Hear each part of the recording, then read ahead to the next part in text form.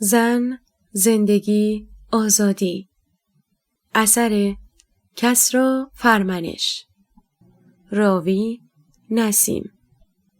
امور فنی و انتشار قاسم قرداغی. انتشارات آوای بوف. سال انتشار 1402. تعداد صفحات 167 صفحه. تهیه شده در کتابخانه اینترنتی آوای بوف.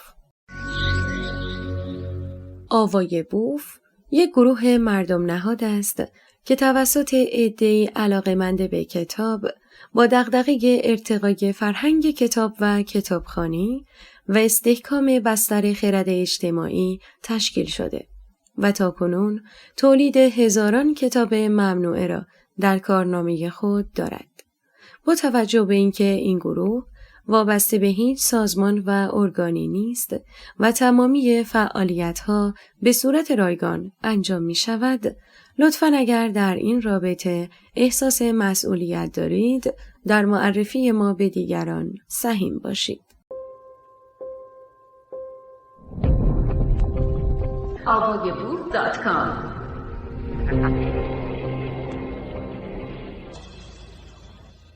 سخن ناشر. در تاریخ پرفراز و نشیب تقابل خیر و شر در سپهر سیاسی اجتماعی و مبارزات مدنی و حق طلبانه ایرانیان همواره فرصت‌هایی پیش آمده تا مردم جوهره و ماهیت آزادی خواهانیشان را به نمایش و تصویر بکشند. هر زمان با خواسته ای پیشرو و آوانگارد در مقابل حاکمان و ستمپیشگان ایستاده اند و آرمانها و حقوق به حقیقشان را فریاد زده اند.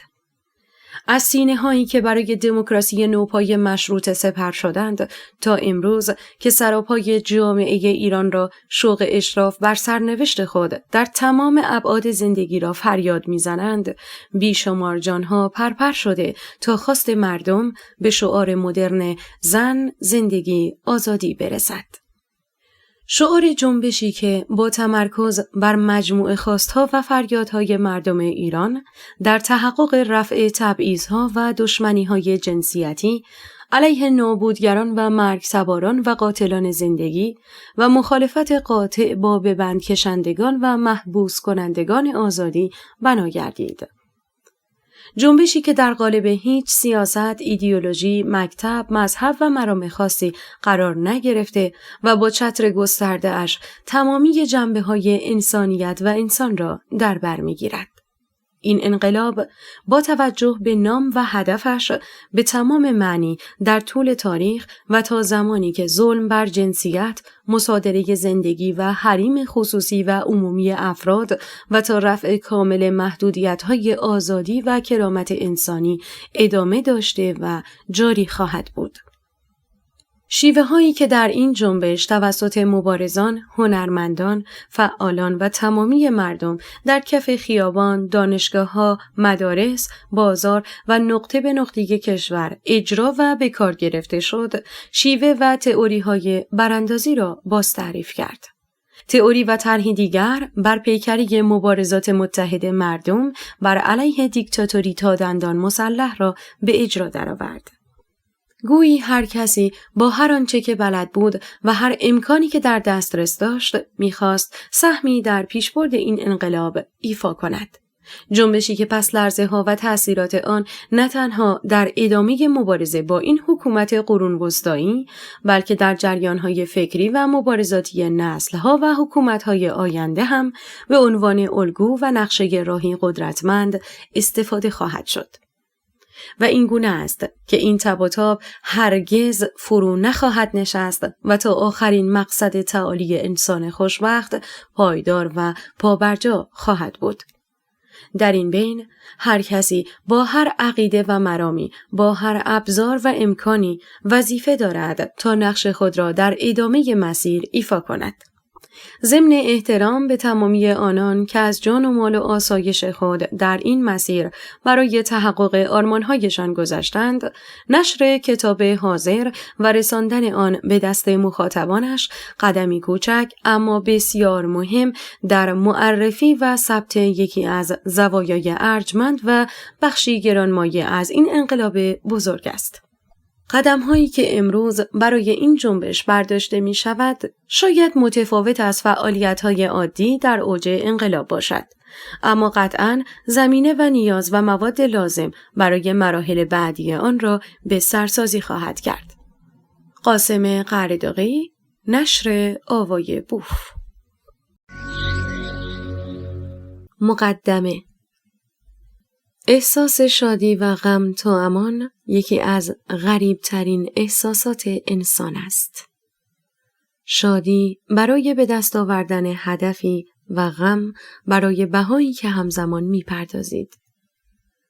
برای تحقق و ترسیم اهداف انقلاب زن، زندگی، آزادی، بهترین ایرانی‌ها و آزاده‌ترین انسان‌ها از جان خویش گذر کردند. توجه و پرداختن به آنها و مسیر روشنی که پیمودند، قلب هر انسانی را مالامال اندوه و شعف می نماید.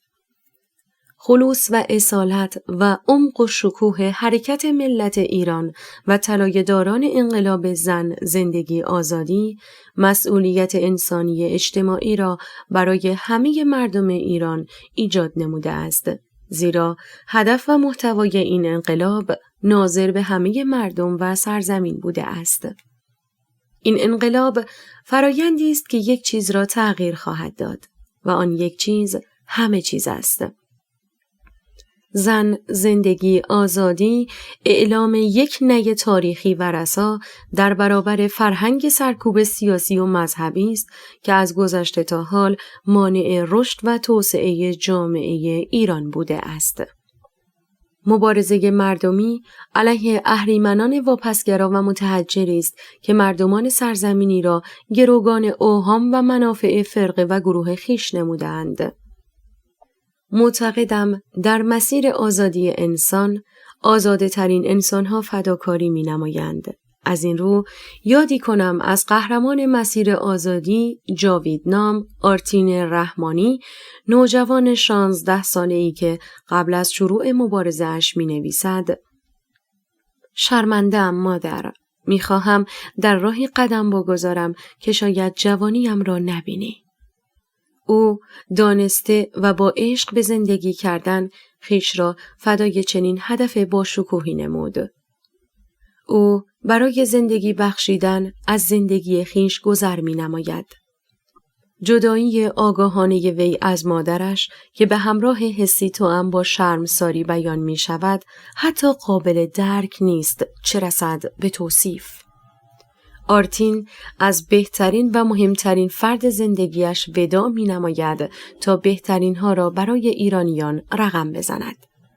در جهانی که از کوچکترین و کمترین وابستگی ها و دارایی ها حفاظت می شود، دلکندن نوجوانی از مادرش به معنای وانهادن همه داشته هایش است. احساس نگرانی و دلهره نسبت به کسی که ارزشمندترین انسان زندگیش است و جنگ همزمان در مقابل گروگانگیران ملت ایران با هدف آزادی ایرانیان نیاز به انگیزه‌ای پولادین و هدفی روشن داشت. او و مبارزان مسیر آزادی ارزشمندترین و فداکارانه ترین حالت انسان را ترجمه و تعبیر کرده‌اند. نوشتن و گفتن در مورد قهرمانان راه آزادی و دموکراسی و توصیف ایثار و آرمان‌های باشکوهشان در عین جانکاه بودن لازم و ضروری است. این نوشتار تحلیلی تئوریک از انقلاب زن، زندگی، آزادی است. توصیفی است از فرم و محتوای قیام ایرانیان در مقابل رژیمی که جهل و جنون را نمایندگی می‌کند.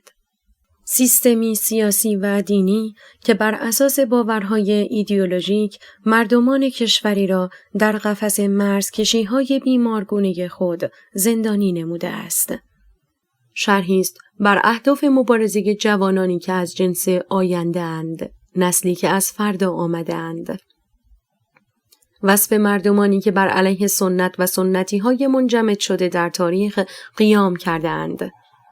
بدیهی است چنین اتفاقی به اندازه‌ای عظیم بوده که هر سخن و نوشته‌ای اشاره به بخشی از واقعه خواهد داشت. اما تمام سعی بر این بوده که تحلیل روشن و صریحی از مفاهیم و انقلاب ایرانیان ارائه شود. هر تلاشی که بوده و هست در مقابل عظمت و سرفرازی ملت بزرگ ایران رنگ می‌بازد. از این رو شرم دارم که حتی این نوشتار را تقدیم قهرمانان انقلاب زن، زندگی، آزادی بنمایم. در برابر نیکاها، خدانورها، مهساها و ساریناها، سیاوشها و مجید رضا رهنوردها و توماژها و مصدومان چشم و درگذشتگان بی‌نام و نشان و زندانیهای در بند و تحت شکنجه سر تعظیم فرود می آورم. زن، زندگی، آزادی. کسری فرمنش. تئاتر نسبیت فرهنگی. قتل حکومتی دختری 22 ساله به نام مهسا امینی توسط پلیس اخلاق رژیم اسلامی موسوم به گشت ارشاد آتشی را در خرمن قلب ایرانیان افکند. مهسا به دلیل عدم رعایت کامل حجاب اسلامی توسط پلیس دستگیر می شود و در موقع دستگیری و حضور در بازداشتگاه مورد توهین و ضرب و شتم وحشیانه قرار می گیرد به شکلی که منجر به مرگ وی می شود. اتفاق ناگواری که برای مهسا افتاد جرقه خروشی ملی را به وجود آورد. زیرا ایرانیان شرایط زندگی خیش را در مظلومیت دختر ایران می دیدند. او آینه ای بود که هر ایرانی با مشاهده اش خود را می دید. مرگ وی نمایه ای از حال و هوای غبار گرفته هر ایرانی بود. قتل مهسا جرقه برون ریزی حس نفرتی بود که ایرانیان همواره با خود حمل می نمودند. انزجار ایرانیان از حکومت اسلامی پیش از مرگ مهسا نیز وجود داشت و به موجودیت زیرپوستی خود ادامه میداد. اما همواره به زنگاه‌ها و اتفاقاتی خاص عامل همبستگی پرقدرت ملی و در نتیجه عامل خروش و کنش جمعی می شود. عدم واکنش یا سکوت مقطعی مردمی که در برابر اسلحه و ابزارهای نظامی قرار گرفته‌اند به هیچ وجه و در هیچ کجای جهان به معنای رضایت و یا تأیید شرایط تحمیلی نیست. الزاماً وجود و استمرار دولت‌ها به معنای دارا بودن حمایت مردمی نیست. سکوت ایرانیان نیز در برخی از دوره‌ها استراتژیک بوده و نه حمایتگرانه. آنها همواره به دنبال فرصتی بوده‌اند که نارضایتی و انزجار خیش را از رژیم اسلامی اعلام کنند. در واقع سکوت اجتماعی سیاسی انسانها در برخی موارد به معنای تأیید و رضایت از شرایط است و یا مملو از اعتراضات و نارضایتی‌های ناگفته است که شرایط و موقعیت‌ها اجازه ابراز آن را نمی‌دهند. چنین سکوتی تحمیلی و اجباری است.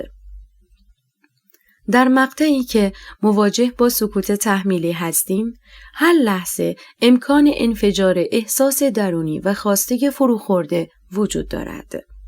اعتراض مردم نیز در مواجهه با تراژدی دردناک درگذشت مهسا نمایش و انفجار نارضایتی عمیق جامعه از رفتار وحشیانه حکومت اسلامی نسبت به ایرانیان و به ویژه زنان بود.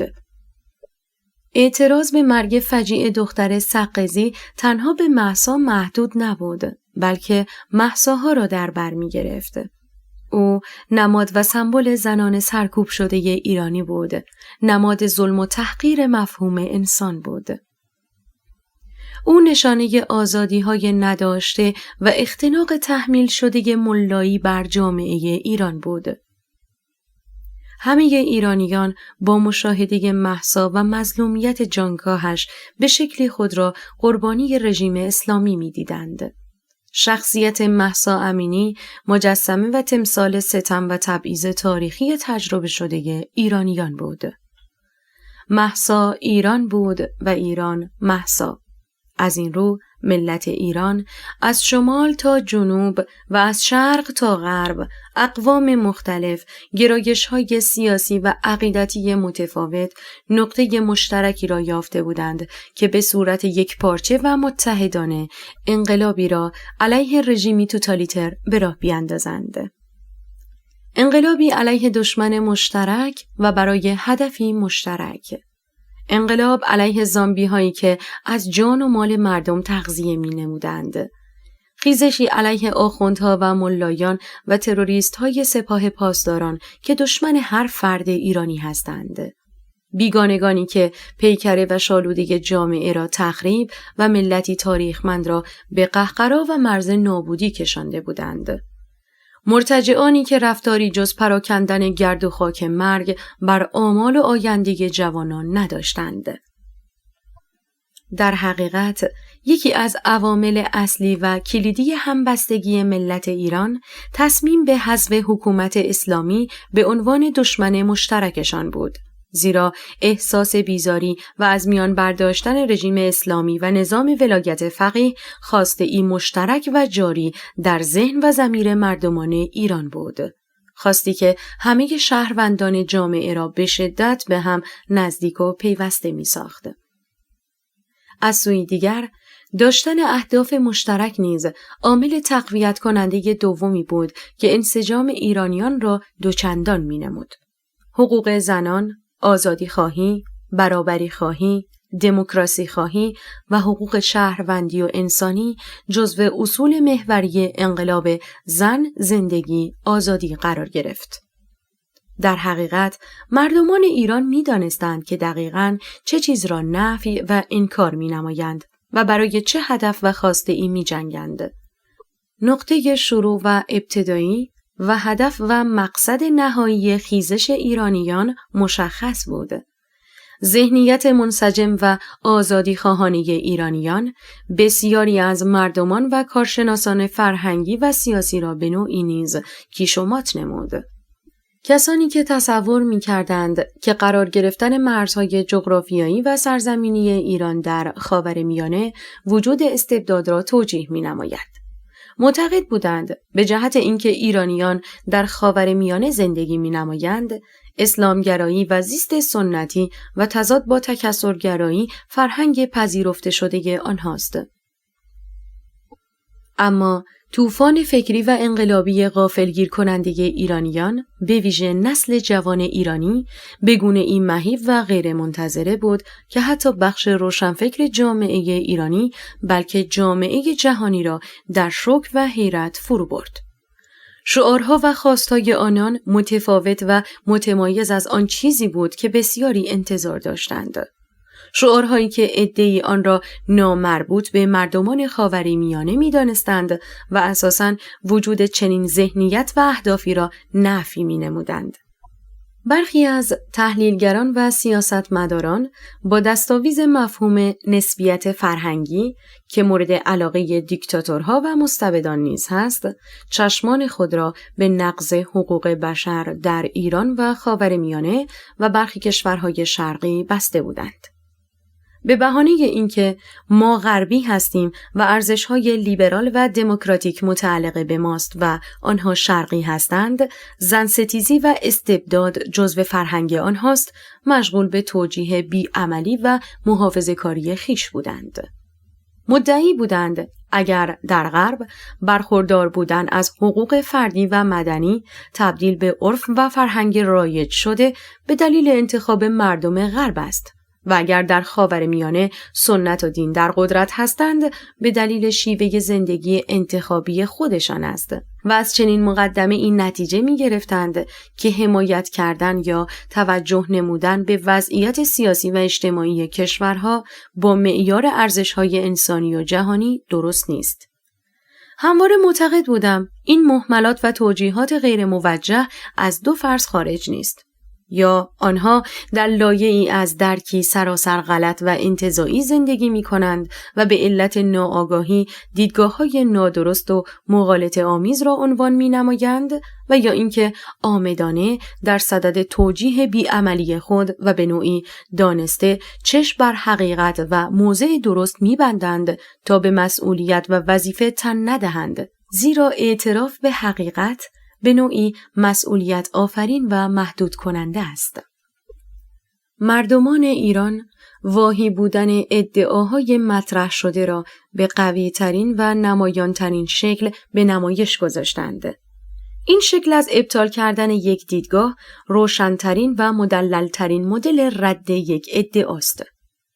ایرانیان در میدان کنش و تجربه نشان دادند که اظهار نظرهای بسیاری از نظریه پردازان و تحلیلگران و تئوریسین‌های شرق و غرب در بستری از اباطیل و اشتباهات جریان دارد، زیرا افکار و مواضع آنها رابطه‌ای با واقعیت بیرون از ذهنشان ندارد، رابطه‌ای با واقعیت اجتماع ندارد. یکی از درگذشتگان و قهرمانان این انقلاب دختری 16 ساله به نام سارینا اسماعیل زاده است که در پلتفرم‌های مختلف نیز فعالیت می‌نموده. او در یکی از ویدیوهای خود عنوان می‌کند: نوجوان ایرانی از اوضاع دنیا با خبر است و از خود می‌پرسد چه چیزی کمتر از یک نوجوان آمریکایی دارد که دغدغه‌هایشان اینقدر متفاوت است. معنای چنین سخنی در حقیقت اعلام پایان تئاتر نسبیت فرهنگی است. میان من و او تفاوتی نیست، میان ما و آنها تمایزی نیست، نیازهای مشترک پاسخ مشترکی دارد. نوع ساختارهای مرزی و سرزمینی تعیین کننده حبس من و آزادی او نیست. همان گونه که آنها نبودند و شدند و ما می‌خواهیم و خواهیم شد. شدنها یکیست و تفاوت در زمان و موانع و عوامل است. اهداف یکیست، ولی بخشی از انسانها به جهت شرایط تصادفی و غیر تصادفی زودتر از دیگری به نیازها و حقوق و خواستهای خویش پاسخ می‌دهد. چنین فرایندی حقی را از کسی سلب نمی‌نماید و امتیازی ذاتی را برای دیگری اعطا نمی‌کند. اما از آنجایی که انبوهی از تحلیلگران و نظریه پردازان بر اساس انباری از مفاهیم انتزاعی فکر و تحلیل می کنند، قیام مردم ایران به نوعی خانه ذهن و روانشان را تکانی سخت داد که ای خواب زدگان از رویای جزمندیشی شبه روشنفکریتان بیدار شوید. اگر کسی شهروند آمریکا یا فرانسه و بریتانیا است، هیچ تفاوتی با انسانی که در خاورمیانه زندگی می کند ندارد. اگر مردمان زمین نیازهای فیزیولوژیکی و زیستی یکسانی مانند نیاز به غذا و بهداشت و درمان دارند، به همان اندازه در زمینه‌های فرهنگی و حقوقی نیازهای یکسانی مانند حق آزادی بیان و عقیده، حفظ کرامت و ارزش انسانی، حق انتخاب پوشش، حق داشتن مدل زندگی دلخواه را دارند. برخی در اشتراک انسانها در مورد نیازهای زیستی تعلل و شکی ندارند و به راحتی میپذیرند، اما در زمینه موضوعات حقوقی و فرهنگی مقاومت مینمایند. انحصار چنین حقوقی به برخی از انسانها در جغرافیایی خاص و همزمان حذف و محرومیت عده‌ای دیگر به وسیله توجیهات شبه فلسفی در قسمت دیگری از زمین تبعیض غیر موجه میان انسان هاست. هیچ فرهنگ و فکری محدود در قفس مرزهای جغرافیایی نیست. در واقع نفی نسبی گرایی به معنای انکار تفاوت‌ها نیست. آزادی بیان نه در انحصار آمریکایی هاست و نه سانسور میراث چینی هاست. شرایط سیاسی و اختناق اعمال شده فرقه ها و گروه ها منحرف کننده حقوق و نیازهای انسان ها نیستند، حتی اگر شهروندان جامعه را به نوعی از خود بیگانه کرده باشند که بردگی را حق خویش بدانند. انقلاب زن، زندگی، آزادی، خیزشی سکولار هم به معنای سیاسی و هم فلسفی است. از دل کشوری که همواره آن را با پسوند اسلامی تکرارش می کردند. پرسش این است که این مردم دموکراسی خواه و آزادی خواه و این نسل کجا تربیت شده بودند؟ آیا کسی به آنان فلسفه سیاسی و جامعه شناسی آموزش داده بود؟ آنها چگونه با نسل پیشین خود فاصله بسیاری پیدا نموده بودند؟ چگونه و با چه فرایندی به سنت‌های جا افتاده شجاعانه و بیواهمه نه می‌گفتند؟ از دل سیستم سیاسی و نظام آموزشی کنترل شده ملایی چگونه ممکن بود نسلی پیشرو و مدرن تربیت شود؟ چگونه ممکن بود حجاب اسلامی که با تبلیغات گسترده و به اجبار تحمیل شده بود در آتش خشم و عقلانیت نسل جوان ایرانی بسوزد؟ این اندازه از دموکراسی خواهی چگونه در اندیشه آنان رشد پیدا کرده بود؟ شجاعت و شهامت بی‌مثال ایرانیان در مقابل توحش رژیم از کجا سرچشمه می گرفت؟ سوالات و پرسش‌های بیشمار و دشوار که مدام ذهن ناظران حتی بیرونی را نیز به خود مشغول می‌نمود. زیرا ملت‌های دیگر نیز همواره دروغ یا بخش کنترل شده‌ای از واقعیت را در مورد مردم و جامعه ایران شنیده و دیده بودند و به نوعی تصویر غیر واقعی یا ناکامل از جامعه ایران به آنان گزارش شده بود. در واقع رسانه‌ها حقایق و واقعیات را وارونه و یا به شکلی گزینشی مخابره و به تصویر کشیده بودند. بخشی از مردمان کشورهای توسعه یافته تصور می‌نمودند سبک زندگی آزادانه و دموکراسی و سکولاریسم جزو ویژگی‌ها و خواسته‌های آنهاست. برابری جنسیتی و سکولار دموکراسی و حکومت قانون مختص جوامع غربی است. به تعبیری تمام مفاهیم مدرن به شکل نانوشته و در ذهن جمعی بخشی از مردم مصادره شده بود. طبیعی بود که میان مرد زنستیز و متعصب و غیر مدرن خاورمیانه‌ای و مردانی که در خیابان و زندان با هدف حق زنان تیر می‌خوردند و شکنجه می‌شدند و دوشادوش هم در خیابان مبارزه می‌کردند، همخوانی و انطباقی وجود نداشت. تصور می‌کردند حجاب و اسلامگرایی و سنتگرایی و زنستیزی جزو فرهنگ پذیرفته شده ایرانی هاست. بدون توجه به این موضوع که رفتار دولت‌ها و حکومت‌ها نماینده و معرف ملت‌ها نیست. حتی در جوامع دموکراتیک نیز همه رفتارزنی سیاسی و موضع‌گیری دولت‌ها بیانگر دیدگاه ملت‌ها نیست.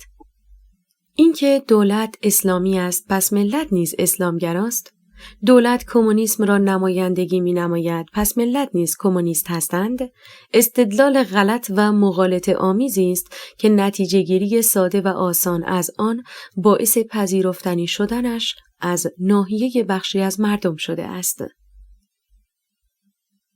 در جوامع کاملا دموکراتیک با رعایت ویژگی‌های آن چنین نسبتی تا حدی معقول است، اما نه در جوامع استبدادی و کنترل شده و بدتر این که چنین قضاوت‌هایی را محور تعیین تفاوت انسان‌ها و تقسیم انسان‌ها و نابرابری میان آنها نماییم. این باور که اگر انگلیسی یا فرانسوی و آمریکایی هستی پس مدرن هستی و اگر آنها ایرانی یا ترکیه‌ای یا چینی هستند در ضدیت با مدرنیته هستند، در واقع خرافه جمعی بخشی از مردم جهان بوده است. حقیقت بازیچه دست عده‌ای سیاستمدار نیست که با کوهی از مغالطات و تبلیغات و در قالب‌ها و فرم‌های پوپولیستی در صدد توجیه وضع موجود کشورها باشند. مفهوم حقیقت بر اساس شرقی و غربی و شمالی و جنوبی و مناطق جغرافیایی تعیین نمی شود. حقیقت در حوزه سیاسی و تصمیمگیری بر اساس خوشبختی و سعادت و رفاه انسان و موجودات تجربه‌گر تعیین می شود. حقیقت بر اساس انطباق سخنان و باورهای انسانها با واقعیت جهان تعیین می شود. اگر گفته شود که مردمان کشورهای شرقی آزادی و دموکراسی و اخلاق اجتماعی را نمی‌خواهند، حقیقت نیست، زیرا منطبق بر واقعیت نیست. بلی، تفاوت فرهنگ‌ها وجود دارد، اما تفاوت به معنای درست بودن و نسبی بودن هر فرهنگی نیست. فرهنگ غلطی که به علت وجود حکومت‌ها و شرایط و موقعیت‌های سرکوب تحمیل شده است، ملاک اعتبار و قضاوت و ارزش‌گذاری نیست. همه جوامع در اوج و فرود بودند. همواره وضع مثبت و منفی را در عرصه‌های مختلف تجربه کردند. وضعیت زنان و حقوق بشر در اروپا دهه‌ها و قرن‌ها پیش شاید به نوعی بهتر از جوامع شرقی نبوده است. آیا زنان فرانسوی و بریتانیایی دارای حق رأی بودند یا اینکه آن را به دست آوردند؟ آیا برابری جنسیتی در بستر فرهنگ و تاریخ غرب همواره بوده است یا اینکه به وسیله سالیان دراز مبارزه به آن رسیده‌اند؟ آیا نوع رفتار ژاپنی‌ها در زمان حال که یکی از بهترین نمونه‌های نظم و احترام و مدرنیته و مدنیت هستند همواره چنین بوده است؟ تاریخ جنگ جهانی و اتفاقات هولناکی که توسط سربازان و نیروهای دولتی ژاپن انجام پذیرفته است، در تعارض کامل با تصویری کنونی است که مردمان جهان از این کشور دارند. یا در دوران کنونی بریتانیا بالطبع کشوری متمدن و مدرن محسوب می شود، اما آیا در طول تاریخ کشور استعمارگرتری مانند بریتانیا وجود داشته است؟ آیا تاریخ سیستم سیاسی تجاوزکارانه تری مانند بریتانیا به خود دیده است؟ انگلیسی ها از نیوزلند و استرالیا و هند تا کانادا و آمریکا مشغول دزدی و غارت بودند. آن جمله معروف که خورشید هیچگاه در امپراتوری بریتانیا غروب نمی کند، در واقع بیانی از حجم تجاوزگری بریتانیایی هاست. در جنگ جهانی اول حتی با نقض حاکمیت ملی، ایران از جنوب و روس‌ها از شمال ایران را اشغال کردند و یکی از عوامل قحطی بزرگ در سال 1296 تا 1298 که میلیون‌ها ایرانی را بر اثر گرسنگی به کام مرگ کشاند، رفتار ضد انسانی اشغالگران بود. بنابراین نمیتوان کشوری را به جهت وضعیت مناسب سیاسی و اجتماعی امروزش دارای ویژگی‌های خاص ذاتی دانست و مردمان کشوری دیگر را به جهت وضعیت تحمیلی کنونیش در ضدیت و بیگانه از مفاهیم مدرن دسته‌بندی گردد. چنانچه یک شهروند ایسلندی در عربستان به دنیا می آمد، به احتمال بسیار قوی مسلمان می بود. و اگر یک فرد عربستانی در ایسلند به دنیا می آمد، به احتمال بسیار زیاد مسلمان نمی بود. اکثر خصوصیات و ویژگی هایی که افراد در خود مشاهده می کنند، محصول عوامل محیطی آنان است. محیطی که جامعه و والدین و سیستم سیاسی و اقتصادی تعیین کننده آن خواهند بود.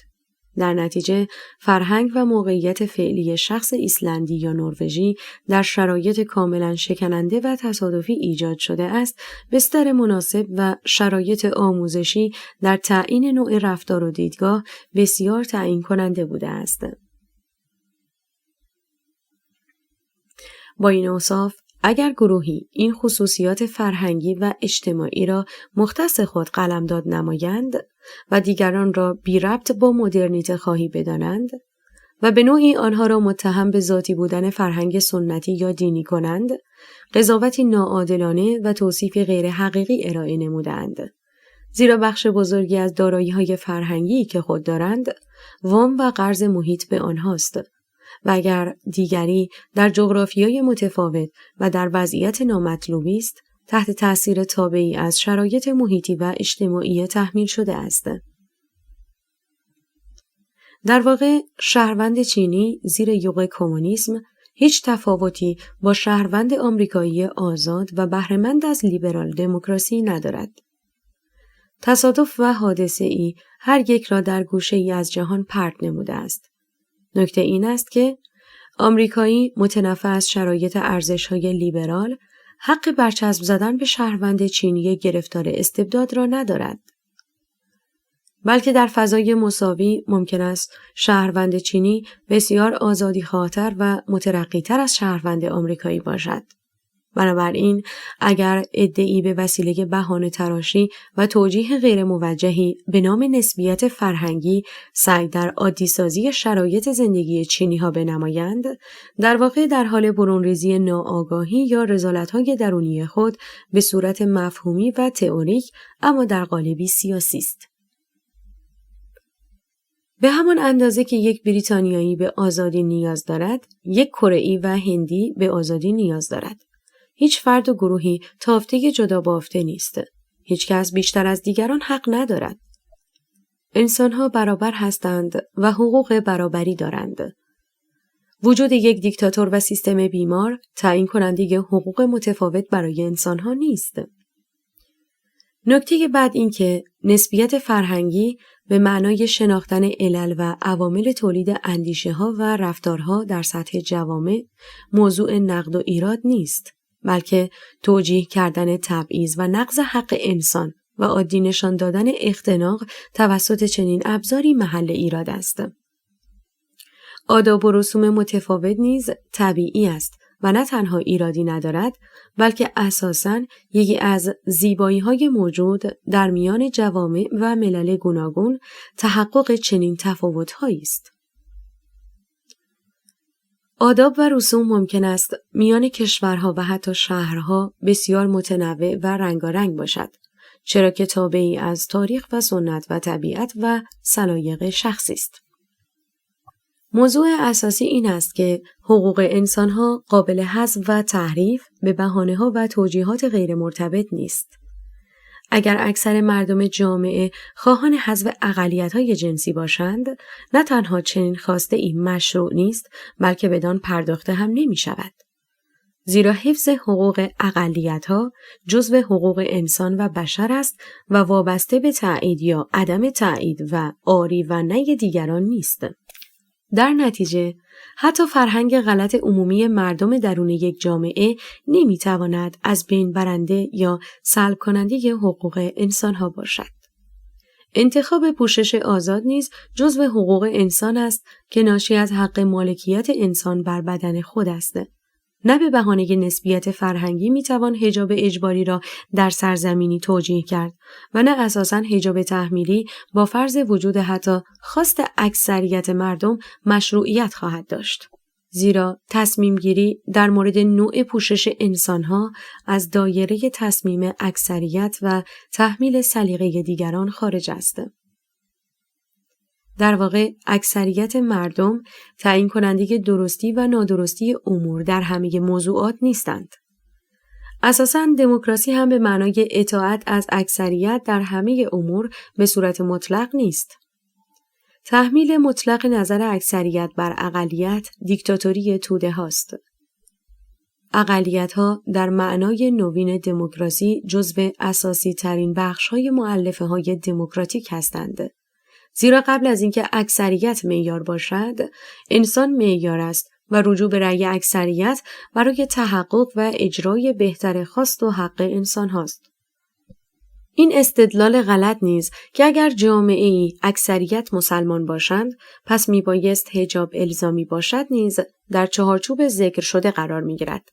در حالی که حتی مشخص نیست اکثریت یک جامعه‌ای مثل ایران اساساً مسلمان هستند یا خیر، زیرا آمار دقیق و علمی و کاملی در دست نیست و حتی بنابر فرض ذهنی مسلمان بودن اکثریت نیز ممکن است اکثر مسلمان‌ها به لحاظ دیدگاه سیاسی سکولار باشند و مخالف پوشش تحمیلی حکومت باشند و از این نیز فراتر حتی در صورت غیر سکولار بودن و موافقت با تحمیل حجاب هم حق تحمیل مدلی از پوشش را به دیگر شهروندان ندارند، زیرا حق اعمال و مشروعیت حقوقی اجرای چنین عملی را ندارند. چنین رفتاری تجاوز به حق و حریم دیگری خواهد بود و مخالفت همه جانبه با آن حتی در صورت تصویب در نظام قانونگذاری مشروع خواهد بود. چنین قانونی به صورت پیشینی بی‌اعتبار است. مخالفان یا اقلیت در چنین مثالی حق کامل مخالفت ورزی خواهند داشت، در حالی که چنین مثالی در جامعه ایران اساساً مصداق ندارد، زیرا گذر مردم از اسلام سیاسی و مخالفت آنان با قانونگذاری بر پایه مبانی دینی بر کسی پوشیده نیست. با این وصف در سیستم‌هایی که اقلیت‌ها برای احساس آزادی مجبور باشند خود را شبیه اکثریت بنماید، مفهوم حق انسان و آزادی معنای خود را از دست خواهد داد. چه رسد که رژیمی دینی با هدف تحمیل عقیده فرقی خود به اکثریت مردم در صدد از خود بیگانگی اکثر قریب به اتفاق مردم کشوری است. بنابراین زمانی که حقوق انسان چنین وضعیت محکم و خلل ناپذیری را دارا بود، وضعیت توجیه و بهانه‌ای به نام نسبیت فرهنگی برای عادی سازی وضعیت منفی حقوق بشر در کشورهای مختلف روشن خواهد بود.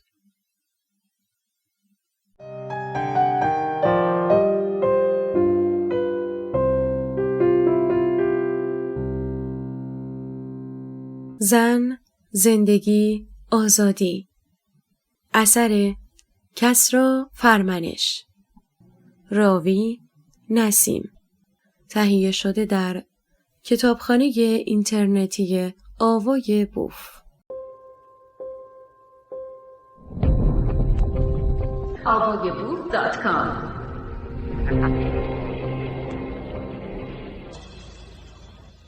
انقلاب و نسل زد. یکی از موضوعات مهمی که در انقلاب زن، زندگی، آزادی به شدت واضح و مشهود است، شکستن تابوها و سنت‌های غلط و مظاهر ضد مدرنیته است. در واقع این انقلاب پیش از آن که سیاسی باشد، فرهنگی است. انقلاب به معنای زیر و رو کردن و دگرگونی فرم و محتوای فرهنگ تحمیلی و یا ساختار سیاسی است. از این روی، انقلاب زن، زندگی، آزادی به شدت بنیادین و ریشه‌ای است. موضوع فقط تغییر سیستم سیاسی و جایگزینی چند سیاستمدار نبوده، بلکه محتوای آن مدرنیته خواهی و انسان محوری همراه با ذهنیتی است که اتوریته ستیز است. زیرا بدون وجود چنین ذهنیتی، تغییرهای فرهنگی و سیاسی امکان پذیر نبوده و نیست. از آنجایی که بسیاری از نسل جدید و پیشروی ایرانی به فراخور مسلح و مجهز به ابزار مناسب لازم فکری به نام ذهنیت انتقادی هستند، توانایی و قدرت غلبه بر جبر محیط و سیستم آموزشی را داشتند. آنها به واسطه دسترسی به اطلاعات و دانش مورد نیاز که از دل دالان هزارتوی سانسور به دست آورده اند و با استفاده از تحلیل و پردازش تلاش در شکستن باورهای تلقین شده کرده و هر آن چیزی که به آن تحمیل شده بود را به نوعی بازاندیشی نمودند. ساختمان باورهای خود را خراب کرده و از نو ساخته بودند. برخی نیز که از پیش و اساساً تحت تأثیر رسانه و تبلیغات رژیم ملایی قرار نگرفته بودند و راه برای آنها به مراتب هموارتر بوده است. چنین فرایند ذهنی و فکری یکی از بسترهای زمینه‌ساز خروش و خیزش مردم ایران در مقابل باورها و سیاست‌های ضد مدرن و واپسگرای حکومت دینی بوده است.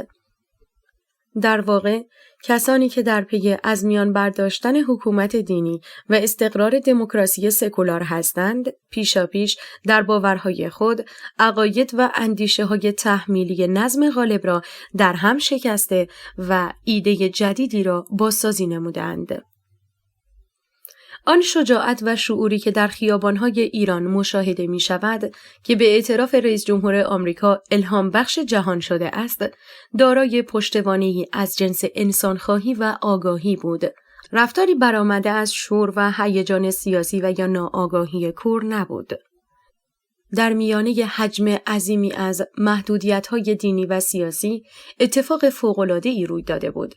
مردمان ایران از ارزش‌های سیاسی و ایدئولوژیکی حکومتی و تبلیغات و بمباران اطلاعاتی رویگردان شده و خویشتن را باز تولید نموده بودند.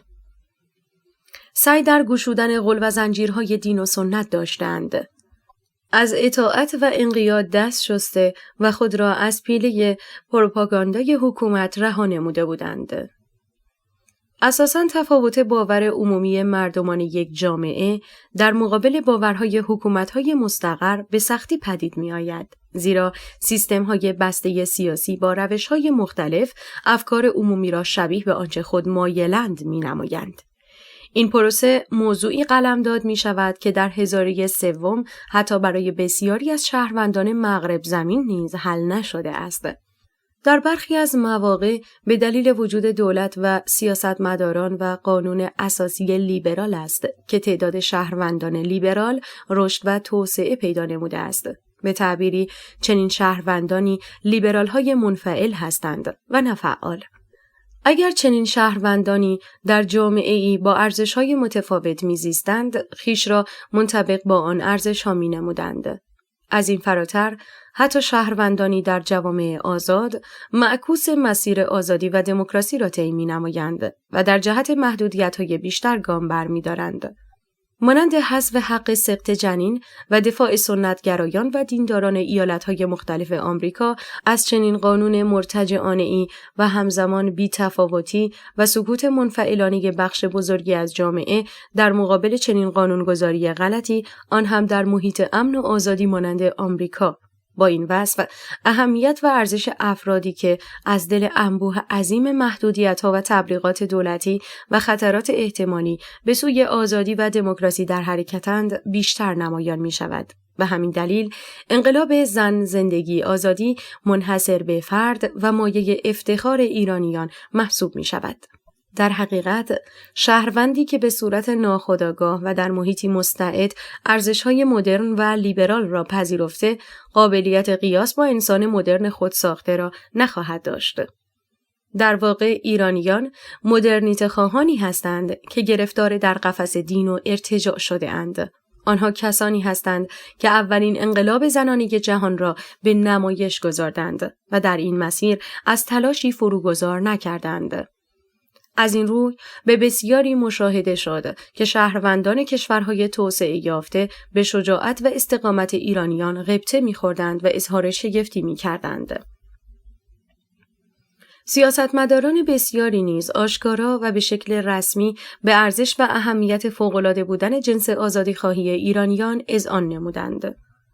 مردمان ایران در شرایطی در مقابل حکومت مستبد دینی قیام کردند که بیشترین مشکلات اقتصادی و معیشتی ممکن را داشتند، اما قیامی را رقم زدند که به شدت آزادیخواه بود.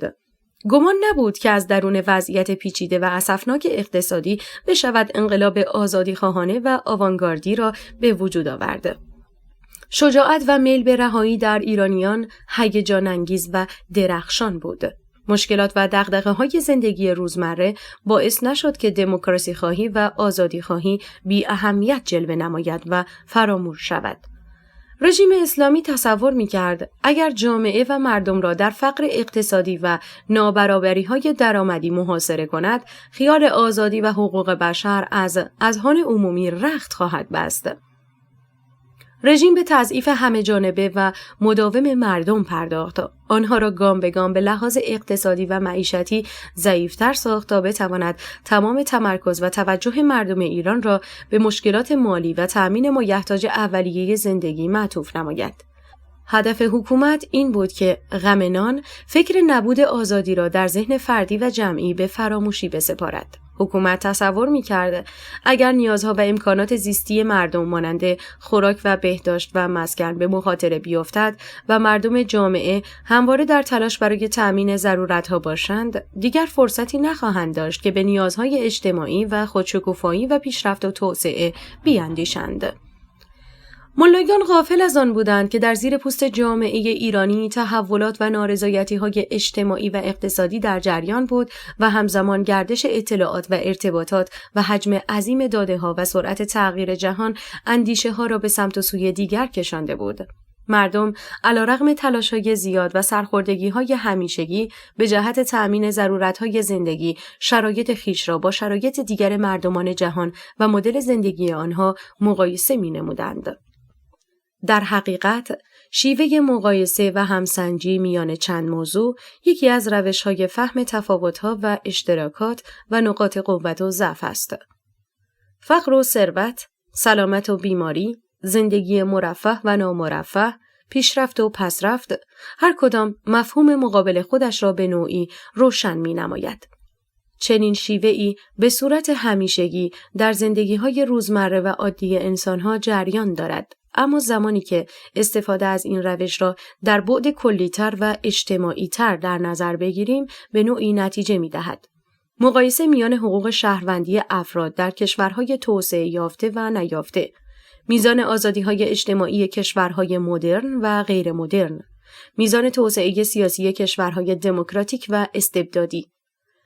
مردم روش تطبیق و مقایسه را نه تنها در موضوعات اقتصادی انجام می‌دهند، بلکه با چنین اندازه‌گیری‌هایی در موضوعات اجتماعی و سیاسی نیز پی به حجم عقب ماندگی ساختار و قوانین نیز می‌برند. نکته این که دقت و کیفیت مقایسه بستگی به ابزار و معیاری دارد که از آن استفاده می‌شود. اگر من نوعی در زندگی روزمره خویش رفتار 10 تن را با اطلاعاتی سطحی مقایسه نمایم، نتیجه مقایسه نیز محدود به همان تعداد و اندازه اطلاعات است. به هر میزانی که حجم اطلاعات و گستردگی طیف‌های قیاس بالاتر باشد، نتیجه گیری دقیق‌تر و اطمینان بخش‌تر است. در دنیای جدید ما مواجه با موضوعی کاملا متفاوت هستیم که جهان را تبدیل به دهکده کوچکی نموده که تمام انسانها را به شکلی به هم ربط داده و چراغی بر ابعاد و زوایای پنهان و تاریک انداخته است. ناشناخته ترین مناطق و نواحی و انسانها را به هم متصل نموده و هر فردی را از هر گوشه‌ای از جهان به دیگری متصل نموده است و آن ابزاری به نام اینترنت و ابزار ارتباط جمعی است. اگر در گذشته و تاریخ سرکوب و حذف پررنگ بود، افراد جامعه در بسیاری از مواقع هیچ اطلاعی از دنیای پیرامون نداشتند، زیرا ابزاری برای انتقال مستند و سریع اطلاعات نبود. شاید تجربه مشاهده جهان برای آنها محدود به شهر محل تولدشان میشد. حتی فرصت تجربه مشاهده چند شهر و آبادی متفاوت و مردمانی با سلیقه‌ها و آداب و رسوم مختلف را نیز نداشتند. اما چنین ابزاری در عصر کنونی در خدمت انسان قرار گرفته است و استفاده راحت و سریع و آزاد از آن به کابوس تبهکاران سیاسی تبدیل شده است. در حقیقت، در مواجهه با انقلاب زن زندگی آزادی در ایران، در برابر نسلی هستیم که طلایه‌دار و به شکلی جدی متفاوت و متمایز است. نوجوانان و جوانانی که معروف به نسل زد هستند، اولین نسلی که در ارتباط جدی با فضای اینترنت و شبکه‌های اجتماعی قرار گرفتند و به شدت متمرد نسبت به سنت و سلطه‌ستیز در مقابل تمامیت خواهان. در واقع در مرحله‌ای که ابزارهای ارتباطی انسان قوی‌تر و وسیع‌تر می‌شود، طبیعی است که اطلاعات و تجربه‌اش هم گسترده‌تر خواهد شد. نوجوان و جوان امروزی ممکن است به قدری با محیط‌های مختلف و انسان‌های متفاوت روبرو شده باشد که پیرمردی 90 ساله در چند دهه پیش حتی تصوری از آن را نیز نداشته باشد. در چنین اتمسفری، انسان همواره مواجه با تضادهاست. میان دارایی‌های خویش و دیگری، میان آزادی‌های خود و آنها.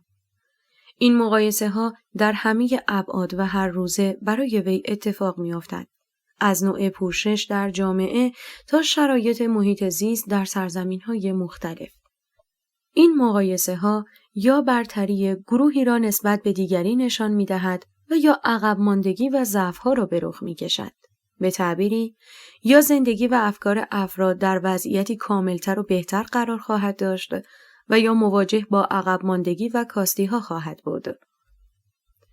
انسان ایرانی به ویژه نسل نو با استفاده از روش مقایسه و تطبیق پی برده‌اند که در واقع در زیرزمین جهان زندگی می‌نمایند. در چنگ و چارچوب سیستم سیاسی که به صورت مطلق هیچ درکی از انسان سالاری و دموکراسی ندارد. رژیمی یغماسالار که با زور و تهدید جنگ افزارهای نظامی سعی در کنترل مردم دارد، اما همزمان او نظاره‌گر رشد دموکراسی و میزان آزادی در کشورها و سرزمین‌های مختلف جهان هست، می‌تواند تأثیرگذاری و وزن رأی یک شهروند را در حال آینده جوامع دموکراتیک مشاهده نماید. اینکه تا چه اندازه سیستم‌های سیاسی تابع نظر شهروندان هستند، اینکه تا چه میزان وابسته به تأیید و تا چه اندازه محتاج به دست آوردن مشروعیت از ناحیه مردم هستند. مشاهده دائم تفاوت‌ها حتی یک نوجوان را کاملاً مطلع از وضعیت خویش و دیگران می‌نماید. او را از سردرگمی و موهومات تلقین شده از سوی حکومت اسلامی می‌رهاند. می‌فهمد که با طوفان دروغ رسانه‌ها و تبلیغات طرف است. شیوه مقایسه رسوا کننده کارگزاران ناشایسته و ساختار سیاسی ناتوان در هر کجای زمین است. به همین علت در ساختار کشوری مانند کره شمالی ورود اینترنت و ابزار ارتباط جمعی و رسانه‌ها را به شکل مطلق ممنوع نمودند. حتی مشاهده نمایش و فیلم و کتاب را نیز ممنوع نمودند. زیرا رهبران کره شمالی می‌دانند انسان‌های زندانی در کره شمالی در صورت مشاهده تصاویر و متون خارج از القاءات حزب کمونیست کیفیت زیست و مدل زندگی متفاوتی را در ذهن خود ترسیم خواهند کرد. شیوه مقایسه نمودن میان خود و دیگران را پی خواهند گرفت و بالطبع از وضعیت فاجعه بار خویش آگاه خواهند شد. چنین چیزی می‌تواند جرقه نارضایتی و خروشی ملی را به تدریج فراهم نماید. آنها سعی در کنترل نه تنها تن و بدن بلکه اندیشه‌ها و افکار مردم کره شمالی اند تا هیچ کس و به هیچ بهانه حتی در تنهایی و خلوت خویش هم متفاوت نیندیشند. حکومت‌ها و رژیم‌های نامشروع و ناکارآمد زندگی مردم را به مخاطره می‌اندازند و مایل نیستند کسی نیز اعتراض نماید. عبارت معروفی که فقر و اقتصاد ضعیف فقط دو دلیل دارد: یا حاکمان احمق هستند یا احمق‌ها حاکم. جنگ و خشکسالی بهانه است. واقعیتی است که در تجربه نیز مشاهده شده است. کما اینکه کشورهایی مانند سنگاپور و ژاپن که فاقد منابع طبیعی قابل توجه هستند، به دلیل مدیریت مناسب و عقلانیت و ساختار پویا به رشد و توسعه حیرت‌آوری رسیده‌اند و در مقابل کشورهایی مانند ونزوئلا و ایران که ثروت سرزمینی سرشاری دارند، با توجه به حماقت و فساد مدیران در گرداب توسعه نیافتگی غرق شده‌اند. ساختار سیاسی و اقتصادی غلط حکومت اسلامی یکی از عوامل اصلی عقب ماندگی کشور و عدم توسعه یافتگی است. از دل این هزار توی فساد و نادانی قماش ملایی نتیجه ای جز تباهی و نابودی حاصل نشده است. به همین دلیل مردم ایران با داشتن ثروت و سرمایه بیمانند ملی درگیر مشکلات بیشمار هستند. ساختار و شیوه مدیریتی ملایی است که علت خشک شدن دریاچه‌ها و تالاب‌ها و رودخانه‌های ایران در مدت زمان کوتاه شده است. بیابانزایی و جنگل‌زدایی نتیجه مدیریت دزد سالاران فاسد هست که جز منافع فرقه‌ای و شخصی به چیزی نمی‌اندیشند. مردم میزان اهمیت مسئله محیط زیست را در کشورهای مغرب زمین مشاهده می‌نمایند و همزمان بی اهمیتی و بی اعتنایی به چنین موضوعی را در میان تصمیمگیران کشور به آشکارا می‌بینند. یا زمانی که حجم دغدغه‌ها و تشویق‌های خویش را با میزان و نوع دغدغه‌های ملت‌ها و کشورهای توسعه یافته مقایسه می‌کنند، ناامیدی و یأس عمیقی را احساس می‌کنند. حس تلخی از شکستگی و جا ماندن، این که میبایست برای داشتن وسیله نقلیه، ازدواج، درمان و غیره چه میزان از تلاش و زمان و انرژی خود را صرف کنند، در حالی که شهروندان کشورهای دیگر که ممکن است حتی همسن و سال و همتراز آنها نیز باشند، اساساً چنین دغدغه‌هایی را به جهت تأمین بودن بی‌معنا بدانند. فرد با خود می‌اندیشد: چرا من؟ چرا میبایست در سرزمینی باشم که رفاه و آزادی و برابری را تجربه نکنم؟ تفاوت من با جوان همسال خود در کشورهای دیگر دنیا چیست؟ چرا حتی در بدیهی ترین حق انتخاب که عبارت باشد از پوشش نیز اختیاری ندارم؟ چرا چنین موضوعی که به نوعی حتی به آن فکر نمی شود در کشور من تبدیل به یک معضل اجتماعی گره خورده ای شده که حتی حکومت با همه ابزارهای خود سعی در کنترلش دارد؟ چرا برخلاف همه زنان دنیا زن ایرانی می بایست به اجبار پوشیده باشد و مدل خاصی از پوشش به آن دیکته شود؟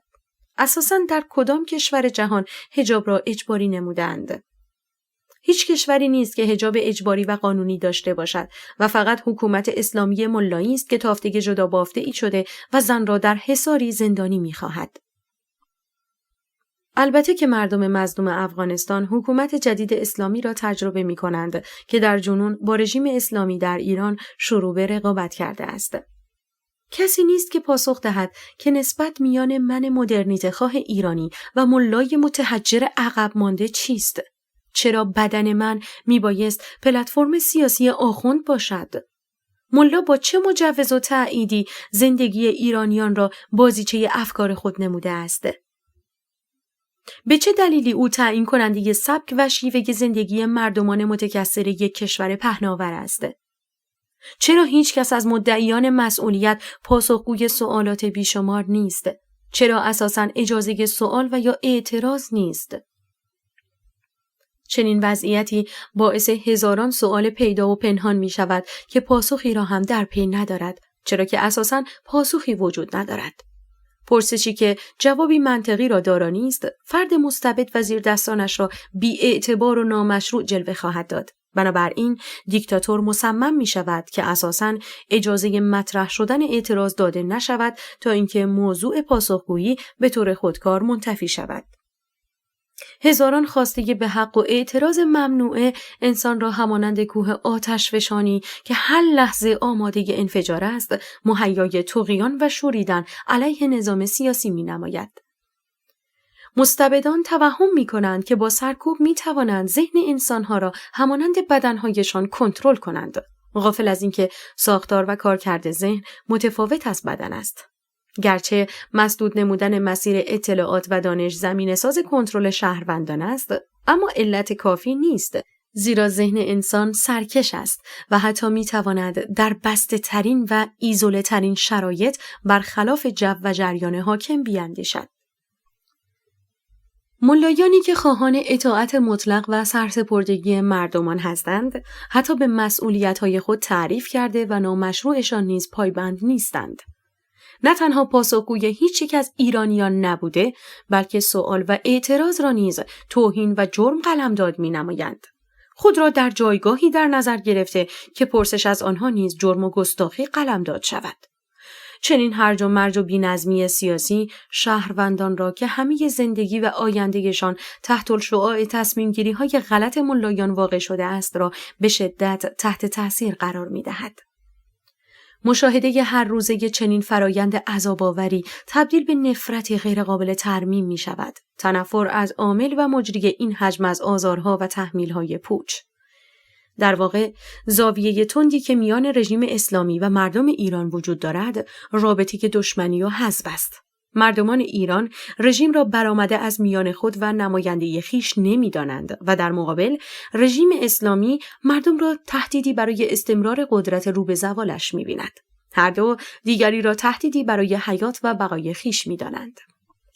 در چنین شرایطی تمام مسئولیت و هر اتفاق ناگواری که رخ دهد به عهده حکومت اسلامی است، زیرا همه حق با مردم است و هیچ حقی با حکومت و رژیم نامشروع نیست. دیدگاه صفر و صدی دارای مصادیق درستی هم هست که یکی از آنها رابطه مردم با رژیم سیاسی نامشروع است.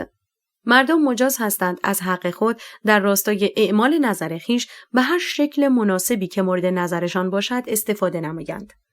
تمام کشور و قدرت سیاسی و مدیریتی متعلق به مردم است و حکومت هیچ سهم و حقی ندارد.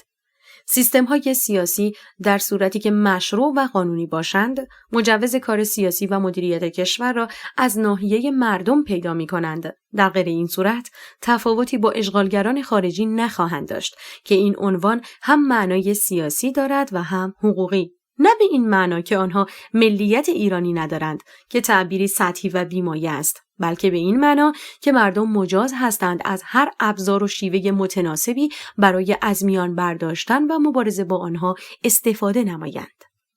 مردم محق هستند و سیستم‌ها موظف. تعیین وظیفه سیستم‌ها نیز با مردم است و مجریان. چنین وظیفه‌هایی هم از ناحیه مردم تعیین می‌شوند. از سوی دیگر، نسل‌های متفاوت وظایف و سیاست‌های مختلفی را نیز برای دولت‌ها تعیین می‌کنند. نسخه یا الگوی سیاسی مشخص را نمی‌توان برای همه مردم و در همه زمان‌ها در نظر گرفت، اما مسئله اساسی بازتاب خواست مردم در نظام کشورداری است. در مصداقی به نام ایران هیچ نسبتی میان خواست و نگرش ایرانیان و ملایان وجود ندارد. دیدگاه و ذهنیت نسل زد دارای هزاران ایده و خواست و پرسش است که مسئولان حکومت اسلامی حتی توان فهم آن را ندارند، چه رسد به پاسخگویی و یا اجرای آن. مردمان ایران به افقی چشم دوخته‌اند که ذهن ایدئولوژی زده مشتی آخوند مرتجع و سرکوبگر نظامی تروریست ظرفیت ادراک آن را ندارد. مردمان ایران به ویژه نسل جدید هیچ شکلی از نسبت معرفتی و جهانبینی مشترک با ملایان رژیم اسلامی ندارند.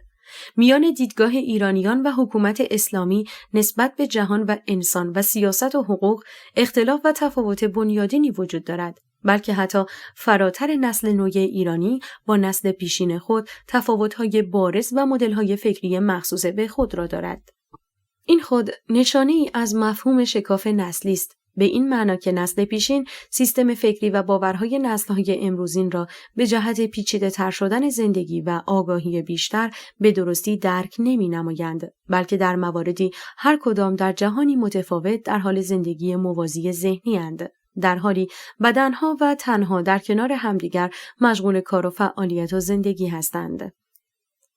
این فضا با غلظت و شدت بالایی از تفاوت در ایران کنونی جریان دارد و معتقدم نسل جوان و نوجوان ایرانی در جهانی زندگی می‌نماید که در بسیاری از موارد والدین و نسل‌های پیشین اساساً توان درک دقیق اولویت‌ها و نیازهای آنان را ندارند. حتی اگر سعی هم نمایند، ممکن است به بخشی از این جهان دسترسی پیدا کنند، زندگی در کنار هم اما جدای از هم. ذهن آدمی توان ساخت جهان مخصوص به خود را دارد که خود کارگردان آن جهان خواهد بود. به تعبیری، افراد در بسیاری از مواقع تعیین کننده ورودی‌های قابل قبول و خروجی‌های انکارشده چنین دنیایی‌اند. نسل نو در چارچوب و مدلی ذهنی جهان خیش را ساخته و سعی در لذت بردن از تصور دنیای مطلوبشان دارند، بدون اینکه حتی صمیمی‌ترین فرد زندگیشان تصوری از آن را داشته باشند. نسل نو اگر گزاری یا باوری را غلط بدانند، اعتقادی به آن نخواهند داشت و اگر درستی باور یا الگویی را تشخیص دهند، پذیرا خواهند بود. اجبار و تهدید برای آنان بی‌معنا و پوچ است. تقلید و مدلسازی کورکورانه و اطاعت ورزی مفاهیمی بیگانه و غریب در ارتباط با نسل جدید ایرانی است. در واقع ذهن انسان زیر یوغ استبداد هم می‌تواند به بازی دلخواه خود ادامه دهد، بدون ترس از پلیس و دیگری و عرف‌های دست و پاگیر. اما افکار و اندیشه‌های پنهان روزی و به علتی خود را بروز خواهند داد، زیرا انسان‌ها تا مرحله ای توان سانسور خویش را به جهت فشار و شرایط تحمیلی خواهند داشت. اگر شرایط و محیط زندگی به جوان و نوجوان اجازه ندهد که شیوه زیست انتخابی خویش را در پیش گیرد و برنامه‌ها و اهداف دلخواهش را عملی نماید، اگر موقعیت‌ها اظهار نظر آزادانه آنها را در قبال موضوعات و مشکلاتشان ممنوع نماید، سرانجام در جایی و به گونه‌ای چنین اختلاف عمیقی نمایان خواهد شد و چنین اتفاقی جامعه را به شکلی اساسی دگرگون خواهد نمود و شدت تغییرات نیز سریع و غیرقابل درک خواهد بود، زیرا فشار بالای روانی و سرکوب مداوم مساوی با انفجار و برونریزی قوی‌تر و غیرقابل پیش‌بینی‌تر می‌شود. درک چنین تغییرات سریعی نیز برای عوامل سرکوب امکان پذیر نخواهد بود، زیرا نه زمینه فرهنگی آن را دارند و نه تلاش برای فهم دنیای آنان را دارند. چنین چیزی خود را در دنیای روابط بین انسان‌ها نشان می‌دهد. این تفاوت‌ها میان نسل جدید و پیشین نیز در حوزه‌های مختلف خود را نشان خواهد داد و یکی از اساسی‌ترین مقولات تضاد دیدگاه‌های سیاسی و اجتماعی است. تمام این تضادها برای کثیری از نسل پیشین یا سنتی‌ها تولید ترس و واهمه خواهد نمود، زیرا آنها تصور می‌نمایند به دلیل تجربه بالا و درک عمیق‌تر از جامعه، افکارشان واقعی‌تر و دارای دوراندیشی بیشتر است و همزمان نسل جوان را تابع احساسات و هیجانات می‌دانند. نسل نو را ساده انگار و بی تجربه معرفی می‌نمایند، غافل از اینکه احساسات می‌تواند همزمان با عقلانیت پیوندی عمیق برقرار کند. وجود احساسات یا جوانی در تعارض با عقلانیت نیست، اما از آنجایی که برای برخی از محافظه‌کاران و سنت سالاران تنوع در باورها و فردیت انسانها عادی و معمول نیست، هر تفاوتی را ممکن است انحراف بدانند و به زعم خود با چنین اتفاقی حتی مبارزه نیز نمایند. اینجاست که عدم فهم تفاوت‌ها و گوناگونی میان انسان‌ها باعث به وجود آمدن دره معرفتی عمیقی خواهد شد، به شکلی که ارتباط میان نسلی از بین می‌رود. والدین سنتگرا یا نهاد حکومت هرگز توان مهندسی و کنترل افکار نسل نو را نخواهد داشت، کما اینکه نداشته‌اند. منابع اطلاعاتی که خوراک فکری آنها را تأمین می‌نماید به قدری بیشمار و غیرقابل کنترل است که عملاً کاری از دست دینخویان حکومتی و خانواده‌های کنترلگر بر نمی‌آید. از همین رو میزان اندیشه‌ها و رفتارهای ساختار شکنانه نسل جدید در ایران به صورت غیرمنتظره‌ای باعث شوک فرهنگی نسل‌های پیشین شده است. بسیاری از آنها تصور می‌نمودند قدرت و امکان کنترل نسل‌های بعد را خواهند داشت. فکر می‌کردند محال ممکن است فرزندشان به گونه‌ای دیگر و کاملاً متضاد بیندیشد، زیرا روزنه‌های انحراف کنترل شده است و در عین حال اظهار مخالفتی جدی از سوی آنان مشاهده نمی‌شود. در حالی که سرعت تغییر جهان و دنیای مدرن غیر از قرون و سالهایی است که سنت و دین با چنین روش‌هایی ادامه حیات می‌دادند. شخصیت انسان امروز قابل کنترل همه جانبه نیست و نمی‌توان ذهنیت نسل جدید را توسط ابزارهای کهنه مهندسی نمود. عدم اظهار مخالفت نسل نو در فضای خانوادگی یا اجتماعی که غیر آزاد است، به هیچ عنوان به معنای همسویی و همراهی آنان با فرهنگ سنتی یا مذهبی نیست. میزان دسترسی به متون یا اسنادی که یک نوجوان در طول شبانه روز از طریق ابزارهای تکنولوژیک به دست می‌آورد، چندین برابر محتوای توصیه‌ها و نصایح والدین یا اطرافیان کنترل کننده و رسانه‌های حکومتی است. بنابراین شکست چنین روش و مسیری برای سنتی‌ها و سیستم‌های سرکوب غیرقابل تردید است. اگر نوجوانان و جوانان ایرانی در مقابل خانواده و یا سیستم‌های اجتماعی و سیاسی در مواردی اظهار مخالفت نمی‌نمودند، هرگز به معنای تأیید یا اظهار موافقت با آنان نبوده است، بلکه مخالفت و موافقت فقط در فضای امن و آزاد معنا دارد. البته که تفاوت بنیادین میان حکومت اسلامی و والدین سنتگرا وجود دارد، زیرا رژیم اسلامی اشغالگر در ایران مصداق بارز یک رژیم تروریستی و ارهابی است و ذره‌ای پیوند با مشروعیت و حقوق بشر ندارد. اما والدین در اکثر موارد فرهنگ تحمیل شده را ناآگاهانه و خیرخواهانه به عنوان عرف غیرقابل تردید معرفی می‌نمایند. از سوی دیگر، بدون تردید، خانواده‌های بسیاری نیز وجود داشتند که برای نسل زد بستر مناسب رشد را فراهم کردند، مانند ایجاد محیطی سالم برای اظهار نظر آزادانه و بدون واهمه، اجازه داشتن حریم خصوصی و کمک به رشد استعداد و توانایی‌ها، خانواده‌هایی که اجازه فکر کردن و اظهار نظر آزادانه را به فرزند خود داده‌اند و او را هم به عنوان بخشی از خانواده مستقل در نظر گرفتند. خانواده‌هایی که خودسانسوری و عوامل پیدایش آن را از محیط خانوادگی خود حذف کردند. خانواده‌هایی که حریم خصوصی را برای فرزندان خود در نظر گرفته تا وی بتواند درکی از فردگرایی و توجه به خود را تجربه کند. خانواده‌هایی که همه جانبه از رشد و توسعه و بلوغ فکری نوجوانان و جوانان خود حمایت کردند. در واقع بخش بزرگی از نسل جدید ایرانی در چنین خانواده‌های خوشفکری تربیت شده‌اند. خانواده‌هایی که اقتضای زمانی را فهمیده و نسل پرسشگر و اتوریته ستیزی را تربیت نمودند. افرادی که هیچ شکل و مدلی از اقتدارگرایی را نمیپذیرند، انسان‌هایی که نمیتوانند تصور کنند بخشی از جامعه برای آنها تعیین کننده شکلی از زندگی باشد، بلکه خود میفهمند و داوری مینمایند، تصمیم گیری و عملی میکنند. نسل نو پیشوا و رهبر و مراد را به رسمیت نمیشناسد. کیش شخصیت و کاریزما برای آنان بی‌معناست. عده‌ای در اوایل انقلاب فاجعه بار 1357 تصویر ملایی متحجر به نام خمینی را در ماه می‌دیدند و به گونه‌ای تحت تأثیر قرار گرفته بودند که بی‌دلیل در سخنرانی‌های وی اشک می‌ریختند. چنین حماقت‌هایی برای نسل انقلابی و مدرن امروزین غیرقابل تصور است. نسل نوین ایرانی آن جماعت را ناآگاهانی می‌دانند که کورکورانه در پی شیادی متوهم به راه افتاده و در نتیجه خود و کشوری را به قهقرا کشاندند. نسل نو به گونه این مرجعیت گریز است که انقلاب آنها رهبر ندارد، خودجوش و خودانگیخته پیش می رود، با شهامت و شجاعتی فوق‌العاده در مقابل وحشی ترین و تروریستی ترین نیروهای حکومتی که حتی در اعمال جنایت از کشتن کودکان نیز فروگذار نمی نمایند. بهترین و آزاده ترین ایرانی ها در مقابل شرورترین جنایتکاران قرار گرفتند.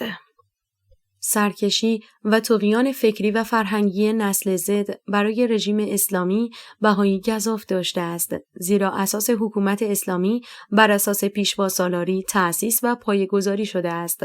نهاد ولایت مطلقه فقیه که تمام قدرت کشور را قبضه نموده، پایه اساسی نظام اسلامی است. اما مردم ایران چنین رکنی را به هدف مشروع و مرکز حملات خویش تبدیل کرده‌اند. چنین چیزی برای رژیم و هوادارانش به نوعی دیوانه کننده است و تمام باورها و توهمات آنان را در هم می شکند. اگر پیشینیان تمام حقیقت را نزد یک نفر و یک گروه یا یک کتاب جستجو می کردند، اگر رهبر و مراد و پیشوا برای آنان حرف اول و آخر را می زد، او تعیین می نمود که فکر و رفتار درست و غلط چیست. او فرمان می داد و دیگران فرمانبر بودند. او می گفت و دیگران می شنیدند. چنین چیزی در ایران کنونی از درجه اعتبار و معرفت بخشی ساقط است. نسل نوی مدرن ایرانی تک قطبی و فرد محور نیست. به همین علت بدون وجود رهبر قیام می نماید. آنها بدون وجود چهره‌ای کاریزماتیک و رهبری مشخص و به صورت خود تنظیم در همه نقاط ایران شروع به اعتراض و اعلام انزجار در مقابل ملایان مرتجع نمودند. ابزار پیوستگی و گردآورندیشان نیز مفاهیم و ارزش‌های مشترک بود و نه اشخاص و سیاستمداران. ارزش‌های انسانگرایانه و دموکراتیک و میهن‌دوستانه سبب شده بود شهروند ساکن تبریز با شخصی که در زاهدان زندگی می‌نماید احساس یک پارچگی و پیوستگی داشته باشد. ایرانیان با دستور و فرمان و امر و نهی متحد نشده بودند، بلکه آزادی خواهی و دموکراسی خواهی محور مشترک و انگیزاننده میان ایرانیان بود. چنین ترکیب و اجماعی در سطح ملی حکومت اسلامی را به وحشت انداخته بود. توان پروپاگاندا و تبلیغات را به معنای واقعی از آنان گرفته شده بود. حتی از شدت ناتوانی در مقابل حرکت انقلابی مردم اقدام به توهین و تحقیر از تریبون‌های رسمی کردند. فردی به نام ابراهیم رئیسی که به عنوان رئیس جمهور رژیم اسلامی نصب شده است، قیام کنندگان را با خواندن شعری به مگس تشبیه نمود و برخی از وزرایش از ضرورت رجوع جوانان ایرانی به روانشناس برای درمان سخن می‌راندند. قالب و محتوای چنین ادبیاتی نشان از اوج ناتوانی و درماندگی مسئولان رژیم اسلامی در مقابل ملت ایران بود. همه چیز را از دست رفته و پایگاه اعتقاداتشان را در میان مردم برباد رفته می‌دیدند و برای تسکین پریشانی و آشفتگی ناسزا می‌گفتند. رجوع به روانشناس متخصص و توجه به بهداشت روان نیز کار بسیار مثبتی است، اما انتظاری از ملایان واپسمانده رژیم اسلامی نیست. مرتجعان بنیادگرا رجوع به روانشناس را معیار عقب ماندگی انسان‌ها قلمداد می‌نماید و در قالب تهاجم کلامی و پرخاش از آن استفاده می‌نمایند.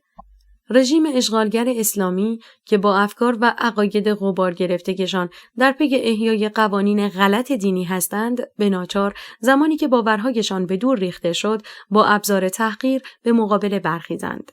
از سوی دیگر، رژیم اسلامی در پی کشف رهبر این قیام بود و از آنجایی که رهبری در کار نبود، آنها نمی‌دانستند میبایست به چه کسی حمله کنند و چه شخص یا گروهی را ترور نمایند.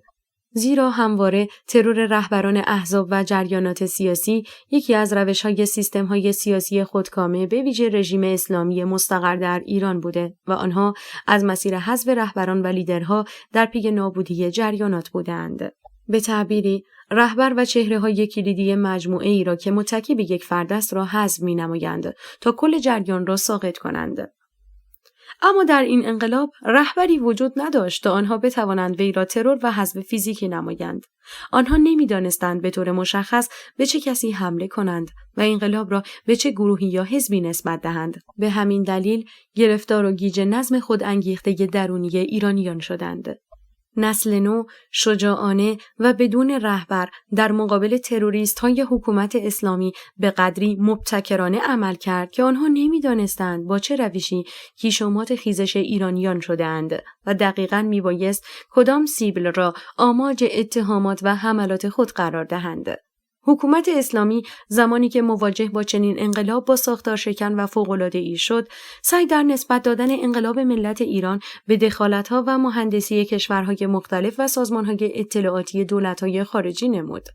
رهبر حکومت اسلامی علی خامنه‌ای که کاملترین مصداق یک تروریست و نماد شرارت است، چنین حجم تنفر و انزجاری را نسبت به خویش را باور نمی‌کرد.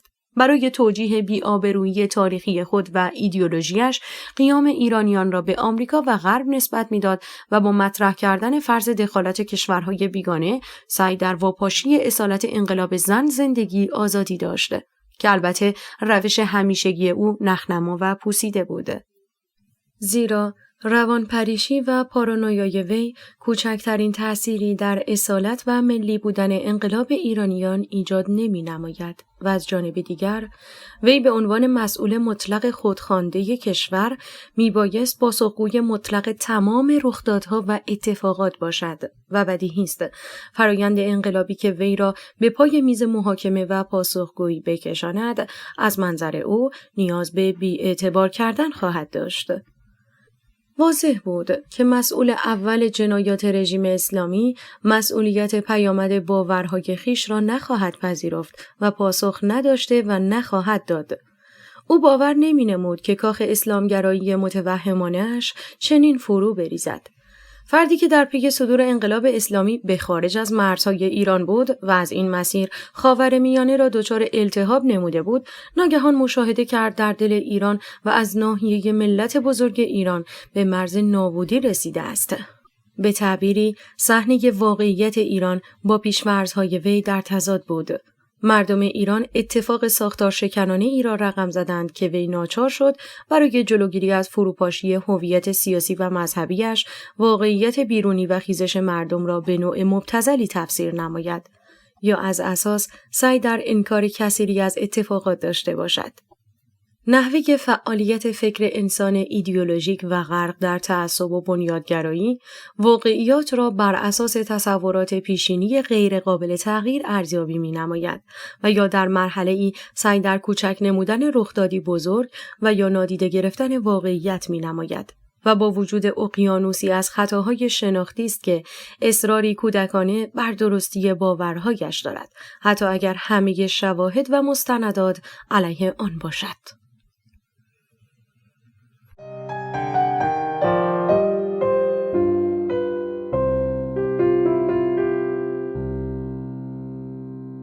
زن، زندگی، آزادی.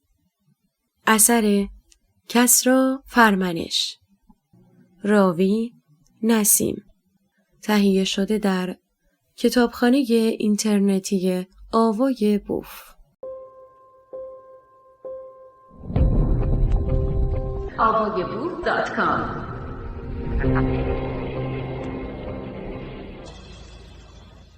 استبداد دینی ملای بی. مستبدان و دیکتاتورها میل زیادی به دیدن و شنیدن آن چیزی پیدا می کنند که باورها و ایده‌هایشان را تأیید نماید. اگر نوشتار یا سخنی تأییدگر اعتقادات آنان باشد، مورد حمایت و تحسین قرار خواهد گرفت و چنانچه بالعکس باورهای آنان را با چالش مواجه نماید، انزجار و برآشفتگی آنان را در پی خواهد داشت. علت کینه و دشمنی ملایان از مردم ایران نیز ضدیت ملت ایران با افکار آنهاست. ایرانیان عامل نابود کننده و از بین برنده همه تصورات و باورهای کسانی مثل رهبر رژیم و هوادارانش بوده اند. در تمام پروسه انقلابی علیه او و ایدئولوژی مسمومش اعلان انزجار کردند. مردم نه از گرایش‌های اصلاح طلبانه سخنی گفتند و نه از اصولگرایی، زیرا می‌دانستند هر دو عنوان سیاسی جزو گفتمان انقلاب اسلامی است.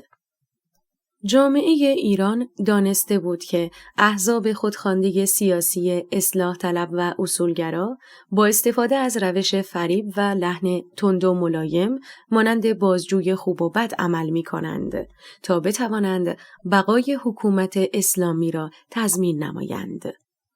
ملت ایران حتی برای آنها کمترین اعتباری قائل نبودند که بر علیهشان شعار دهند، بلکه مردم به اصل نظام ولایت فقیه، کل ساختار حکومت اسلامی، علی خامنه‌ای به عنوان ولی فقیه و تمامیت سیستم دینی حمله نمودند.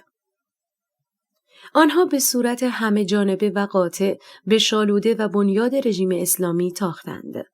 چنین موضوع شفافی اعلام نظر آشکاری مبنی بر رد تمامیت حکومت اسلامی بود. انقلاب زن، زندگی، آزادی، محل هیچ تردیدی برای ناظران داخلی و بین المللی مبنی بر نامشروع و اشغالگر بودن رژیم اسلامی باقی نمی‌گذارد.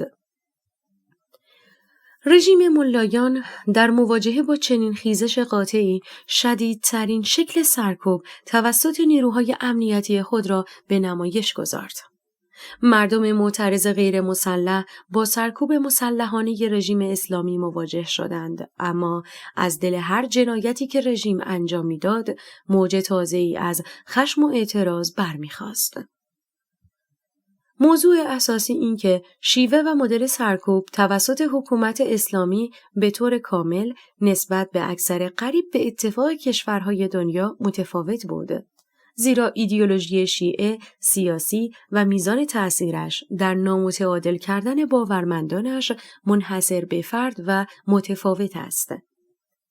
شیعیانی با الگوهایی مانند شاه اسماعیل صفوی و قزلباش‌های آدمخوارش یا با الگو گرفتن از پیشوایانی که در یک روز 700 نفر را گردن میزنند و همزمان به دختر به جای مانده و اسیر رئیس قبیله تجاوز میکنند، الگوهای فاسد و غلطی را به دست میدهند که جز دگرستیزی و آزارگری و کشتن و تجاوز مبنای دیگری را به عنوان ملاک رفتارهای خود قرار نمیدهند.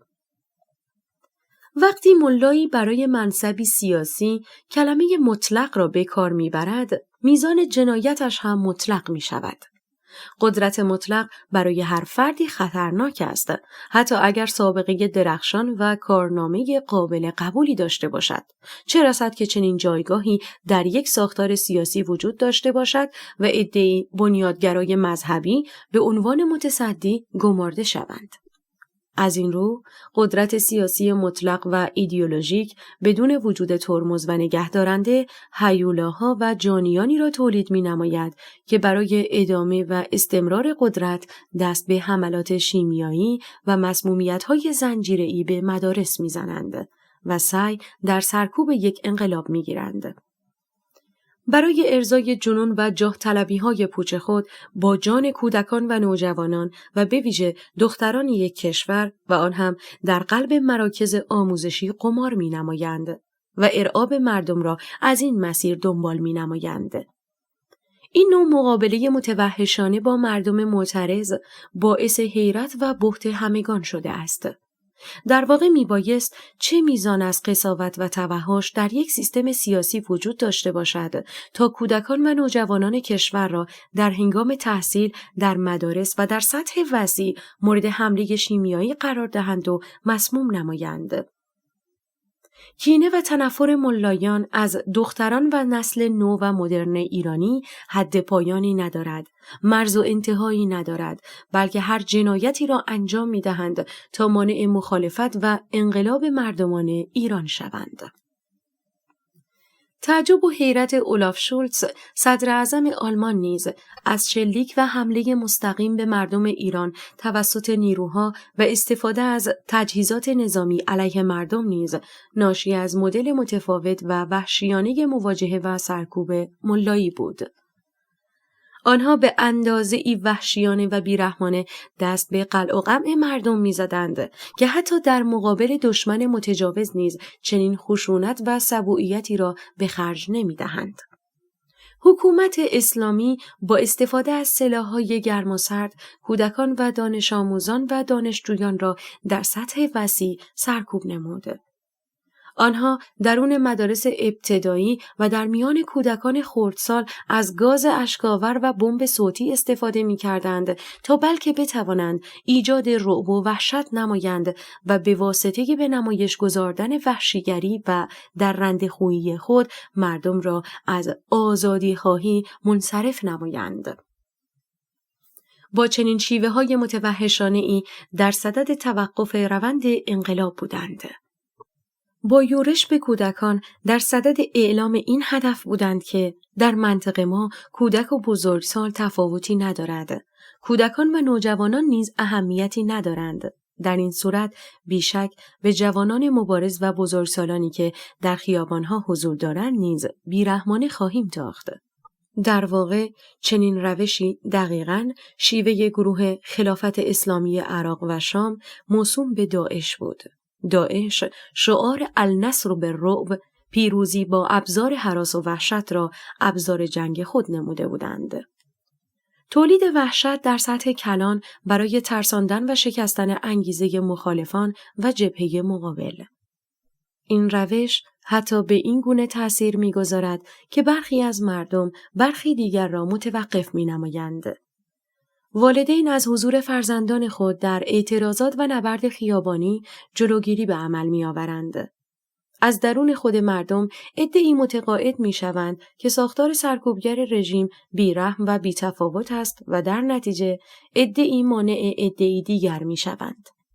اگر بخشی از مردم شجاعت شکننده‌ای دارند، با دیدن و شنیدن چنین صحنه‌هایی جنبه محافظه‌کاری آنها بر بعد جرأت و شجاعت غلبه می‌کند.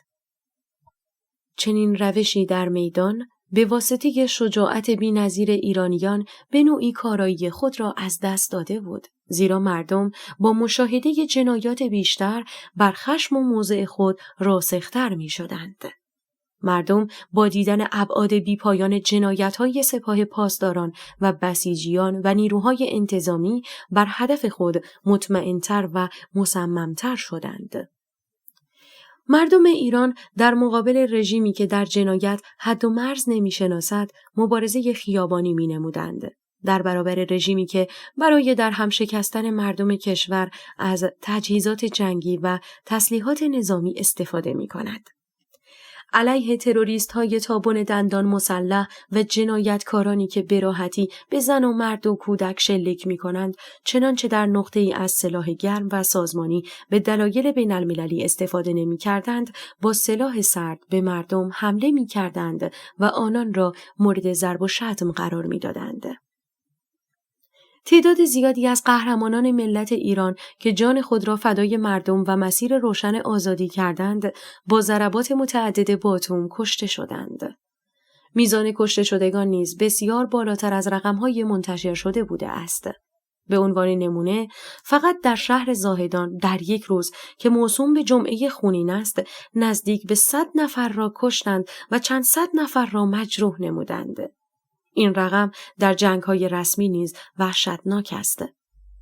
در یکی از بولتن‌های هک شده خبرگزاری فارس که توسط گروه هکری بلک ریوارد منتشر شده بود، تعداد کشته شدگان اعتراضات سراسری در ایران را بسیار بیشتر از شمار جانباختگان آبان 98 اعلام کرده بود. رژیم اسلامی حتی از کشتن کودکان خردسال نیز فروگذار نکرد. خط قرمز و مرز مشخصی در جنایت برای آنها وجود نداشت. لازم است نام برخی از کودکان به قتل رسیده را که در انقلاب زن زندگی آزادی به دست تروریست‌های حکومت اسلامی کشته شدند را ذکر نمایم. زکریا خیال 16 ساله پیرانشهر، امین معرفت 16 ساله اشنویه، عبدالله محمدپور 17 ساله روستای بالو آذربایجان غربی، محمد رضا سروری 14 ساله شهر ری، پدرام آذرنوش 16 ساله دهدشت کهگیلویه و بوی رحمت. سیاوش محمودی 16 ساله تهران. امیر مهدی فرخی پور 17 ساله تهران. میر حسین بساطی 15 ساله کرمانشاه. نیما شفق دوست 16 ساله ارومیه. سارینا اسماعیل زاده 16 ساله گلدشت کرج. نیکا شاکرمی 16 ساله تهران. ستاره تاجیک 17 ساله تهران. مهدی موسوی نیکو 16 ساله زنجان. محمد امین گامشادزهی 17 ساله. جابر شیروزهی 12 ساله. امید سفرزهی 17 ساله. سامر هاشمزهی 16 ساله. سدیس کشانی 14 ساله. یاسر شاهوزهی 16 ساله. محمد رخشانی 12 ساله. امید سرانی 13 ساله. علی براهویی 14 ساله. جواد پورشه 11 ساله. هر 10 نفر از زاهدان. کیان پیرفلک 9 ساله ایزه خوزستان. هستی نارویی 7 ساله زاهدان. سیاوش محمودی 16 ساله تهران. پرسش اساسی این است که حمله و قتل کودکان با کدام منطق، ایدئولوژی و آیین قابل توجیه است؟ در واقع کشتار کودکان بزرگترین گواه و سند بر توحش بیمرز رژیم اسلامی است. حکومتی که دشمنی و ضدیت با انسان را نمایندگی می‌نماید، به راحتی انسانها را می‌کشد. حکومتی که شالوده‌اش بر اساس ضدیت با حقوق مردم بنا نهاده شده، به راحتی مردم را برای فریاد حقوق اساسیش می‌کشد. اگر سیستمی سیاسی مشروعیت خود را وامدار مردم باشد، راهی جز اطاعت و پذیرش خواست مردم نخواهد داشت. این مردم هستند که به سیستم‌های سیاسی ارزش و مشروعیت می‌دهند، نه بالعکس. حکومت اشغالگر اسلامی نه از دل مردم برآمده است و نه با خواست مردم ادامه می‌دهد. از این رو سعی نمودند کمترین میزان وابستگی را در حوزه‌های مختلف نسبت به مردم داشته باشد. در حقیقت یکی از علتهای سرکوب بدون واهمه حکومت اسلامی غیر از وحشیگری تفکر ملایی، طرح ریزی کمترین وابستگی مستقیم به مردم است. به عنوان نمونه، در بسیاری از کشورها منابع مالی و تأمین بودجه از ناحیه مالیات مردم صورت می‌پذیرد. و در صورت قطع مالیات مردمی، فروپاشی سیستم قطعی است. اما حکومت اسلامی شیوه متفاوتی را برگزیده و چنین روشی را عامدانه و با برنامه ریزی انتخاب نموده است. آنها برای استقلال مالی خود از مردم به منابع طبیعی مانند نفت و گاز و معادن وابستگی پیدا نمودند که با این روش بتوانند آزادانه هر آن چیزی را که تصمیم می‌گیرند عملیاتی کنند. به عبارتی، وقتی سرمایه مورد نیاز با فروش نفت خام و گاز و محصولات پتروشیمی و خام فروشی معادن به دست می آید، دولت وابستگی مستقیم کمتری به مردم خواهد داشت. حکومت اسلامی از آنجایی که می‌داند عموم مردم مخالف بنیاد و اساسش هستند، سعی نموده به صورت پیشگیرانه وابستگی مالی خود را کم و کمتر نماید تا در حیاتی ترین و اضطراری ترین شرایط موجودیت خود را حفظ نماید و با خیالی آسوده تر به سرکوب مخالفانش بپردازد. استقلال مالی نهادهای سیاسی قدرت مانور بیشتری به مستبدان می‌دهد. عدم وابستگی رژیم از مردم نیز توان حکومت را برای یکتازی غیر کنترل شده افزایش می‌دهد. این دو موضوع یعنی بیگانه بودن ملا با مردم و استقلال مالی از مردم باعث تقویت همه‌جانبه حس خودکامگی حکومت شده است. به واسطه فروش منابع سرزمینی، تجهیزات نظامی و ابزار سرکوب خریداری می‌کنند و با آموزش و آماده‌سازی نیروهای سرکوبگر به شدیدترین شکل ممکن ملتی را سرکوب می‌نمایند. ثروت مردم را علیه خود مردم هزینه می‌نمایند. منابع طبیعی کشور را به سرقت می‌برند و با سرمایه‌های چپاول کرده خود را تجهیز و پایه‌های نامشروع حکومت اسلامی را تقویت می‌نمایند. ملایان اشغالگر، کسانی که نه بود و باش آنها و نه فکر آنها با ایرانیان رابطه ای دارد، هیچ یک از نمادهای متعلق به ایران و ایرانیان را در سالیان حکومت تاریکشان برجسته نکردند. ملایان و سپاهیان بی‌وطن از نام ایران منهای ایدئولوژی نفرت دارند. خامنه‌ای و اوباش مجیزگویش به اندازه‌ای دشمنی با ملت و تاریخ ایران دارند که حتی نمادهای ایرانیان را در مراسم‌ها و جشن‌های ملی به همراه ندارند. هر آن چیزی که به میهن و میهن دوستی ربطی پیدا کند را سانسور و حذف می‌نمایند. این حجم از ضدیت با نمادهای میهنی به واسطه حکومت مستقر در کجای جهان و در کدامین سرزمین سابقه دارد؟ سیستم‌های سیاسی گوناگون سعی در تاریخ‌سازی جعلی و ایجاد هویت ملی دروغین برای کشورهای خود دارند و حتی مشاهیر و شاعران و نویسندگان کشورهای دیگر را با سندسازی و تحریف به نام کشورشان مصادره می‌نمایند. به تعبیری نه تنها برای ملت و تاریخ کشور خود اهمیت قائل هستند، بلکه به شیوه افراطی سعی در به دست آوردن نمادهای هویتی حتی به دروغ دارند. ولی ملایان حتی داشته‌ها و دارایی‌های فرهنگی و تاریخی مردم را انکار عامدانه و ایدئولوژیک می‌نمایند. هر آن چیزی که مربوط به ملت و ملی و مردم باشد را نادیده و انکار می‌نمایند تا فضای کافی برای اعمال ایدئولوژی دینی و سیاسی خود که هیچ ارتباطی با مردم ندارد را به دست آورند. دیکتاتورهایی که سعی در اعمال استبداد دارند به طور معمول خواهان ارضای جاه طلبی‌های شخصی خود و اجرای اهداف حزب هستند و حداقل در مورد شیوه مدیریت کشور اعمال اختناق می‌نمایند. با کشور و منابع و تاریخ دشمنی و کینه‌ای ندارند، اما ملای بی‌هویت هیچ احساس و نشانه‌ای از میهن و مردم دوستی با خود ندارد، همان گونه که خمینی بنیانگذار رژیم در لحظه بازگشت به ایران و پس از سالها دوری اعتراف می‌نماید که نسبت به چنین اتفاقی بی‌تفاوت است و احساسی ندارد. مسئولان حکومت اسلامی نسبت به مردم ایران به قدری بیگانه اند که در حین سخن در مورد مسائل کشور با کوچک نمایی و بی‌تفاوتی نسبت به معضلات ملی سعی در نادیده گرفتن نتایج مدیریت فاجعه بار خود دارند. اما همزمان که از مجاهدان اسلامی دست برورده خود سخن میگویند، با احساس شور و اشتیاق و کمال و وسواس صحبت مینمایند. اگر از نمادهای اسلامی و گروه‌های نیابتی و جهادی سخن بگویند، شادمانی و شوق در چهره و رفتار آنها قابل مشاهده است.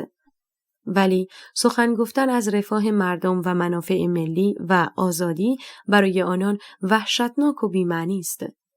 خشک‌اندیشان و متوهمانی که بدون هیچ مبنا و اصلی ملتی را اسیر جنون مذهبی و سیاسی خویش نموده‌اند.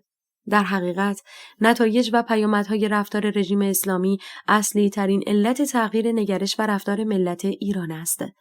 هر آن چیزی که ملا و سپاهیان گفته و اجرا نموده‌اند، حاصلی جز عقب ماندگی و تباهی کشور نداشته است.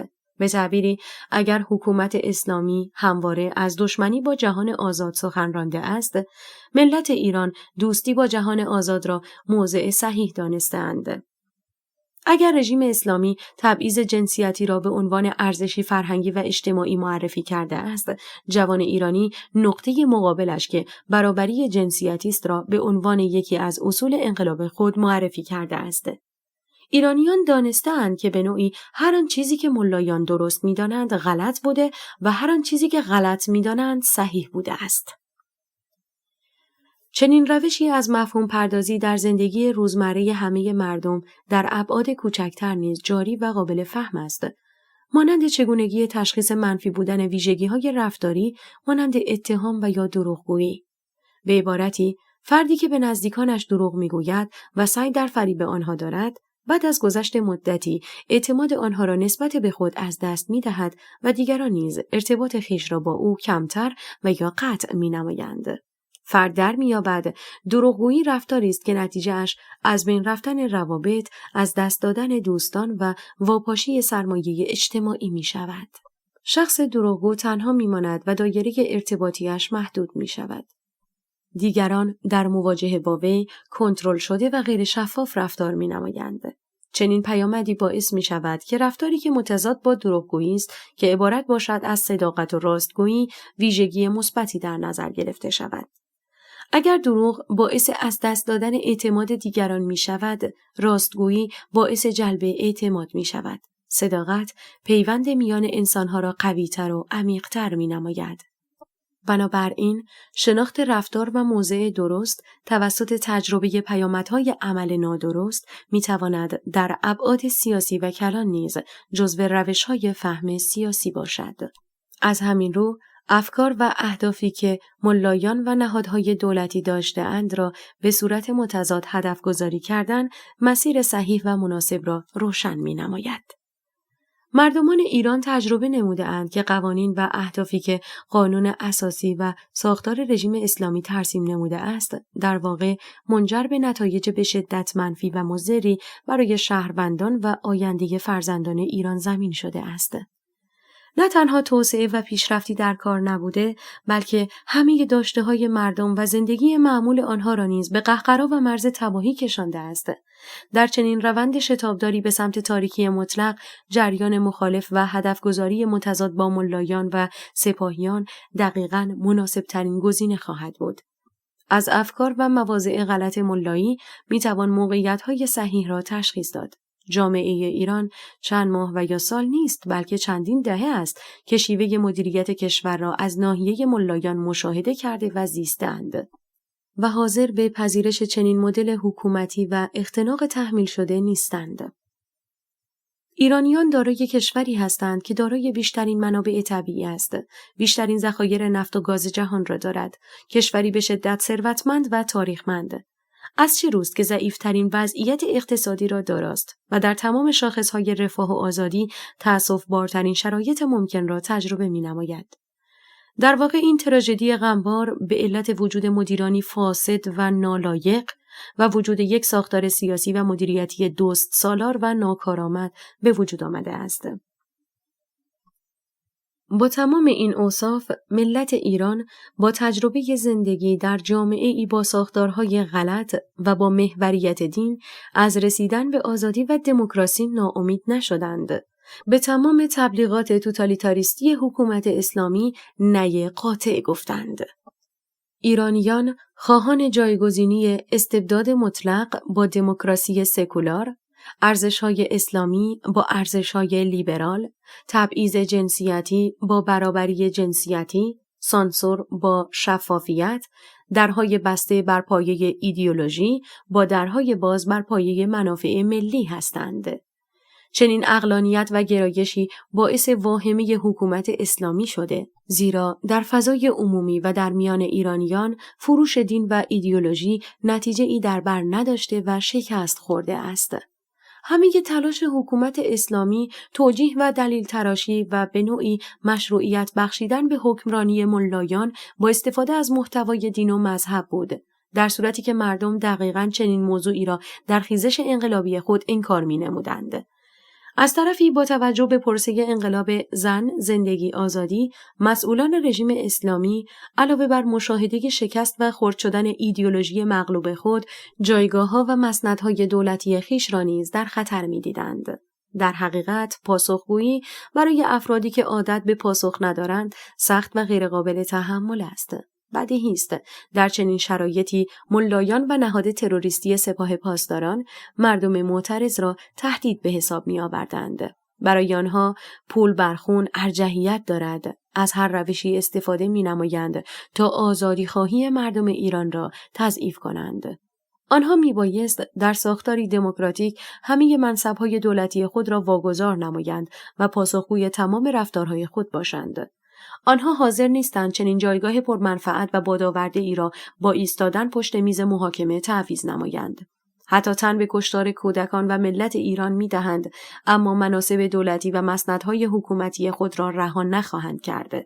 در چنین وضعیتی مردم مجاز هستند از هر روش و شیوه‌ای که مفید بدانند برای از بین بردن ساختار رژیم اسلامی استفاده نمایند.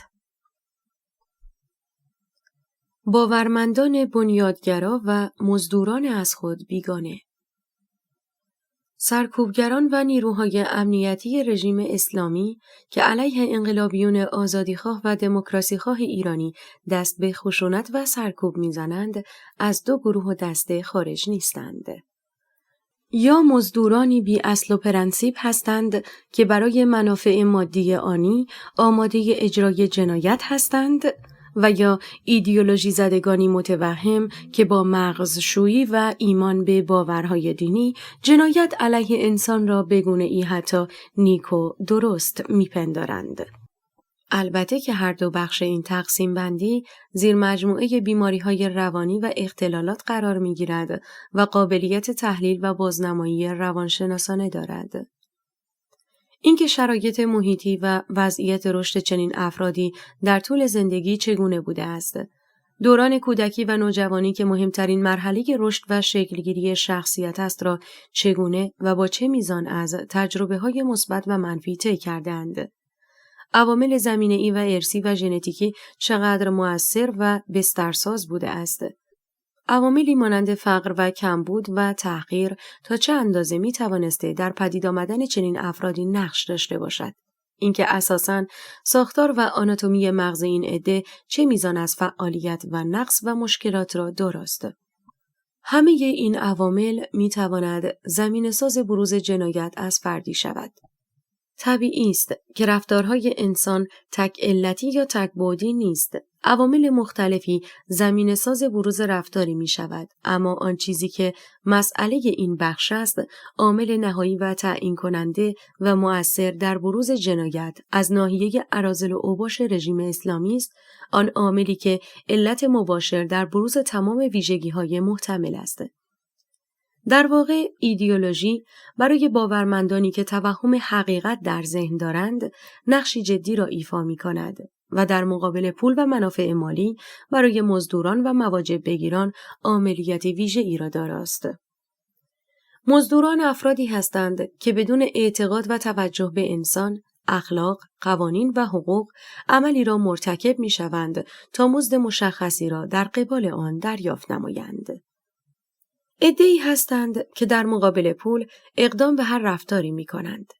قتل و آزار و تهدید می نمایند. به اموال دیگران آسیب می زنند. حقوق دیگران را به راحتی پایمال می نمایند. چشمان خود را بر همه اصول و ارزش‌ها بسته و برای آنها نوع رفتار اهمیتی ندارد. از هر شیوه و رفتاری که باعث به دست آمدن پول بیشتر و درآمد سرشارتری باشد دریغ نمی نمایند. حتی ممکن است به نزدیکترین افراد و خانواده خود نیز آسیب بزنند. ملت و میهن خود را به مرز ضعف و نابودی بکشانند. آزادی و دموکراسی و امنیت مردم را معامله نمایند. این اتفاق فقط در کشورهای استبداد زده نیز نمی‌افتد، بلکه در دموکراتیک ترین کشورها نیز عده‌ای هستند که برای اهداف مالی خویش همه چیز و همه کس را نادیده و زیر پا می‌گذارند. همه این مصادیق زیر مجموعه مفهوم مزدور قرار می‌گیرند. چه ملای عصر حجری اسلحه به دست و چه سیاستمدار اروپایی کراوات زده و متبسم. چنین رویه‌ای در تضاد ماهیتی با فرهنگی است که همه چیز را فدا می‌نماید برای انسان، زیرا مزدور از انصار عبور می‌نماید برای پول و منافع، اما انسان‌های شریف و اصیل انسان را محور همه امور قرار می‌دهند. مانند مجسمه شرافت ایرانیان دکتر آیدا رستمی که در جریان انقلاب زن زندگی آزادی برای رسیدگی به مجروحانی که در حین مبارزه با رژیم اسلامی مصدوم شده بودند به طور پنهانی و منزل به منزل سعی در مداوای آنان داشت، تا جایی که عوامل رژیم اسلامی پی به فعالیت‌های پزشکی مخفیانه وی میبرند و به سرعت وی را میکشند. او جایگاه و موقعیت و امکانات را فدا می‌نماید و خطر جانی را می‌پذیرد، اما رسالت پزشکی و انسانی خود را انجام می‌دهد. میان مزدوران انسان نما و انسان‌های شریف و اصیل تفاوتی غیرقابل توصیف است. موضوع مزدوری از حالتی جزئی و شخصی در جهان کنونی تغییر پیدا نموده است و اساساً صنعتی در این مسیر وجود دارد که به صورت سازماندهی شده عمل می‌نماید. چنین مجموعه‌هایی ارتش‌ها و شرکت‌های خصوصی نظامی هستند. وظیفه چنین شرکت‌هایی حضور در جنگ‌های نیابتی یا مستقیم در ازای دریافت پول از دولت هاست. آنها از این مسیر سرمایه‌های زیادی در مقابل خون انسان‌ها به دست می‌آورند. در نزاع‌ها و درگیری‌های مسلحانه شرکت می‌کنند و جنگ را به گونه‌ای پیش می‌برند که هدف کشور مطبوعشان محقق شود. برای آنها الزاماً مهم نیست که در جبهه نبرد حق دارند یا نه، در موضع حقیقت هستند یا دروغ. برای آنها تنها و فقط پول و قراردادهای مالی معیار کنش و دخالت نظامی است. از مثالهای بارز چنین شرکت‌های خصوصی، شرکت واگنر روسی است که اساساً اهمیتی نمی‌دهد به اینکه سیاست‌های دولت روسیه بر چه اساسی تعیین می‌شود. آیا به نفع حتی مردم روسیه است یا بر ضد منافع ملی روسیه؟ ناقض حقوق بشر است یا حمایت کننده از حقوق انسان؟ برای آنها کمیت و کیفیت مبلغ قراردادها تعیین کننده چگونگی رفتارشان است. اگر روسیه تجاوز نظامی آشکار به کشور مستقلی مانند اوکراین بنماید و سعی در تصرف آن کشور داشته باشد، گزینه مناسبی برای دخالت شرکت‌هایی مانند واگنر است. مدیران چنین شرکت‌هایی در ازای بستن قراردادها و دریافت مبالغ بسیار زیاد، نیروها و مزدوران خود را برای کشتار شهروندان اوکراینی به مناطق تحت اشغال می‌فرستند. با به نمایش گذاشتن چهره‌ای وحشیانه‌تر از ارتش روسیه، ایجاد رعب و وحشت بیشتری می‌نمایند. آنها به هیچ یک از قواعد جنگی و حقوق بشردوستانه بین‌المللی نیز متعهد نبوده و نیستند. افراد و نیروهایی که در این گروه و شرکت‌های مشابه می‌جنگند، مصداق کامل مفهوم مزدور هستند. به تعبیری، بزهکاری و تبهکاری را به عنوان شغل برگزیدند بدون در نظر گرفتن اینکه طرف مقابل چه کسی هست و برای چه کشته می شود. به چنین انسان نمایانی که دنیای پیرامون را زشت و غیر قابل تحمل می نمایند، مزدور گفته می شود. مزدور به صرف انداختن استخوانی در مقابلش برده می شود و چرخ دنده های ماشین کشتار را به حرکت در می آورد. به تعبیری، اراذل و اوباشی که در سطح خرد تا بین المللی سازماندهی شده اند و شرارت‌های خود را منظمتر و ساختاری‌تر انجام می‌دهند. با این وصف، بسیاری از افرادی که در سرکوب و کشتار مردم ایران نقش داشته اند، در دایره مفهوم مزدور قرار می‌گیرند. آنها به جهت مزد و پولی که دریافت می‌کنند و بدون توجه به اینکه افراد مقابل کیستند و چه می‌کنند، دست به سرکوب و کشتار می‌زنند. انسان ایرانی را کشته و مجروح و شکنجه و تحقیر می‌کنند، زیرا به هیچ ویژگی هویتی تعهدی ندارند، نه ارزش‌های اخلاقی و نه حتی ملی و میهنی. آنها حتی به ارزش‌های مجموعه‌ای که زیر نظر آن مشغول به مزدوری هستند نیز باور ندارند. فرقی میان سپاه پاسداران انقلاب اسلامی یا ارتش یا نیروی انتظامی یا هر مجموعه و سازمان دیگری وجود ندارد. تفاوتی ندارد که حتی در شرکت‌ها و یا مجموعه‌هایی فعالیت کنند که علیه رژیم اسلامی است. تعیین کننده جبهه جنگ برای آنان میزان پولی است که هر یک از طرفین جنگ می‌پردازند. ارزش‌های سیستم برای آنان هیچ اهمیتی ندارد. اگر هدف گسترش ایدئولوژی اسلام شیعی باشد یا سنی یا ترویج کمونیسم یا لیبرالیسم، هیچ تفاوتی نمی‌کند. برای هر غایت و آرمانی خواهند جنگید، زیرا هدف آنها از اساس به چنین اموری وابستگی ندارد، بلکه هر مجموعه‌ای که بر میزان درآمد دریافتی بیفزاید و امنیت مالی آنان را تضمین نماید، مناسب‌تر خواهد بود. همان گونه که روزنامه آمریکایی واشنگتن پست به استناد به اطلاعات سازمان‌های امنیتی آمریکا گزارش داده بود که یوگنی پریگوژین، فرمانده گروه واگنر، به اوکراین پیشنهاد فروش اطلاعات و موقعیت نیروهای ارتش روسیه را داده بود. بخش دوم نیروهای سرکوب متوهمان شرور هستند که با داشتن ایمانی مذهبی و دیدگاهی ایدئولوژیک سعی در سرکوب و کشتار و شکنجه دارند. این بخش از سرکوبگران دارای هدف و آرمانی هستند. این بخش برخلاف گروه اول هستند که اصول و ارزش‌ها برایشان بی اهمیت بود. آنها باور دارند که حکومت اسلامی سیستم سیاسی مقدسی است که مشروعیت خود را نه از ناحیه مردم بلکه از سوی خدا و دین دریافت می‌نماید. مشروعیتی نه از جنس این جهانی و زمینی بلکه ریشه‌های حقانیت و مشروعیت رژیم اسلامی در آسمان هست. مردم حق مخالفت با چنین حکومتی را در هیچ شکلی نخواهند داشت. اصل 4 قانون اساسی رژیم به همین نکته اشاره می‌نماید و به دلیل همین دیدگاه است که رهبر رژیم اسلامی علی خامنه‌ای در بحبوحه سرکوب انقلاب مردم ایران گفت: غلط می‌کند کسی فکر کندن درخت تناور جمهوری اسلامی را بکند. به تعبیری از منظر ملا مردم حق برانداختن حکومت را ندارند. مردم حق تعیین سرنوشت خویش و اجرای اراده سیاسی خود را ندارند. وقتی مشروعیت سیاسی و حکمرانی از ناحیه خدا باشد، بالطبع مردم حق تغییر را نخواهند داشت. رضایت شهروندان و مقبولیت سیاسی برای آنها اهمیتی ندارد.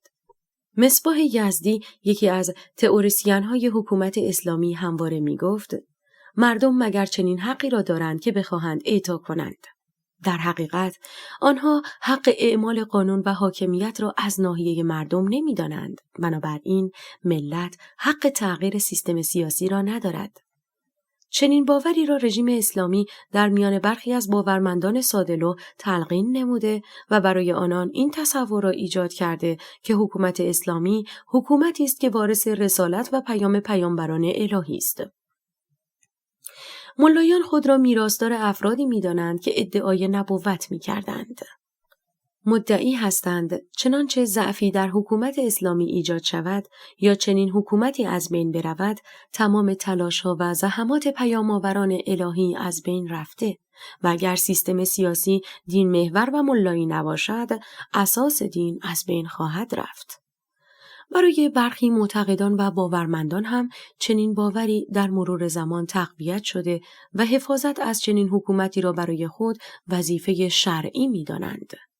تصور می‌نمایند که اگر در راه محافظت از چنین سیستمی کشته شوند، خداوند از آنها خوشنود خواهد بود. اگر اقدام به سرکوب مخالفان رژیم نمایند و نگهبان رژیم باشند، در زمره مجاهدان راه خدا به حساب خواهند آمد. تصور می‌نمایند که در جبهه حق هستند و در نتیجه مشغول سرکوب افرادی که در جبهه باطل قرار دارند. اسلام و حکومت اسلامی را حقیقت مطلق می‌انگارند و هر کس و هر دیدگاهی که مغایر باشد را غیر خودی و دشمن می‌پندارند. آنها جنگیدن و سرکوب مردم ایران را سرکوب اشرار و دشمنان خدا و محاربین قلمداد می‌نمایند. در حقیقت برای اینکه بدترین رفتارها از انسان‌های معمول و عادی سرزند، نیاز به یک ایمان خلل ناپذیر و خردگریز است. ایمانی که با تکیه به آن هر رفتار شرورانه‌ای در مغز ایماندار به شکلی توجیه شود. ایدئولوژی و ایمان عمیق جنونی را ایجاد می‌نماید که در رفتارها کوچکترین تردیدی را باقی نمی‌گذارد. قاتل می‌شوند بدون واهمه، شکنجه می‌کنند با رضایت خاطر، کور می‌نمایند با لبخند، ضرب و شتم می‌نمایند حق به جانب. منطقی است که هر اندازه میزان مسئولیت و دامنه تاثیرگذاری رفتار کسی بیشتر باشد، به همان اندازه میبایست اهدافش موجه‌تر و مطمئن‌تر باشد.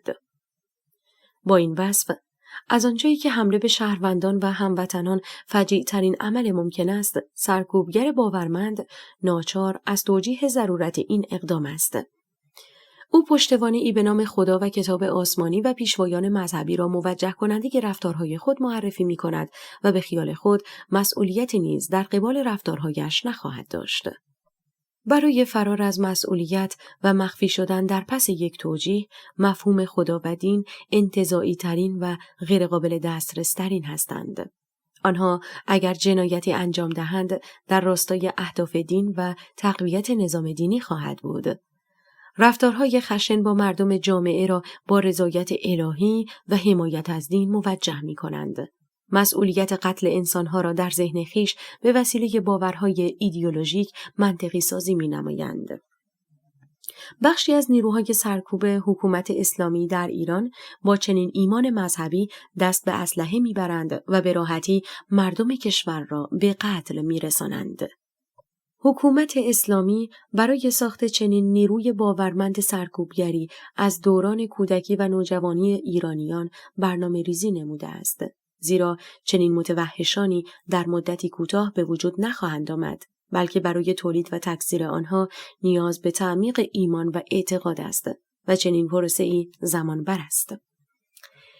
ملایان از مسیر رسانه، هنر، مدارس و مساجد و حتی دانشگاه‌ها سعی در ایجاد چنین مغزهای پوسیده‌ای داشته تا از قدرت و موقعیت پیش آمده و بادآورده حفاظت نمایند. موقعیتی که حتی در رویا و خواب نیز نمی‌دیدند. به تعبیری کسانی که جز روزه خواندن بر مزار درگذشتگان کاری بلد نبودند و همواره از دسترنج مردمان امرار معاش می‌نمودند، زمانی که به قدرت سیاسی دست یافتند با هر شیوه‌ای از چنین فرصتی سوء استفاده کرده و حتی با قتل و کشتار و حبس و شکنجه ایرانیان مسندهای سیاسی را ترک نمی‌کنند. ملایان می‌دانند که از دست دادن قدرت مساوی با پاسخگویی و محاکمه در برابر مسئولیت‌هایی که داشتند، به معنای برگشت آنها به ژنده‌پوشی و زندگی خفتبار پیشین، به معنای از دست دادن پول و سرمایه غارت کرده. بنابراین آنها نیاز به ماشین سرکوب و منابع انسانی لازم دارند که عرابه مرگ را به حرکت درآورد. ایماندارانی که برای محافظت از ملا و سرمایه‌اش اندیشه و فکر خود را به صورت کامل واگذار کرده و به شکل داوطلبانه به اسارت خود ادامه می‌دهند. آنها آماده هر جنایتی در برابر هم‌میهنان خود هستند و به دلیل ایمان مذهبی و علل ضمنی دیگر رنجشی نیز احساس نمی‌نمایند. در واقع ملایان نیاز به نیروهای سرکوبگری دارند که اعتقاد داشته باشند که کشتن و سرکوب مردم و مقابله با آزادی‌خواهی به معنای حمایت از دین و خدا و وظیفه شرعی آنان است. ملایان تاجرانی هستند که مفاهیم انتزاعی خدا و مذهب و جهان پس از مرگ را به عده‌ای می‌فروشند، اما تحویل کالا را منوط به زندگی پس از مرگ نمودند. سوداگرانی که دنیای واقعی و ملموس را به جهنم و ویرانه تبدیل نموده و کالای خود را به شکل نسیه مبادله می‌نمایند. اگر از ایمانداران سرکوبگر پرسش شود که با چه هدف و توجیهی مردم کشور خود را به قتل می‌رسانید، در پاسخ می‌گویند حمایت از نظام اسلامی الهی و تقویت دین خدا. اما در واقعیت حمایت از خدا و دین به تثبیت چه کسی منجر می‌شود؟ قدرت چه کسی تحکیم می‌شود؟ پاسخ این است که نه خدا و نه دین. اساساً خدا که در میان انسان‌ها در زمین نیست، خدا که حضور فیزیکی ندارد، بلکه نماینده ادعایی خداست که در زمین وجود دارد. حال که خدا به صورت فیزیکی و عینی در میان ما نیست که حکومت نماید و از سوی دین نیز از جنس ایمان است، بنابراین در صحنه جامعه حمایت از خدا و دین، حمایت از نماینده خدا و مجری دین خواهد بود. این نماینده و مجری چه کسی خواهد بود؟ طبیعی است که ملایان گزینه‌ای از میان خود به عنوان نماینده خدا و پیامبران و مجری دستورات دینی معرفی می‌نمایند. با این وصف کمک کردن به دین خدا به واسطه قوای سرکوبگر نتیجه ای جز کمک و پشتیبانی مستقیم از تثبیت جایگاه آخوند و بقای استبداد نخواهد داشت. ملایان و پاسدارانی که در تمام حیطه‌های کشورداری نفوذ کرده اند، چنین موضوعی را به واسطه بودجه‌های سرسام آور و هدف تکثیر چنین باورمندان ساده‌لوحی در نظر گرفته‌اند که در بزنگاه واژگونی تا پای جان از آنان محافظت نمایند. حتی سیاست افزایش جمعیت هدفی جز تأمین نیروی انسانی، یعنی مجاهد و بسیجی و سرکوبگر، در محتوا نداشت و پیر شدن جمعیت ایران بهانه‌ای برای تکثیر نسل به قصد تأمین منابع انسانی مورد نیاز ایدئولوژیک رژیم بود. برای ملایان مردم و جوانان و کودکان آینده و منافع آنها اهمیتی ندارد. برای بنیادگرایان مذهبی مردم مظلوم سیستان و بلوچستان اهمیتی ندارد. آنها را به شکلی رها نمودند که خوراک کافی و نوشیدنی سالم در اختیار ندارند، از تحصیلات پایه محرومند و حتی جمعیت بزرگی از آنان شناسنامه ندارند. برای آنها روند پیری جمعیت ایران با در نظر گرفتن منافع ملت ایران بی‌معناست. آنها زندگان، جوانان، کودکان حال حاضر که درگیر اقیانوسی از مشکلات هستند را نادیده و بی‌ارزش و بدون اهمیت می‌دانند. آیا ملایی که به شکل سارقانه سرمایه و ثروت متعلق به کودک مظلوم بلوچ و کرد و آذری را به تروریستی مانند سید حسن نصرالله رهبر حزب الله لبنان می‌بخشد، ذره‌ای از انسانگرایی و وطن دوستی بهره‌ای برده است؟ در حقیقت انسانها سخت افزار و ایدئولوژی مذهبی نرم افزار چنین رژیمی خواهند بود. بنابراین افزایش جمعیت و تبلیغ ایدئولوژی به صورت همزمان شانس بقای آخوند و تثبیت قدرت بادآورده‌اش را بیشتر خواهد نمود. دستور فرزندآوری و بچه‌زایی می‌دهد و تکثیر جمعیت را یکی از اصلی ترین مقاصد رژیم و جزو سیاست‌های کلی نظام قرار می‌دهد. ملایان زندگی و آزادی و رفاه را برای انسان‌ها مطلوب نمی‌دانند و نمی‌خواهند و بالطبع نیز برنامه‌ریزی و هدف‌گذاری نمی‌کنند، بلکه تولید پیاده نظام رایگان و سربازآفرینی گله‌ای را هدف اساسی خود قرار داده‌اند. اینکه جمعیت زیادی وجود داشته باشد با مشکلاتی بی انتها، اینکه کمیت و تعداد شهروندان بیشتر و بیشتر باشد ولی مطیع و سربراه، جزو اهداف غایی ملاست. چنانچه چشمانداز مثبتی نسبت به آینده مردم و رفاه متناسب نیز وجود نداشت، اهمیتی ندارد، همین مقدار که زنده باشند و در راستای اهداف شرورانه رژیم گوش به فرمان برای ملایان کافی است. با این وصف می توان علت میزان بالای تبلیغات مذهبی را بهتر شناسایی کرد. اینکه چرا نهادهای مذهبی با هدف قرار دادن کودکان و نوجوانان خوراک فکری مسموم را در شکل‌های مختلف تولید می‌کنند. دیکتاتور می‌داند انسان‌ها در سنین کودکی برای پذیرش ایده‌ها و باورها دلایل کمتری را از فرد مدعی درخواست می‌کنند و به راحتی سخن و ادعایی را می‌پذیرند بدون اینکه نیاز به دلایل موجهی را احساس کنند. بسیاریشان بر اثر اتمسفر محیط و غلبه احساسات گرایش به فکر و اندیشه‌ای پیدا می‌کنند. از این رو کودکان هدف آسانی برای سیستم حکومتی به حساب می‌آیند. کودکان به راحتی قابل فرم گرفتن به شکل دلخواه هستند. به همین دلیل معتقدم با توجه به حیله‌ها و فریب‌های روشمند رژیم اسلامی به شدت میبایست مراقب فرزندان بود تا در دام پهن شده مشتی شکارچی ذهن و قاتل انسانیت قرار نگیرند. چنین سیستمی در کمین جان و آینده فرزندان ایرانیان هست و چنین چیزی خطری است که والدین میبایست به شدت مورد توجه قرار دهند. زیرا اولین تأثیر منفی مغزشویی کودکان در روابط خانوادگی نمایان خواهد شد. ملا فرزندان خردسال امروز را سرکوبگران آینده می‌بیند و از آنان شخصیت‌های روان‌آزار و دگرستیز می‌سازد. در محتوای ایدئولوژی‌ها به ویژه از نوع دینی فاکتوری وجود دارد که می‌تواند انسان را به موجودی تبدیل نماید که بدون رنجش خاطر و کوچکترین اذیتی توان انجام رفتار جنایتکارانه را داشته باشد. در واقع یکی از اصلی ترین علتهای بروز جنایت‌های بی‌دغدغه وجود باور و اعتماد به نفس و اطمینان نسبت به حقانیت و درست بودن متعلق ایمان است. به عبارتی اعتماد به نفس و خود برترپنداری در انجام سرکوب و کشتار با تکیه کردن بر ایمانی استوار نسبت به ایدئولوژی صورت می‌گیرد.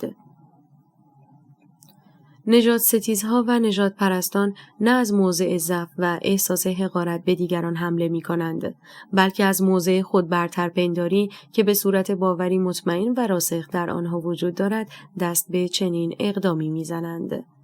آنها نژاد خود را واقعاً برتر و بهتر از نژادهای دیگر می‌دانند. این بهتر و برتر دانستن خویش به آنها جرأت می‌دهد که بتوانند اعمال وحشیانه مانند حبس و حذف و حمله فیزیکی را به آسانی انجام دهند.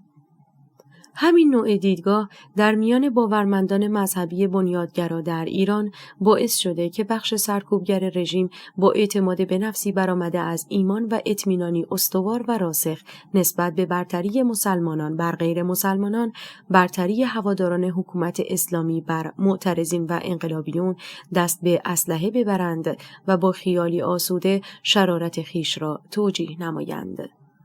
حکومت هم با دامن زدن به چند قطبی کردن جامعه مقدمه شکاف اجتماعی را فراهم آورده و با خطکشی خیر و شر میان شهروندان جامعه سرکوب بخش بزرگ مردم را با عنوان جبهه شر و اشرار توجیه نموده است.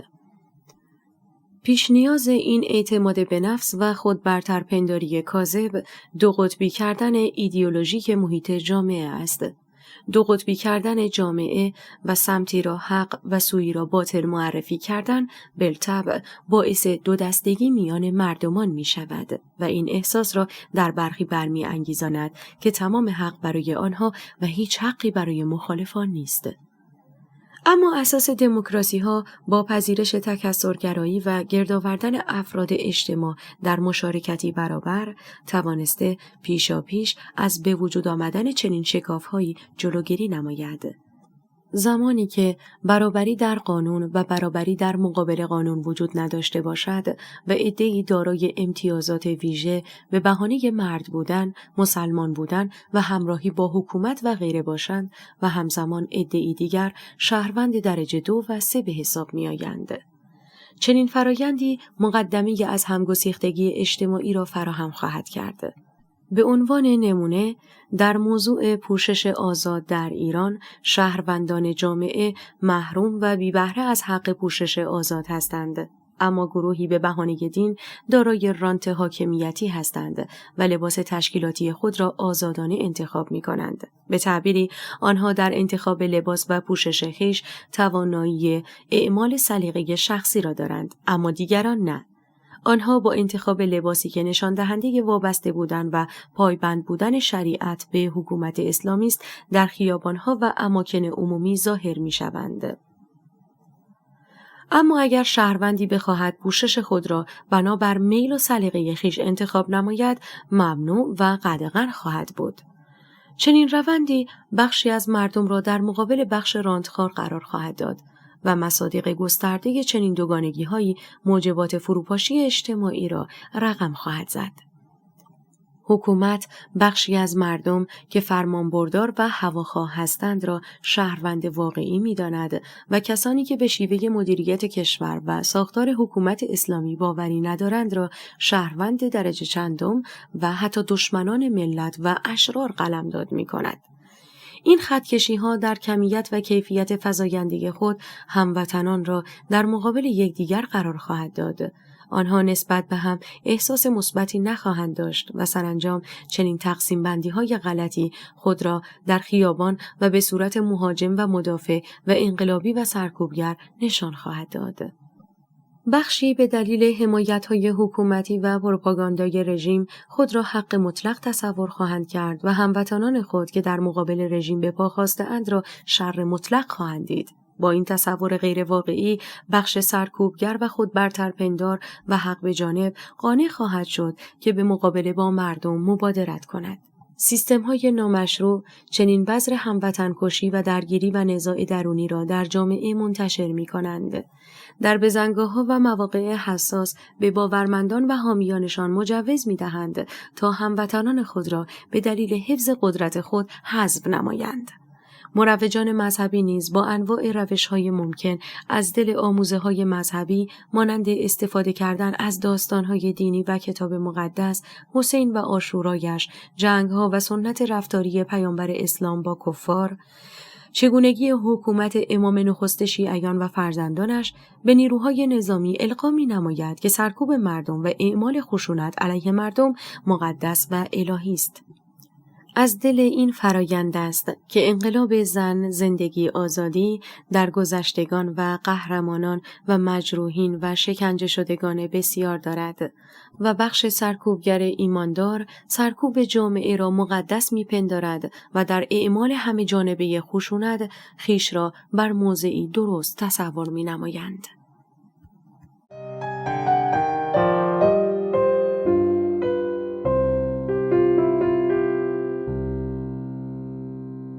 زن، زندگی، آزادی. اثر کسری فرمنش. راوی نسیم. تهیه شده در کتابخانه اینترنتی آوای بوف. avayaboof.com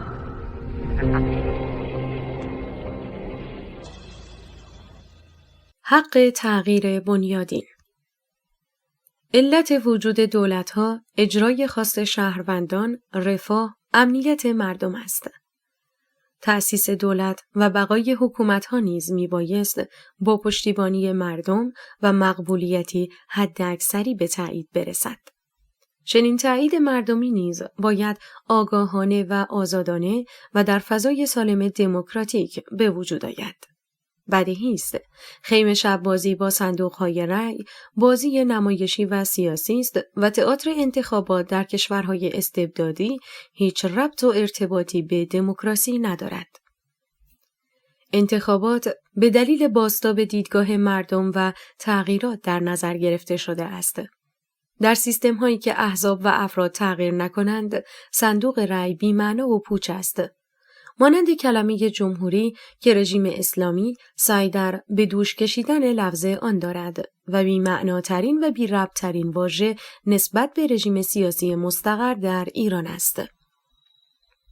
در هر کشوری که مردم از طریق انتخابات و روش‌های مسالمت‌آمیز توان اعمال نظر خود را نداشته باشند، همه عناوین مردم سالاران دروغ و جعل خواهند بود.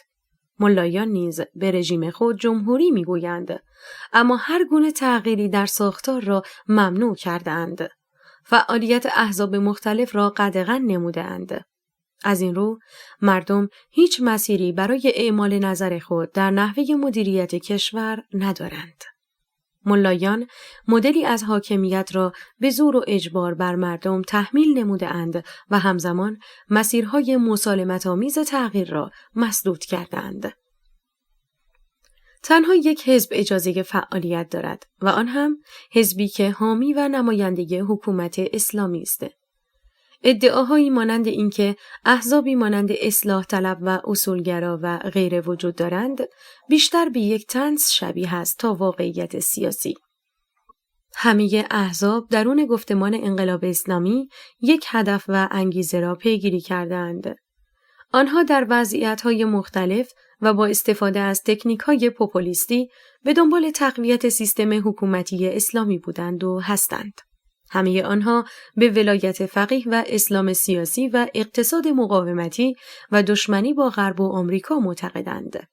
رژیم اسلامی تحزب و حزبگرایی را به صورت مطلق حذف و نابود نموده است و مردم ایران نیز فریب روش‌های کهنه و بازی‌های حزبی رژیم را نخورده و جالب این که حتی علیه احزاب مختلف تصنعی نیز در انقلاب زن، زندگی، آزادی شعار ندادند. آنها را بی‌خاصیت و بی‌تأثیر و در ضدیت با حرکت آزادی‌خواهانه خویش می‌دانستند. ایرانیان آگاه به این موضوع هستند که هیچ تفاوتی میان احزاب به اصطلاح اسلامی نیست، زیرا همه آنها هدف و باورهای ایدئولوژیک مشخصی دارند. بسیاریشان در زمانی که اصل حکومت اسلامی به خطر بیفتد، مردم را به گلوله می‌بندند و تجاوز و جنایت را ابزار مقابله با دموکراسی خواهی قرار می‌دهند. صادق زیباکلام، استاد علوم سیاسی دانشگاه تهران که همواره خود را به دروغ لیبرال معرفی می‌نمود، در مصاحبه معروفی که صورت پذیرفت بیان نمود: حتی خانم شهرابی، یک قدم هم میام جلوتر و خیلی صریح و آشکار و بدون اینکه با کلمات بازی بکنم که بعداً بتونم بگم نه مقصود من این نبود، خانم شهرابی به اصطلاح شیطنت کرده و نمیدونم این بخش از مصاحبه رو دستکاری کرده و اینها. نه خانم شهرابی، ببینید چیزی که من دارم میگم سعی میکنم خیلی ساده و صریح بگم که هیچ جوری بعداً نتونم از زیرش فرار بکنم. اگر کار به جایی بکشد که مردم علیه اصل نظام اسلامی با همین شورای نگهبان و نظارت استصوابی، همین مجلس شورای اسلامی و مقام معظم رهبری قیام کنند، من صادق زیبا کلام اسلحه به دست میگیرم و در برابر مردم میجنگم و از سقوط جلوگیری میکنم.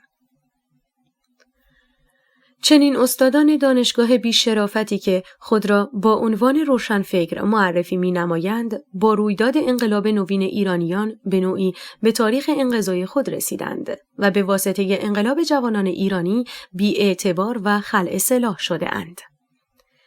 در شرایط سرکوب که مردم به طور کامل از تغییر و تحول در سیستم مدیریتی کشور مأیوس هستند و هیچ روزنه و مسیری را برای اعمال نظر آزادانه خویش پیدا نمی‌کنند، طبیعی است که مسیری جز انقلاب را در پیش روی خود نخواهند دید. آنها خود را در اسارت عده‌ای گروگانگیر می‌دانند. بیمارانی که سرنوشت شهروندان کشوری را بازیچه ایدئولوژی‌های بی‌محتوای خود نمودند. ملایان دزد و غارتگر منابع طبیعی و سرمایه و ثروت مردم کشور را آشکارا سرقت می‌نمایند و در راستای منافع خود و ایجاد و گسترش ایدئولوژی اسلامی هزینه می‌نمایند. بدیهی است که مردم چنین وضعیتی را هرگز نخواسته و نمی‌خواهند. قاعده اساسی این است که مردم هر کشوری میبایست در مورد ثروت ملی و نحوه توزیع آن تصمیم گیری نمایند. آنها هستند که در مورد چگونگی روابط بین المللی و شیوه مدیریت کشور نماینده و وکیل سیاسی معرفی می کنند. در غیر این صورت هیچ یک از موضع‌گیری ها و تصمیمات رژیم مستقر اعتباری نخواهد داشت. پرسش این است که چه کسانی و با چه روشی رژیم اسلامی را نماینده ملت ایران معرفی نمودند که از ناحیه ایرانیان و بدون اعلام نظرشان هر طرح و برنامه ای را پیاده سازی می کنند. رفتارهای حکومت اسلامی در منطقه خاورمیانه و دخالت‌های مستقیم و غیر مستقیم رژیم در فروپاشیدن یا استمرار حکومت‌های سرکوبگر هیچ وقت و زمانی مورد تایید مردم ایران نبوده و نیست. ویژگی بارز مردم ایران میل به آزادی‌خواهی و دموکراسی خواهی است، اما رژیم به دنبال تثبیت و حمایت از دیکتاتوری هاست. در نتیجه رفتارهای رژیم اسلامی در منطقه و جهان رابطه ای با خواست و اراده ایرانیان ندارد. تضعیف و نابودی دموکراسی ها جزو برنامه حکومت‌های اسلامی است که کشورهای منطقه از لبنان و سوریه تا ونزوئلایی که گرفتار دیوانه‌ای به نام نیکولاس مادروست را شامل می شود.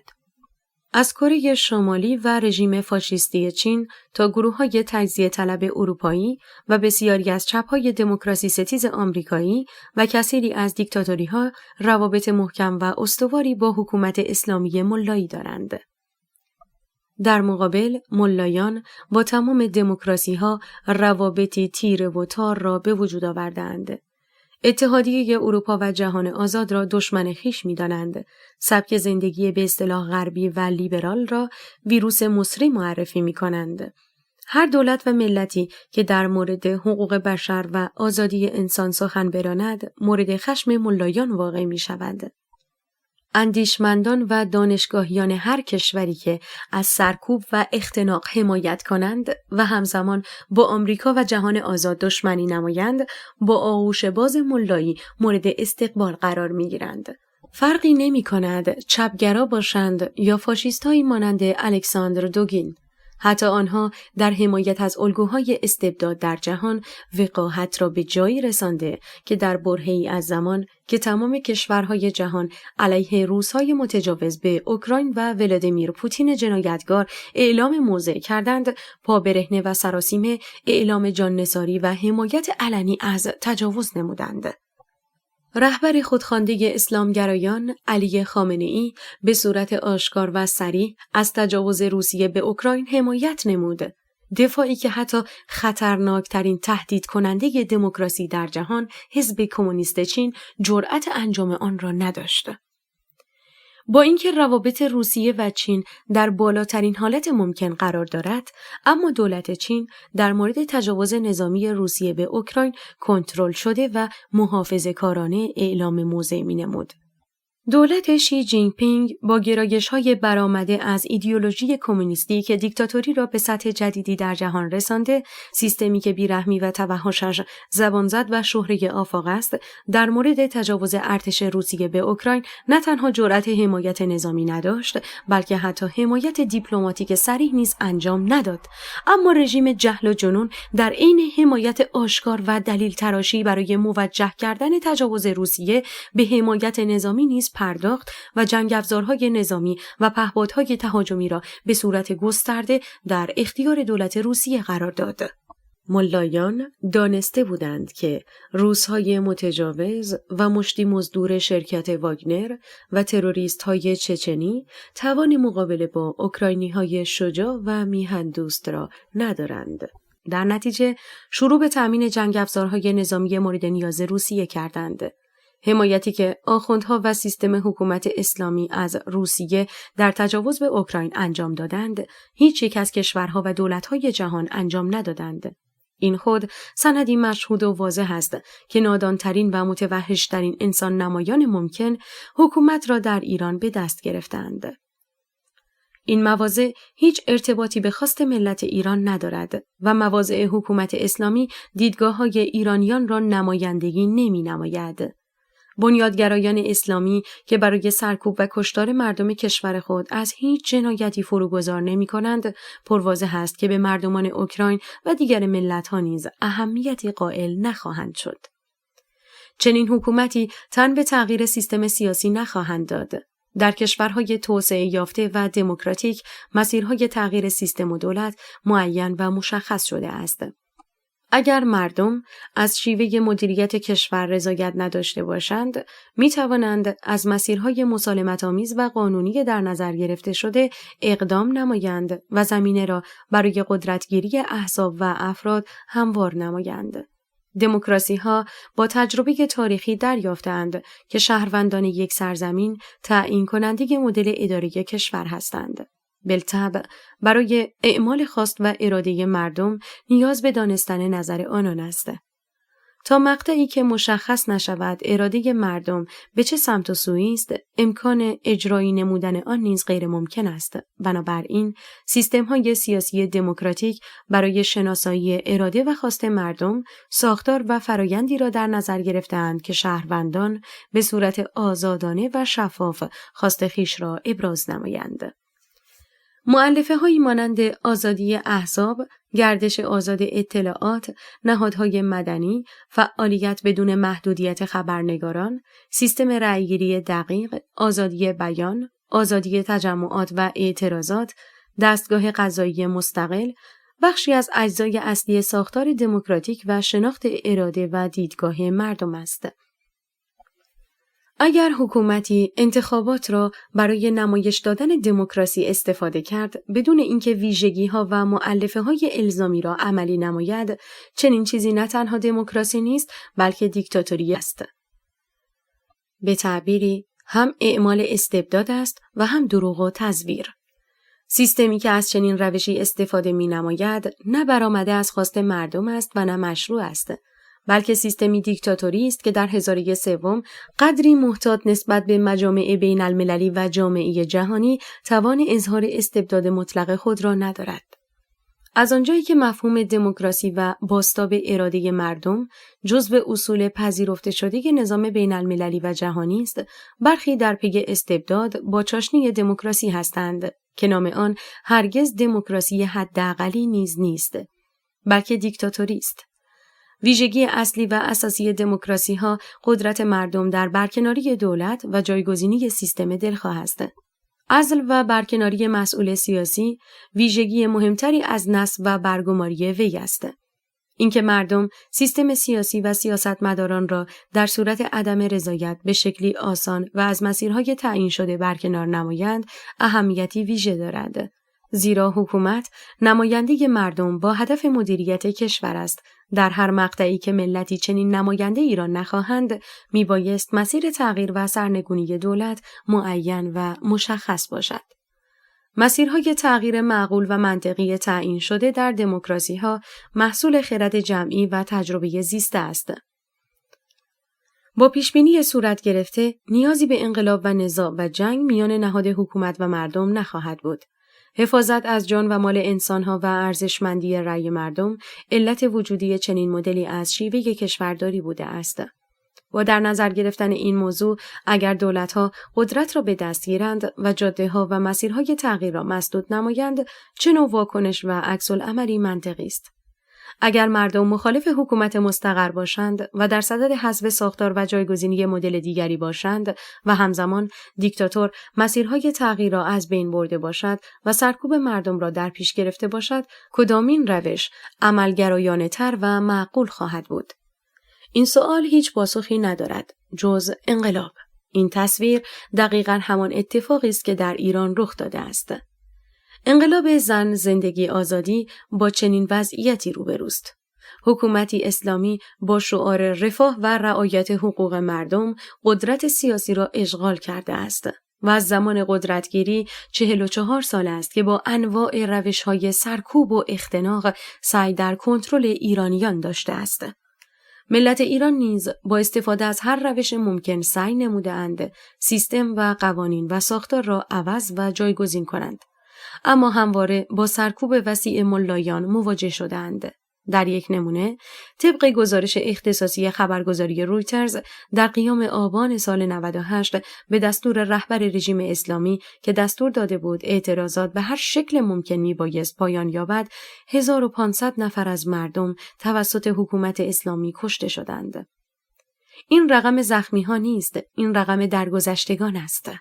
رقمی که در جنگ‌های کلاسیک و رسمی هم وحشتناک است. حکومتی که برای ادامه استبداد خود شهروندان و جوانان کشور را کشته و حبس و شکنجه می‌کند، ممکن نیست اجازه تغییر سیستم را با استفاده از مسیرهای دموکراتیک و مدنی بدهد. مردم ایران ناگزیر از انقلاب به معنای واقعی کلمه هستند و بدیهی است حکومت اسلامی همزمان وسیع‌ترین حجم سرکوب و خشونت را علیه مردم به کار خواهد بست و نبرد واقعی میان ملت و رژیم تعیین کننده خواهد بود. اگر در گذشته وسایل ارتباط جمعی نبود و همه چیز به شکل مخفی و پنهانی صورت می گرفت، عده‌ای سعی می نمودند که شکاکانه خشونت‌های حکومت اسلامی را به موضوع دیگری ربط دهند و یا با برجسته کردن عاملی دیگر نقش جنایت ملایان و نهاد تروریستی سپاه پاسداران را مخفی نمایند. اما وجود ابزارهای تکنولوژیک به کمک انسانها آمده تا میزان توحش و سبوعیت را نیز بتوانند به نمایش درآورند و باعث رسوایی این جماعت فرومایه شوند. با تمام این اوصاف، مردم ایران در پی گذر از رژیم اسلامی به هر شکل ممکن هستند. در واقع در مقابل ملای تروریستی که میگوید مردم را به هر شکل ممکن سرکوب نمایند، مردم نیز مجاز هستند به هر شکل ممکن آنان را حذف و از میان بردارند. جامعه ایرانیان دست به انقلابی زدند که به تمام معنای کلمه پیشرو و آوانگارد است. انقلابی که نه از جنس انقلاب‌های عقب مانده و ایدئولوژیک، بلکه خیزشی سکولار و مدرن و لیبرال است. ایرانیان خواهان برکناری حکومت اسلامی و جایگزینی دموکراسی سکولار بر پایه حقوق بشر هستند. بر پایه و اساس سیستمی سیاسی که انسان محور باشد و نه شخص و نه دین محور. برخی از افرادی که در کشورهای مختلف دارای مسئولیت‌های دولتی هستند، خواست و هدف ملت ایران را غلط و انحرافی تفسیر می‌نمایند.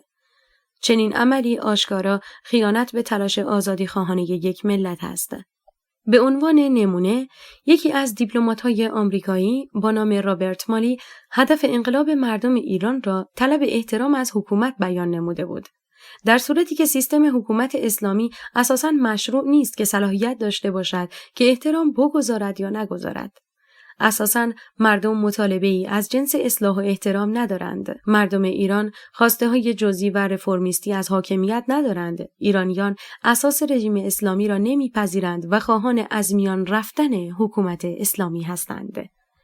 اگر عده‌ای از دیپلمات‌ها در پی تأمین منافع خود و بستن قراردادهای نفتی و گازی و توافق در زمینه هسته‌ای با حکومت اسلامی هستند و به همین دلیل مقاصد ایرانیان را تحریف می‌نمایند، بیشک در مرحله اول خائن به انسان هستند و در مرحله بعد خائن به اصول ارزش‌های لیبرال.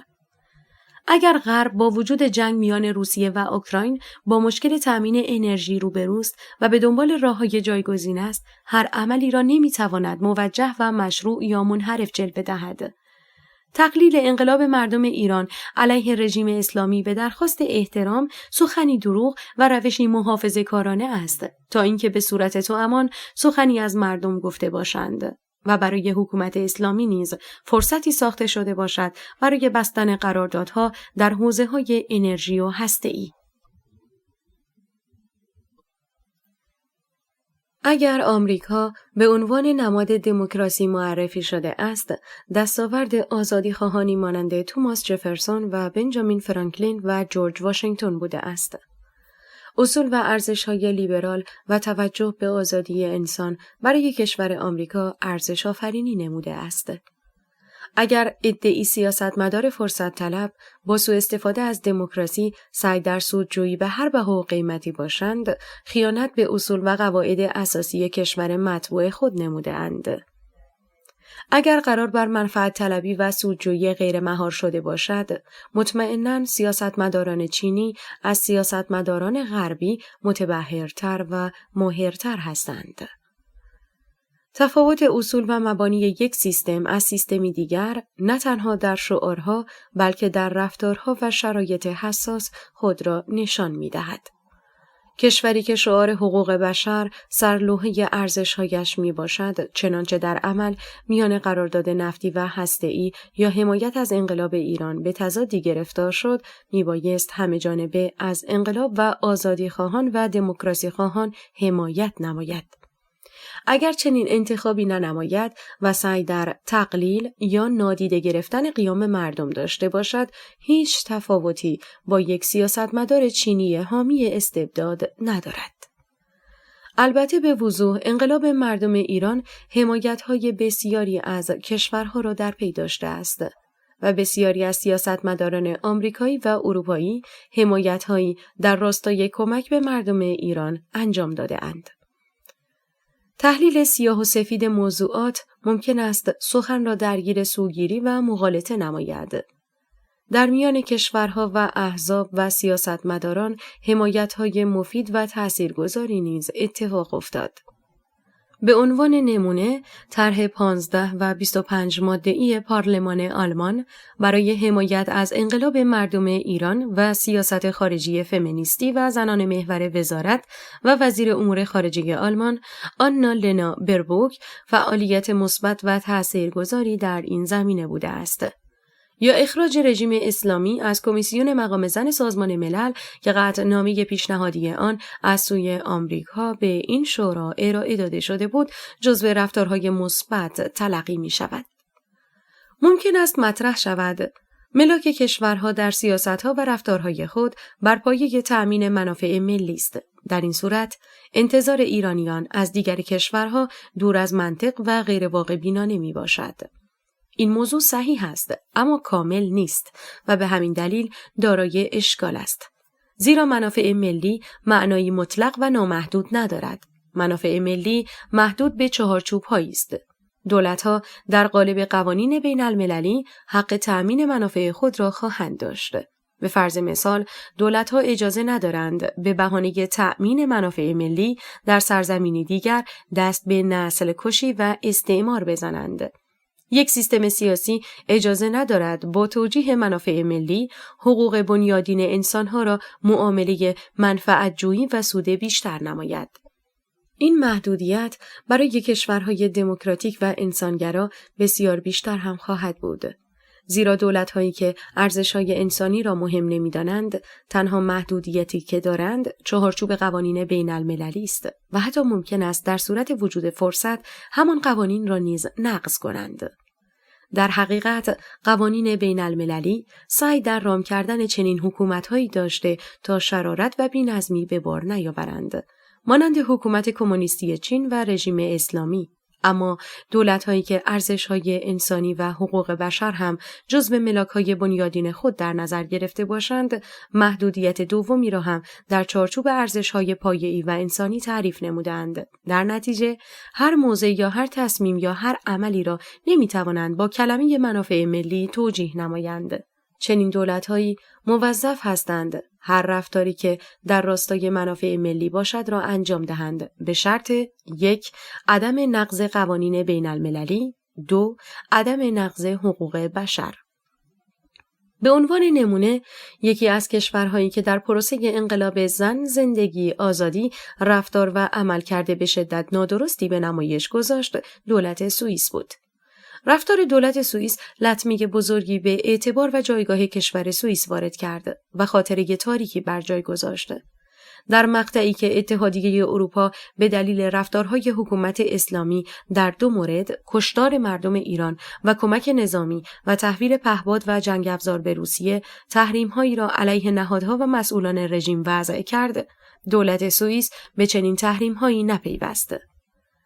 جمله و عبارتی که در بیانیه دولت سوئیس مطرح شده کاملاً با بیانیه‌های پوشالی و بهانه‌تراشی‌های دولت روسیه و چین همخوانی و همشکلی داشته. عبارت بیانیه چنین بود: منافع داخلی و خارجی سوئیس مانع از اجرای تحریم‌ها علیه حکومت اسلامی است. این عبارت کلی تمام بهانه دولت سوئیس برای چشم‌پوشی بر کشتار و شکنجه ایرانیان بود. نکته این است که این تحریم‌ها همانطور که ذکر شد در 2 بخش بود. بخش اول به علت سرکوب مردم ایران و بخش دوم برای دخالت نظامی رژیم اسلامی در جنگ علیه اوکراین بود.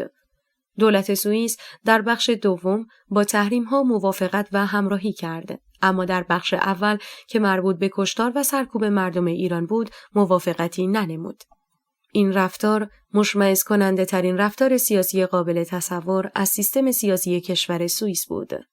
کشوری که همواره طلایه‌دار و مدعی در حوزه حقوق بشر و صلح و انسانگرایی است تا چه اندازه میتواند متضاد عمل نماید. معنای عریان این رفتار دوگانه این است: حقوق بشر اساساً در مقابل سود بیشتر و منافع پولی ما اهمیتی ندارد.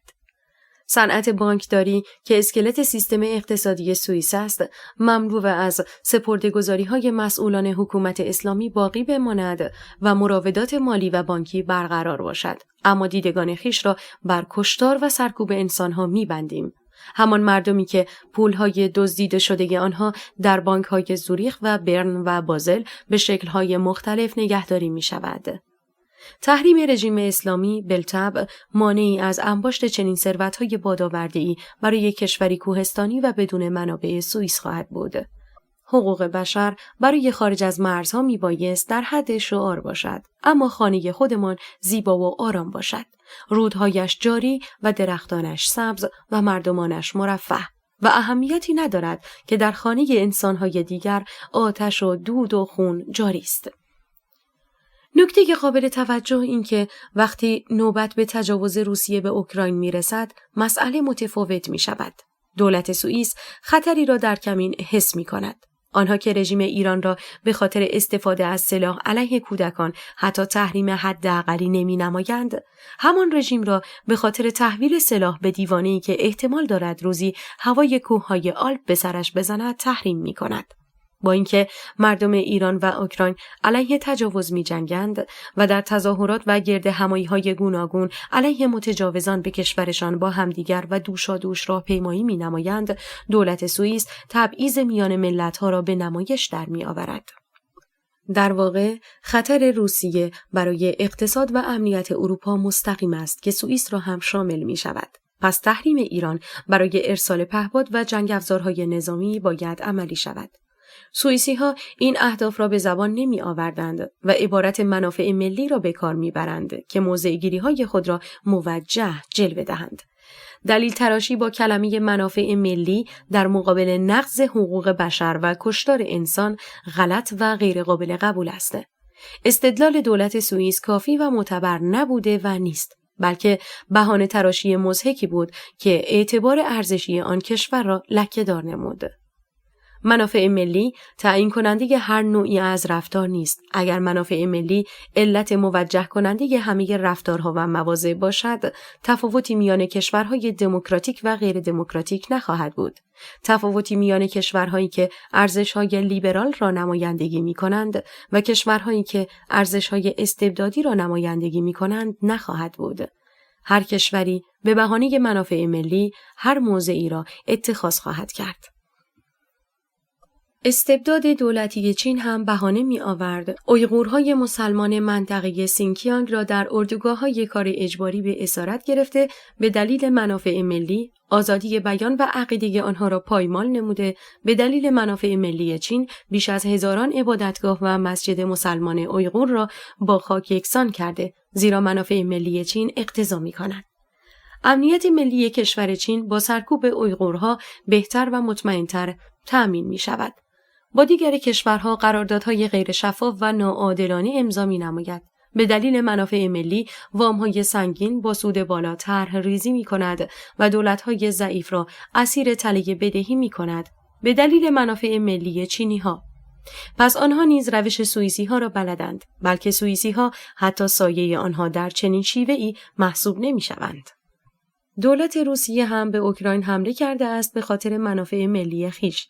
اگر دولت سوئیس اعتراض کند که چرا تجاوز کردید، چرا غیر نظامیان و زیرساخت‌های اوکراین را تخریب می‌کنید، آنها می‌توانند منافع ملی خویش را بهانه کنند که در این صورت دولت سوئیس باید ساکت باشد، زیرا استدلال دولت سوئیس برای چشم‌پوشی نسبت به سرکوب آزادی‌خواهان ایرانی دقیقاً همان استدلال دولت چین و روسیه برای سرکوب مردم و تجاوز است. بنابراین وظیفه دولت‌هایی که ارزش‌های دموکراتیک را به رسمیت شناخته‌اند مشخص و غیرقابل توجیه است. در مقابل جبهه‌ای هم وجود دارد که اساساً سر ستیز با روند توسعه دموکراسی دارد. آنان علاوه بر اینکه موافق انقلاب دموکراتیک در ایران نیستند، حتی مخالفت و کارشکنی هم می‌نمایند. شاخص‌ترین آنها دولت‌های چین و روسیه هستند که به تمام دیکتاتوری‌های جهان با هر روش ممکن کمک می‌رسانند تا دموکراسی خواهی، سرکوب و اقتدارگرایی برقرار یا ایجاد شود. میزان حمایت دولت روسیه از الکساندر لوکاشنکو، دیکتاتور بلاروس، یک نمونه از صدها نمونه آشکار است. بعد از انتخابات ریاست جمهوری سال 2020، الکساندر لوکاشنکو برای ششمین بار متوالی خود را به عنوان رئیس جمهور بلاروس معرفی نمود. در مقطعی که شهروندان بلاروس در خیابانها به تظاهرات و اعلام نارضایتی خود ادامه دادند و انزجار خود را از نحوه مدیریت کشور و چند دهه واپسگرایی فریاد می‌زدند، سیستم امنیتی و نیروهای سرکوب شروع به دستگیری و حمله ور شدن به مردم نمودند. این حمله و دفاع متوقف نشد و ایستادگی مردم در خیابان واهمه شدیدی را در دولت ایجاد نمود، به گونه‌ای که لوکاشنکو دست به دامن پدرخوانده خود ولادیمیر پوتین شد. دولت روسیه نیز به شکل علنی مردمان بلاروس را تهدید به مقابله کرد و به دولت پیشنهاد نمود در صورت نیاز به سرکوب بیشتر شهروندان بلاروس آماده کمک و ارسال نیرو خواهد بود. نهادهای اطلاعاتی و امنیتی روسیه به صورت مستقیم در سرکوب مردم آزادیخواه بلاروس شرکت کردند تا مبادا لوکاشنکو قدرت خود را از دست دهد و استعمار روس‌ها و دایره نفوذشان تضعیف گردد. به تعبیری وقاحت و رفتار مداخله جویانه چنین کشورهایی همواره بوده و خواهد بود. در میانه انقلاب مردم ایران در روز 27 اکتبر هم دولت روسیه اعلام نمود که آماده همکاری‌های ضد تروریسم با ایران است. به تعبیری مردم در خیابان و معترضان ایرانی را تروریست خطاب نمود. تهدید ایرانیان را با عنوان مبارزه با تروریسم تعبیر کرد. دولت روسیه و سرویس مخفی این کشور تجربه و تخصص در زمینه سرکوب اعتراضات دارند و با تکیه بر این موضوع سعی در آموزش و کمک به توان نیروهای نظامی حکومت اسلامی داشتند. رژیم پهپاد جنگی برای کشتن شهروندان اوکراینی پیشکش می‌کند و دیوانه‌ای مثل ولادیمیر پوتین هم ابزار و اطلاعات در مورد شیوه‌های پیچیده سرکوب در اختیارشان قرار می‌دهد. به دبستان‌های دیکتاتورهای رذل. پاره‌ای دیگر از کشورها نیز هستند که مخالف توسعه دموکراسی در ایران میباشند. کشورهای استبدادزده خاورمیانه که جزو همسایگان ایران هم محسوب می‌شوند، مانند عربستان و ترکیه و قطر و پاکستان و کشورهای اسلامی خاورمیانه به طور عمومی خواهان برقراری قوانین اسلامی در ایران هستند، زیرا اجرای هرچه بیشتر این قوانین از اهداف مطلوب خود آنها نیز هست. آیا قطر برای برقراری حکومت طالبان و قدرتگیری متحجران از تلاشی فروگذار کرد؟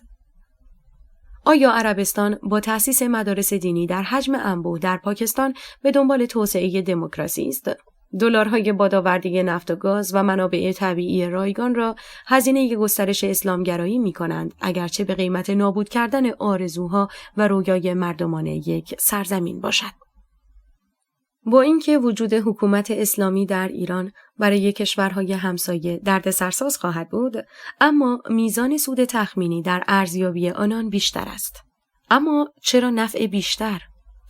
به عنوان نمونه، در صورت وجود ایران دموکراتیک و مقتدر، عربستان صحنه‌گردان بازار انرژی و سازمان کشورهای صادرکننده نفت موسوم به اوپک نخواهد بود.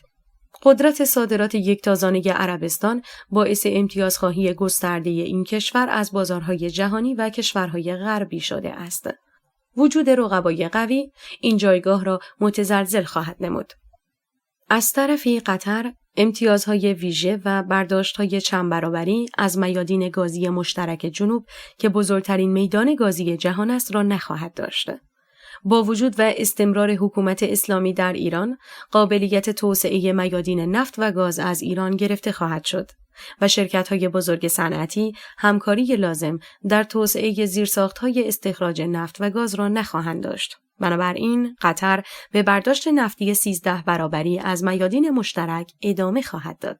وجود حکومت اسلامی برای ترکیه هم مفید است، زیرا ترکیه در صورت عدم وجود رژیم اسلامی در ایران قطب صنعت پولساز توریسم نخواهد بود و رقیب بسیار جدی خواهد داشت. چنین رقیبی امکان تاختن ترکیه در زمینه جذب سرمایه از ناحیه صنعت توریسم را محدود خواهد نمود. رقیبی که هم دریا دارد و هم کویر، هم جنگل، هم کوهستان، اقوام مختلف و فرهنگ‌های متفاوت، جاذبه‌های تاریخی و گردشگری که بیشمار است. بنابراین ایران قابلیت جذب حداکثری توریست را خواهد داشت و چنین چیزی به نوعی کابوسی اقتصادی برای ترکیه خواهد بود. ترکیه ای که سودای احیای امپراتوری عثمانی دارد و رفتارهای غیر کنترل شده نظامیش در حمایت از آذربایجان و مقابله همزمان با سوریه و یونان و قبرس نشان دهنده نوعی روحیه تجاوزکارانه است. بالطبع ایران ضعیف را برای خویش مطلوب تر می دانند، زیرا وجود کشورهای مقتدر و دموکراتیک بر ضد جریان سلطه‌جویی سرزمینی است. تفاهم میان ملا علی و اردوغان راحت‌تر به دست می آید تا تفاهم میان نمایندگان واقعی ملت ایران و حزب عدالت و توسعه اسلام زده ترکیه. دیکتاتورها به نوعی پشتیبان هم هستند، دارای منطق مشابه و اهداف مشترک. از سوی دیگر، با وجود حکومت اسلامی در ایران، میزان ایرانیان مهاجر از کشور بیشتر می شوند و به همراه خود تخصص و سرمایه‌های خویش را هم خارج می‌کنند. این فرصت و امتیازی برای ترکیه محسوب می‌شود تا بدون تلاش جدی جذب سرمایه حد اکثری داشته باشد.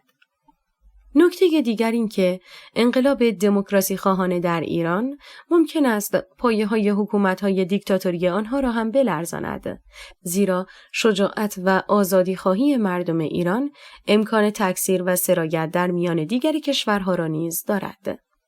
کشورهای منطقه با موضوعی به نام بهار عربی آشنا هستند که از سال 2010 حجم عظیمی از اعتراضات و انقلابها از شمال آفریقا تا عمان را درگیر خود نموده بود. شعار محوری هم الشعب یرید اسقاط النظام، مردم خواهان سرنگونی حکومت هستند بود. مستبدان خاورمیانه سکوت استراتژیک را در مقابل انقلاب زن زندگی آزادی انتخاب نمودند، زیرا حمایت علنی از کشتار و سرکوب مردم ایران شدنی نیست و همین که مبادا انقلاب زن، زندگی، آزادی ایرانیان شور و نیروی تازه‌ای در پروسه بهار عربی و جنبش‌های دموکراسی خواه کشورهای همجوار به وجود آورد، به ویژه که حجم شهامت و دلاوری ایرانیان الهام بخش و تأثیرگذار بوده است. چنین چیزی برای شیوخ عرب و دیکتاتورهای عقب مانده وحشت‌آور خواهد بود. شعارها و خواسته ها نیز در میان ایرانیان به شدت استبداد ستیزتر از بهار عربی بود. پادشاهان و مسئولان دولتی کشورهای همسایه از حرکت دومینووار این ایستادگی و مقاومت واهمه و وحشت دارند. با این وصف، کشورهای بسیاری موافق انقلاب دموکراتیک مردم ایران نبوده و نیستند. در چنین وضعیتی، مردمان ایران تلاش و توانایی خود را به کار گرفته‌اند تا به وسیله تکیه بر خویشتن و اتکا به قدرت خود به نبرد اهریمنان و نیروهای حکومت اسلامی بروند. مهمترین جنبه پیروزی ملت بر رژیم اعتماد به خویشتن و عدم تکیه به دیگران است. البته که این به معنای عدم تأثیر جامعه بین المللی نیست، اما چنانچه خود ایرانیان استقامت کنند و دشواری‌های انقلاب را بر عهده گیرند، با چرخش تصمیم دولت‌ها در مواقع حساس، انقلاب با شکست مواجه نخواهد شد. اگر ملت بزرگ اوکراین و رئیس جمهور ولادیمیر زلنسکی در 24 فوریه سال 2022 در مقابل ارتش متجاوز روسیه تسلیم می‌شدند یا با گوش فرا دادن به توصیه بسیاری از سیاستمداران مبنی بر خروج از کشور میدان را خالی می‌کردند، اوکراین با این قدرت و شجاعت نمی‌توانست بماند و پیشروی کند. همزمان نیز جامعه بین المللی متقاعد نمی‌شد که میبایست اوکراین را حمایت نماید. زیرا استدلال می‌کردند ملتی که از خود دفاع نمی‌کند جایی برای دفاع ما باقی نگذاشته است. اوکراینی‌ها ماندند و به جهانیان نشان دادند که مفهوم ملت چگونه عینیت می‌یابد. مفهوم میهن‌دوستی چیست؟ مفهوم شرافت و شجاعت چیست؟ در چنین شرایطی جهان متقاعد شد که میبایست از آنها به هر شکلی که شده دفاع نماید و شروع به ارسال سلاح و کمک اطلاعاتی و مالی نمودند. با این تفاوت که اوکراینی‌های شجاع با متجاوزان خارجی می‌جنگند و مردم ایران با متجاوزان داخلی.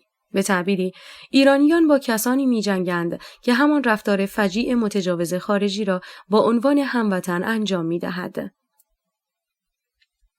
متجاوز خارجی جان و اموال و زندگی شهروندان یک کشور را به یغما می‌برد و متجاوزان داخلی همان رفتار را انجام می‌دهند با سرپوشی به نام دولت و حکومت. در نبردهای کلاسیک دشمن مشخص است. حمله و دفاع معنای واضحی دارد. ولی در نبردی که میان حکومت و مردم ایران در جریان هست، دشمنان ملت ایران ایرانیانی هستند بی‌وطن و انسان ستیز. اهریمنانی که علیه مردم آزادیخواه ایران خشونت و وحشیگری در پیش گرفتند. در نبرد مردم و رژیم، ایرانیان میهن‌دوست با ایرانیان خیانت پیشه در نبرد هستند.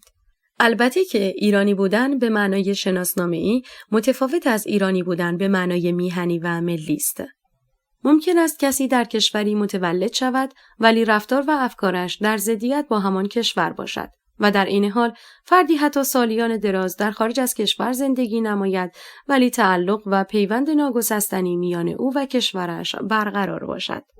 ممکن است حکومتی متشکل از مردم همان کشور به اندازه‌ای ضد ملی باشند که متجاوزان خارجی در صورت استیلا آن حجم از ستم و توحش را نشان ندهند.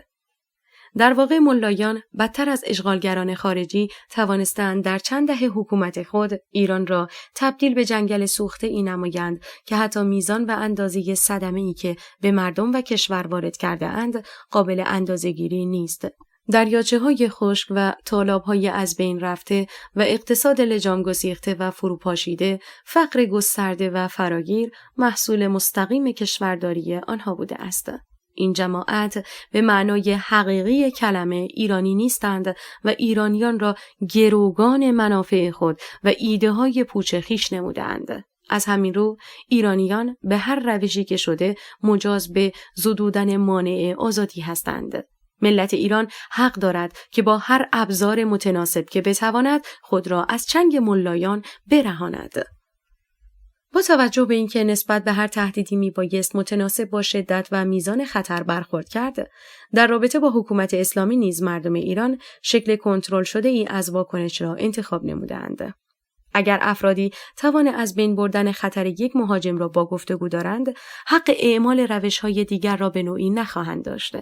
اگر برای دفاع از سرزمین نیازی به جنگ افزارهای نظامی وجود نداشته باشد، استفاده از تجهیزات نظامی مناسب نخواهد بود. به تعبیری، همان گونه که جرم و مجازات باید تناسب داشته باشد، دفاع و حمله نیز میبایست متناسب باشد. مردم ایران در مقابل رژیم وحشی اسلامی قرار گرفتند. چنین سیستمی نه دموکراتیک است که اجازه تغییر را از مسیرهای مسالمت‌آمیز بدهد و نه اراده‌ای برای این موضوع دارد. در نتیجه، ایرانیان در مقابل سیستم سیاسی توسعه یافته و دموکراتیک قرار ندارند. در مقابل حکومتی قرار گرفتند که حتی برای ایجاد رعب و وحشت و ترس‌افزایی کودکان را در کوچه و خیابان مورد ضرب و شتم قرار می‌دهند و مردم را به سادگی به قتل می‌رسانند. در چنین شرایطی مردم مسیرهای رهایی را در مقابل خویش بسیار محدود می‌دانند. آنها حق دارند با هر شیوه ممکنی که شده خود را از چنگال چنین حکومتی نجات دهند، حتی با اعمال زور، حتی با فرایند دفاع و حمله. حق‌خواهی در چنین شرایطی به هیچ عنوان معنای منفی و غیر اخلاقی و ضد حقوقی ندارد، بلکه مردمان ایران کاملاً محق هستند که از هر روش ممکن استفاده نمایند برای حذف رژیم اسلامی، حتی اگر متوقف به حذف جبهه دشمن باشند. جان و زندگی گله‌ای ملا و سپاهی در برابر ملت ایران مانع سدکننده‌ای نیست. آنها جان میلیون‌ها انسان را قمار جاه طلبی و یغماگری نموده‌اند و خودخواسته علت بی‌اعتباری هستی خود شده‌اند. اگر شهروندان در صدد بیان اعتراض، دیدگاه‌ها و مخالفت‌های خود علیه سیستم سیاسی باشند، چنین دولتی هیچ حقی، با تأکید تکرار می‌نمایم، هیچ حقی در سرکوب آنها نخواهد داشت. مردم آزاد هستند که دیدگاه‌های خود را حتی مبنی بر عدم مشروعیت اساس و بنیان حکومت‌ها بیان نمایند. اگر دولت شروع به سرکوب مردم نماید و سعی در اعمال خشونت با سلاح گرم و سرد داشته باشد، مردم حق دارند که از خود دفاع نمایند. مردم این حق را دارند که در مقابل قوای سرکوبگر ایستادگی کنند و در صورت نیاز از خشونت متناسب استفاده نمایند و دفاع از خود را با تمام قوا و به کاملترین شکل ممکن اجرایی نمایند. خشونت به صورت مطلق منفی نیست، همان گونه که نرمخویی و ملاطفت یا رفتارهای مدنی به صورت مطلق مثبت نیست. اگر ما دیدگاه‌های مطلق نسبت به این دو مفهوم داریم، ایراد از زاویه نگاه ماست، زیرا هم خشونت کارکرد دارد و هم صلح‌جو بودن. هر کدام از این مفاهیم در رفتارهای انسان نتایجی را در بر دارد. اهمیت اساسی موضوع در نحوه مدیریت و استفاده صحیح این دو حالت و کنش در رفتارهای ماست. موجه نیست که به نام گرایشات انسانگرایانه و به صورت کلی اعمال خشونت بی‌اعتبار تلقی شود، زیرا چنین دیدگاهی امکان کمک به متجاوز و دیکتاتور را هموار و همزمان پتانسیل موفقیت را در مردم تضعیف می‌نماید. این نگرش حتی خود می‌تواند میل به بی‌اخلاقی پیدا کند. به تعبیر دیگر، چنین موضعی انسان اخلاقمند را در دام بی‌اخلاقی یا حداقل لغزش اخلاقی می‌اندازد. اظهار نظر نسبت به حق اعمال خشونت میبایست بسیار محتاط و موشکافانه باشد. اگر در موضوعی امکان حل اختلاف و حل مسئله بدون نیاز به اعمال خشونت بود، به طور یقین از مسیرهای در نظر گرفته شده و روش غیر خشونت‌آمیز میبایست استفاده کرد. و چنانچه انسان در شرایطی قرار گیرد که حفاظت از خود بدون نیاز به خشونت مقدور نباشد، اعمال خشونت نه تنها موجه بلکه لازم است. اگر متجاوزین به کشوری حمله کنند، آیا اعمال خشونت متقابل صحیح نیست؟ اگر کسی قصد تجاوز به فردی دیگر را داشته باشد و بدون خشونت امکان توقف این جنایت نباشد، آیا اعمال خشونت رفتاری غلط است؟ بنابراین افرادی که به آسانی خشونت را متضاد با دموکراتیک بودن یا در تعارض با اخلاقی بودن می‌دانند، موضع صحیحی را پشتیبانی نمی‌کنند. انسان دموکرات می‌تواند خشونت را اعمال نماید به عنوان ابزار و گزینه پایانی. البته که حق داشتن غیر از مفید بودن استفاده از حق است. حق اعمال خشونت الزاماً نتیجه بخش بودن آن را تضمین نمی نماید، بلکه برای مؤثر بودن نیاز به دقت به واقعیات میدانی توسط تصمیم گیران و استراتژیست های اصلی انقلاب است. عدم اعمال خشونت برای زیست بهتر انسانها توصیه می شود و صلح و مسیرهای گفتگو محور برای کاهش رنج و رسیدن به هدف با کمترین آسیب طراحی شدند. اما این بدان معنا نیست که اگر مسیرهای صلح و گفتگو بسته شد، انسان میبایست برده‌وار اطاعت مطلق نماید. اخلاق بردگی جایی در قاموس آزادیخواهان ندارد. در حقیقت، انفعال عده‌ای به معنای صلح‌جو بودن نیست. عدم توانایی ابراز خشونت به معنای متساهل بودن نیست. اساساً یکی از تفاوت‌های اخلاقی میان انسان‌ها داشتن و عملی کردن شجاعتی است که نمایانگر ظلم ستیزی و آزادی‌خواهی است و انقلاب زن، زندگی، آزادی مصداق بارز چنین شهامتی است. بخشی از شجاعت نیز در دفاع و مبارزه عملی می‌شود. دفاع در مقابل حکومتی که تمام مسیرهای تغییر را مسدود نموده است. در واقع شهروندان حق دفاع مشروع دارند و در صورت لزوم می توانند از خود در برابر قوای سرکوبگر دفاع و حتی حمله نمایند. حکومت با اسلحه و انواع ابزارهای جنگی در خیابانها ظاهر می شود و مردمی که حق خیش را فریاد می زنند را به گلوله می بندند. آنها را می کشند و زخمی می نمایند و در عین حال به هیچ کسی هم پاسخگو نیستند. نه در مقابل مردم مسئولیت پذیر هستند و نه حتی جامعه بین المللی. در چنین شرایطی حکومت اقدام به جنگ با مردم کشور نموده است و مردم حق دفاع مشروع دارند. رهبر حکومت اسلامی در میانه انقلاب زن، زندگی، آزادی سرکوب مردم را با عبارت جنگ ترکیبی توجیه نمود. این اعتراف آشکار رسمیت بخشیدن به جنگ میان ایرانی و ملاست. او به عنوان فرمانده کل قوا که نیروهای نظامی، اعم سپاه و ارتش و نیروی انتظامی و نهادهای اطلاعاتی را فرماندهی می‌نماید، به صورت علنی در مقابل مردم از کلمه جنگ استفاده نموده است. این کلمه به نیروهای سرکوبگر اجازه می‌دهد تا در مقابل شهروندان در خیابان هر نوع خشونت و رفتار وحشیانه ای را مجاز بدانند. علی خامنه‌ای همانطور که با منع ورود واکسن کرونا به بهانه آمریکایی و انگلیسی بودن باعث مرگ هزاران نفر در کشور شد، با اعلام جنگ در مقابل مردم ایران تصمیم به کشتار در سطح گسترده گرفت تا ایرانیان را به هر وسیله و ابزاری که شده سرکوب نماید. در مقابل ترور دفاع نه تنها قانونی است بلکه لازم است. در مقابل تروریست ها نرمخویی و تساهل همانقدر نادرست است که در مقابل انسان های دموکراتیک دست به خشونت زدن. حکومتی که چهارچوبی برای اعمال خواست مردم در نظر نگرفته و هر نوع مخالفتی را با شدیدترین و پلیسی ترین روش ممکن سرکوب می نماید، حق کشورداری را به صورت مطلق نخواهد داشت. مردم حق دارند در مقابل چنین تروریست هایی به هر مدل متناسبی عمل بنمایند. خشونت چهره ای غلیظ دارد، دوست داشتنی نیست و باعث آسیب ها خواهد شد. اما روند زندگی بشر از دیرباز تا کنون پروسه‌ای بوده که وجود حالتهای تدافعی و خشونت را توجیه نموده است. اگر حکومت‌ها خواهان نظم و صلح و امنیت جمعی در جامعه هستند، باید به خواسته‌های مردم تن بدهند. میبایست اراده مردم را به عنوان مالکان و صاحبان کشور عملی و اجرایی نمایند. دولت‌ها و حکومت‌ها هیچ ارزش و وزنی نداشته و ندارند مگر به اراده و اعتبار مردم.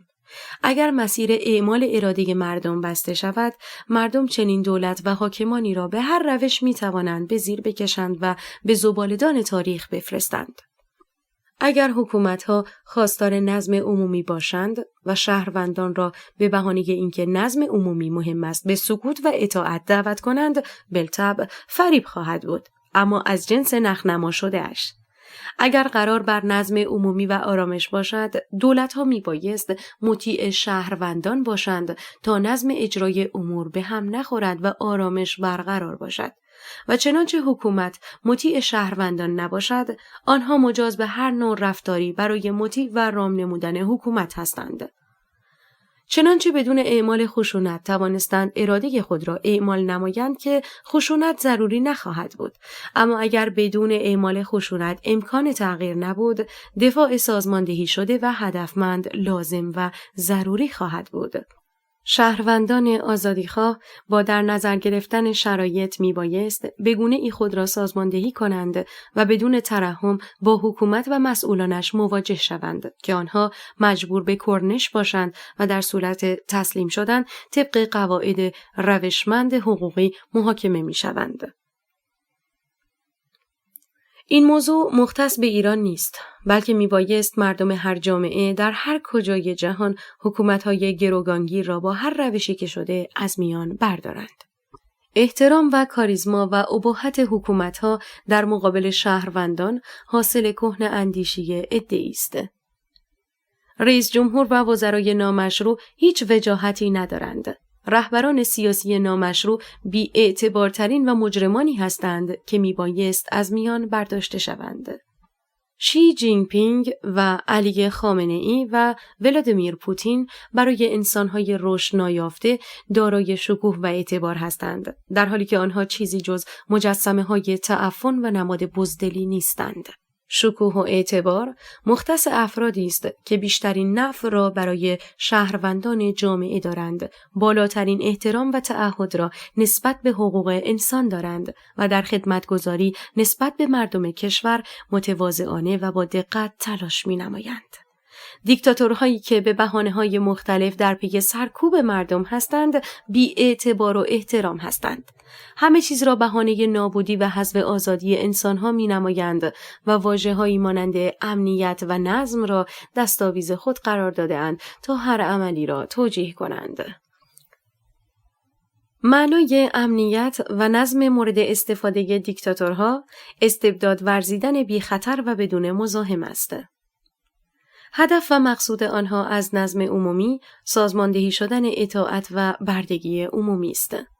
استفاده از کلمه صلح و امنیت و نظم از سوی دیکتاتورها به معنای سر به راه بودن و انقیاد شهروندان است که مبادا زمانی رسد که مردم با اعتراضات خود آرامش دزدان و آسایش جماعت فرومایه را برهم زنند.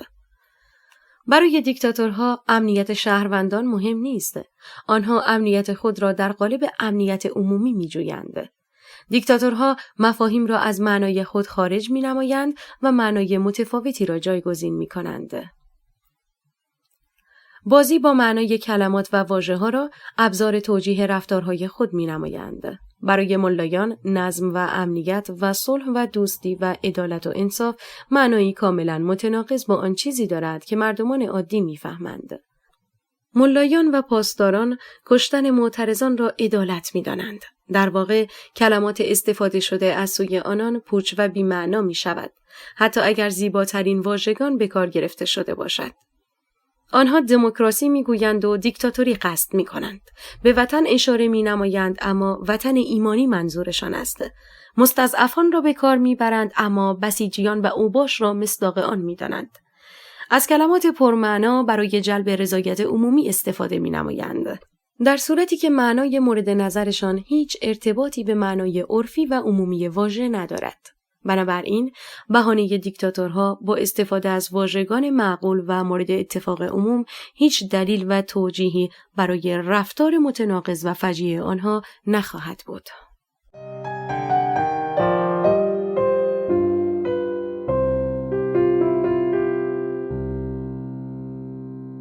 زن، زندگی، آزادی. اثر کسری فرمنش. راوی نسیم. تهیه شده در کتابخانه اینترنتی آوای بوف. avayaboof.com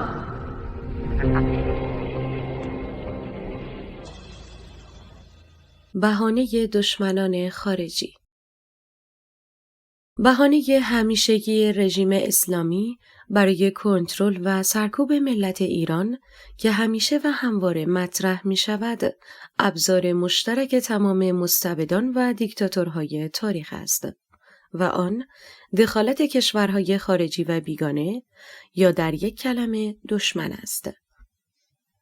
هدف استفاده از واژه دشمن با این بهانه جویی است که چنانچه مردم ایران در هر مقطعی اعتراض کنند و خواهان برکناری ملایان باشند، آنها را همسو با دشمنان خارجی و کشورهای دشمن توصیف نمایند. با این واسطه انقلابیون ایرانی را پیاده نظام کشورهای غربی و آمریکا معرفی می کنند. در واقع هدفی که دنبال می نمایند زمینه سازی برای اختناق و سرکوب مردم است، اینکه بتوانند با برچسب زدن و اتهام وطن فروشی و خیانت به کشور و این قبیل مهملات که خود مصداق حقیقی آن هستند به راحتی ایرانیان را سرکوب نمایند. این روش معمولترین و کهنه‌ترین بهانه دیکتاتورهاست، زیرا همزمان خود را ضامن امنیت و محافظت از کشور و جامعه معرفی می کنند و مردمان معترض را نیز پیاده نظام و فریب خوردگان و یا مزدوران اجانب و خارجی ها معرفی می نمایند. جوزف گوبلز، وزیر تبلیغات ملی حکومت آدولف هیتلر، معتقد بود زمانی که حکومتی نتواند نیازهای ابتدایی مردمش از قبیل نان، کار، رفاه، امنیت و اعتبار و آسایش را تأمین کند، در چنین حالتی حکومت باید افکار عمومی را به سوی یک موضوع فرعی اما بزرگ منحرف کند و دائما از توطئه و دشمن بگوید. حکومت‌های مستبد که مسیر اشتباه و غلطی را می‌پیمایند، توان و شجاعت پذیرش مسئولیت رفتارهای خود را ندارند. برای عدم پذیرش مسئولیت نیز احتیاج به بهانه تراشی و توجیه دارند.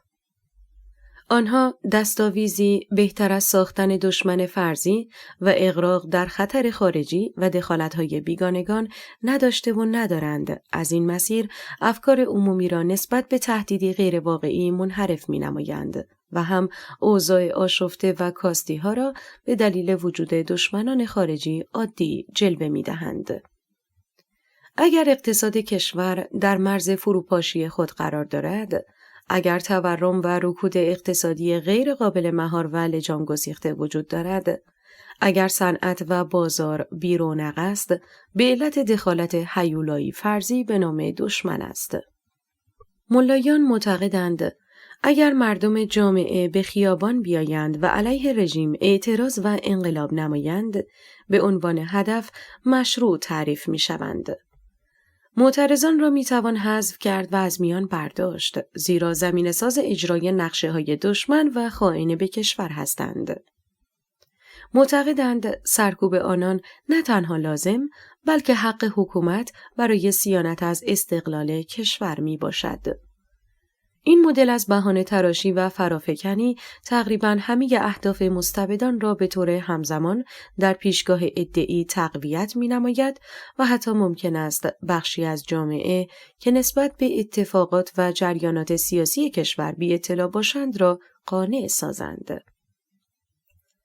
شهروند نامطلع تصور می‌نماید در صورت وجود دشمن و دخالت بیگانگان و تهدید تمامیت ارضی و استقلال میهن، لازم است که حکومت محدودیت‌هایی وضع کند و افراد معترض را سرکوب نماید.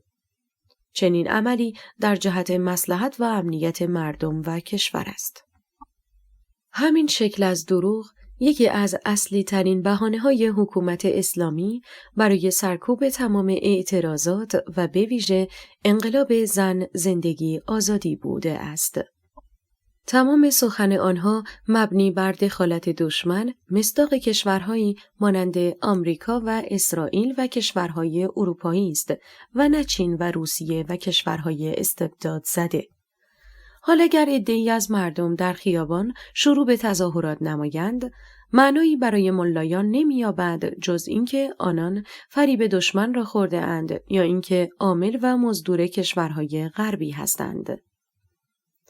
فریاد آزادخواهی ملتی را به این اندازه و سطح از ابتذال تفسیر می‌نمایند.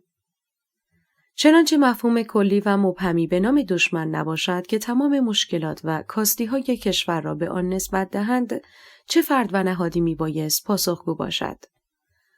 آنها نه تنها پاسخی برای مشکلات و عقب ماندگی‌ها ندارند، بلکه شجاعت پذیرش مسئولیت وضعیت به وجود آمده را نیز ندارند. یکی از جنبه‌ها و علت‌های دیگر برجسته کردن مفهوم دشمن، ترس عمیقی است که در وجود مستبدان و جباران نهفته است. آنها از مردم کشور می‌ترسند، از آشکار شدن ضعفشان می‌ترسند، از نتایجی که نشان دهنده غلط بودن تصمیماتشان است واهمه دارند. آنها نمی‌خواهند ضعیف نمایش داده شوند، همواره مایلند قدرتمند و بدون خطا با شکوه و غیر منعطف به نظر برسند. مستبدان سرکوب می‌نمایند، شکنجه و تحقیر و تجاوز می‌کنند تا نشان دهند که قدرتمند هستند، در صورتی که از شدت هراس و ترس غیر قابل تحمل است که به همه چیز و همه کس حمله ور می‌شوند. به گونه‌ای که در میانه انقلاب زن، زندگی، آزادی به مدارس و دانشگاه‌ها نیز حمله می‌کردند. در واقع چنین جنونی بیشک عوامل متعددی دارد، اما ترس دیکتاتور از آحاد مردم و زوال قدرتش رفتارهای او را به مسیر بی انتهایی از اعمال خشونت سوق می‌دهد. انسان‌ها ترس از دست دادن داشته‌هایشان را دارند. ثروتمند ترس از دست دادن ثروتش، سالم ترس از دست دادن سلامتش، زیبا ترس از دست دادن زیباییش. اما چنین ترس‌هایی می‌تواند در چارچوب منطقی دسته‌بندی شود، اما ادعی داشته‌هایشان برای خود آنها نیست، بلکه برای دیگری است. به همین دلیل ترس از دست دادن موقعیت به عاریت گرفته شده یا دارایی به سرقت برده شده را به شکلی همیشگی با خود حمل می‌نمایند. چنین شکلی از ترس متفاوت است، زیرا در حقیقت دارایی و داشته‌ای ندارند. مالکیتی نسبت به سرمایه یا مسندی که اشغال کرده‌اند ندارند و هر لحظه امکان از دست دادن همه موقعیت‌ها وجود دارد.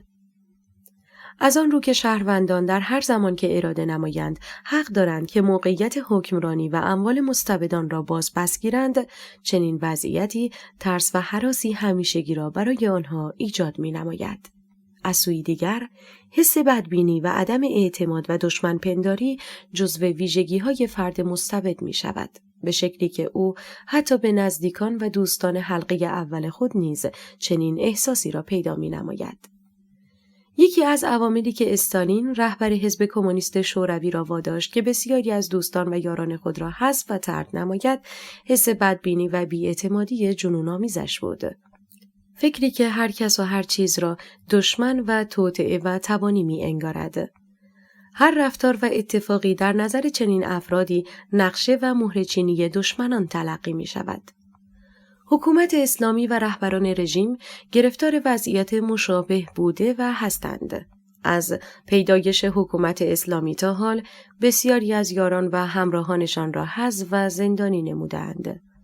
افرادی که کوچکترین مخالفت و یا تفسیر متفاوتی از شیوه مدیریت کشور داشته‌اند، با واکنش بیرحمانه‌ای مواجه شده‌اند. چنین بدبینی بیمارگونه‌ای به شکلی مشخص و کامل در رفتار علی خامنه‌ای قابل مشاهده است. شخصی که حتی معلمان و اساتید خود را در حصر و زندانی نمود و کسانی که در شکلگیری و تقویت انقلاب اسلامی نقش اساسی داشتند را حذف نمود. بدیهی است که دیکتاتورهای بدگمان و همه دشمن پندار رابطه مثبتی با جامعه و نظام بین المللی نیز نخواهند داشت. بدبینی دیکتاتورها باعث دشمن پنداری و به وجود آمدن حس توطئه دائمی می شود. چنین زاویه نگاه خطرناکی مقدمه روابط تیره با ملت‌ها و دولت‌ها و سازمان‌های بین المللی خواهد بود، زیرا وی تمام نهادهای فعال در سراسر جهان را زیر مجموعه مفهوم دشمن دسته‌بندی و قوانین بین المللی را نقشه بدخواهانه تفسیر می‌نماید. بنابراین تمام برنامه‌های چنین نهادهایی را هم با واژه نفوذ غیرقابل اجرا خواهد دانست. به عنوان نمونه، مخالفت حکومت اسلامی و علی خامنه‌ای با سند 2030 و اهداف توسعه پایا که نقشه راه بین المللی برای توسعه در زمینه‌های آموزشی و حقوق بشری و فقر و برابری جنسیتی بود، یکی از مصادیق آشکار چنین ویژگی است. عامل منع چیزی جز حس دشمن‌پنداری و ایدئولوژی زدگی سران رژیم اسلامی نبود. علی خامنه‌ای در مخالفت با این سند بیان کرده: اینجا مبنا اسلام است، مبنا قرآن است. اینجا جایی نیست که سبک زندگی معیوب ویرانگر فاسد غربی بتواند در اینجا اینجور اعمال نفوذ کند. همه چیز را طرح و نقشه‌های تنظیم شده جهت اعمال نفوذ می‌پندارند. از جامعه جهانی بریده و مردمان ایران را زندانی باورها و اعتقادات غلط خود نموده‌اند. کتاب و مکتبی را به عنوان حقیقت مطلق پذیرفته‌اند و هر آن چیزی که مغایر با آن است را تحت عنوان برنامه و توطئه دشمن معرفی می‌کنند. ظرفیت درک جهان مدرن و پیچیدگی‌هایش را ندارند. ظرفیت درک جهان کوچک شده و جوامع به شدت نزدیک به هم را ندارند. نمیتوان همه را دشمن فرض کرد و مردم را در سیاهچاله و زیرزمین جهان حبس نمود. بدگمانی مفرط و حس نفرت سیستم از دیگران نتیجه ای جز عقب ماندگی و منزوی شدن در دهکده جهانی مارشال مکلوهان را نخواهد داشت. ملایان همه دشمن پندار، مردم و هر معترضی را هم دشمن خواهد پنداشت. با چنین روندی به تدریج پروپاگاندا و تکرار واژه دشمن و مفهوم پردازی پیرامون آن موجب شده است که مسئولان دولتی باور کنند که جهان به شکل متحدانه سر دشمنی و تهاجم نسبت به خاک ایران و در صدد از بین بردن دین شخصی مردم را دارد. شایعات و دروغ‌های پرتکرار باعث تلقین و باور بیشتر خود آنان هم شده است. رژیم اسیر پروپاگاندای خویش شده است، زیرا برخی گرفتار تایید و تلقین‌های خود می‌شوند. دروغ را به جهت تکرار زیاد حقیقت فرض می‌نمایند. در مقطعی که در جامعه تک صدایی حاکم شد و افراد و گروه‌ها حق مخالفت نداشتند، دروغ در نظر خود دروغ پراکنان تبدیل به حقیقت مسلم می‌شود. این فرایند تبلیغاتی تبدیل به باور واقعی آنان می شود. از سوی دیگر، به هر میزان که عمر یک دیکتاتور بیشتر می شود، اختلالات روانی و تصمیمگیری های جنون‌آمیزش نیز افزایش می یابد. میزان توهم دیکتاتورها در اوایل قدرتگیری قابل مقایسه با اواخر حکومتشان نیست. آنان در طول زمامداری چنان در گردباد دروغ‌ها و تبلیغات یکسویه گرفتار می‌شوند که توان تشخیص واقعیت و توهم را از دست می‌دهند.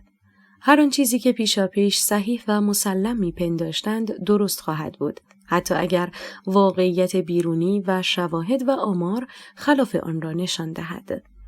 ذهن آنها توان و ظرفیت پذیرش نتایج ملموس تصمیمات خود را نخواهد داشت. در صورت وجود شواهد بسیار، موضوع را به گونه دیگر تحریف و تفسیر می نمایند تا خللی به توهمات و بافته‌های پیشینی وارد نشود.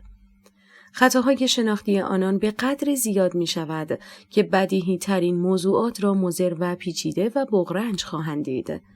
فجیع ترین جنایات را معقول و لازم می‌پندارند. اگر به آنان گفته شود که بر اساس شواهد کافی و قابل ارائه نهادهای زیر مجموعه مدیریتی فساد یا جنایت را به صورت سیستماتیک انجام می‌دهند، به سرعت دیگران را به بزرگنمایی فسادی کوچک یا انکار فساد از اساس و یا با دخالت بیگانگان و دشمنان توجیه خواهد کرد.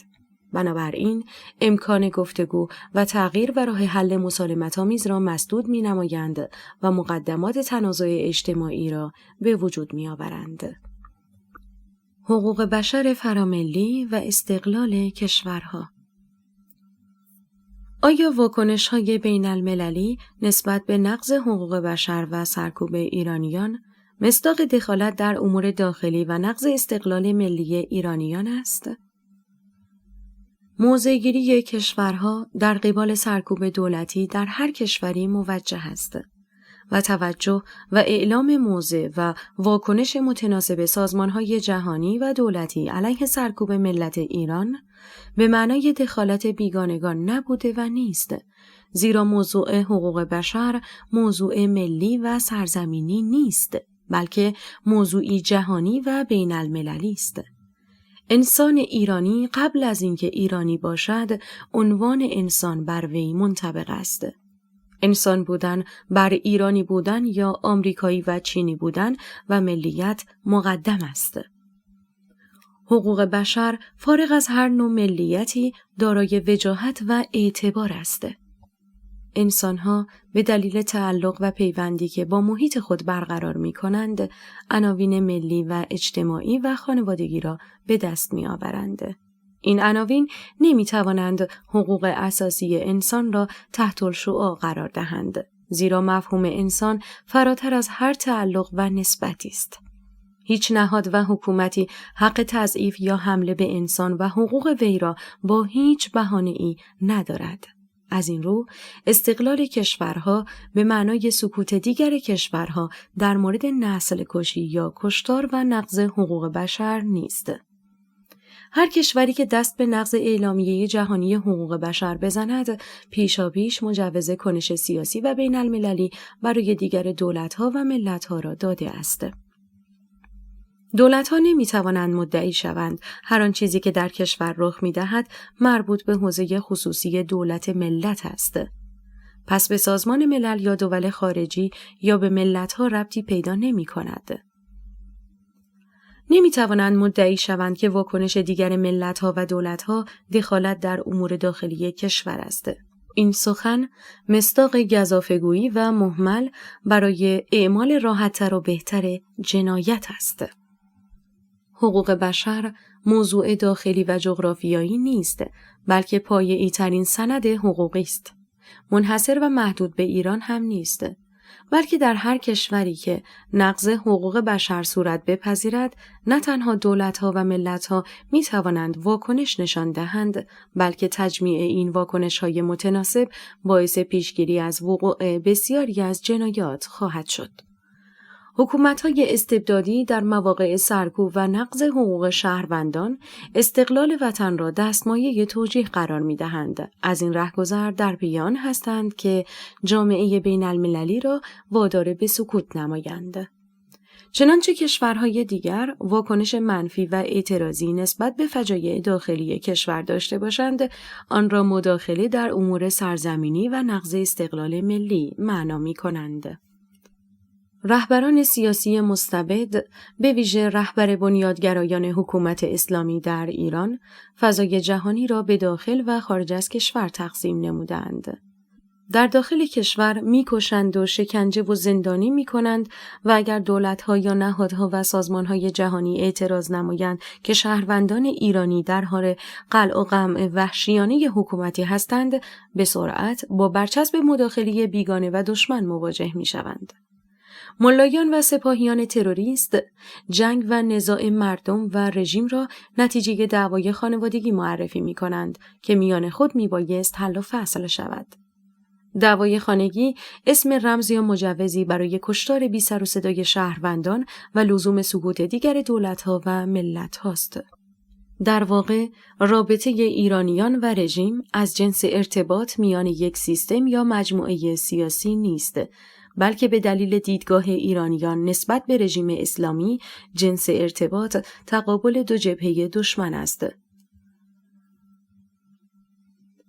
اعضای یک خانواده سیاسی همدیگر را به گروگان نمیگیرند، بلکه در رابطه ای آزاد و تعریف شده گزینش میشوند و گزینش مینمایند و در صورت عدم رضایت مردم عزل میشوند. نزاع و نبرد در ایران خانوادگی نیست، بلکه میان مردم به گروگان گرفته شده و رژیم گروگانگیر است. مردم ایران اساساً از جنس حکومت اسلامی نیستند. آنها رژیم و تصمیم گیران آن را بخشی از خانواده خود نمی‌دانند. نوع ارتباط ایرانیان و حکومت اسلامی رابطه دو دشمن در میدان جنگ است که با استفاده از هر فرصتی در صدد حذف و تضعیف دیگری است. کدامین خانواده؟ با استفاده از سرپوش کلمات فریبنده و به کار بردن آن در فضای غیر واقعی، سعی در طبیعی نشان دادن اختلاف ریشه‌ای و عادی سازی جنایات خود دارند. حتی حکومت‌های دموکراتیک که برآمده از آرای شهروندان هستند، ملزم به پاسخگویی در مقابل مردم هستند، چه رسد به حکومتی که با زور اسلحه و ابزارهای جنگی مردمی را به اسارت گرفته و منابع مالی و سرزمینی آنها را به سرقت برده است.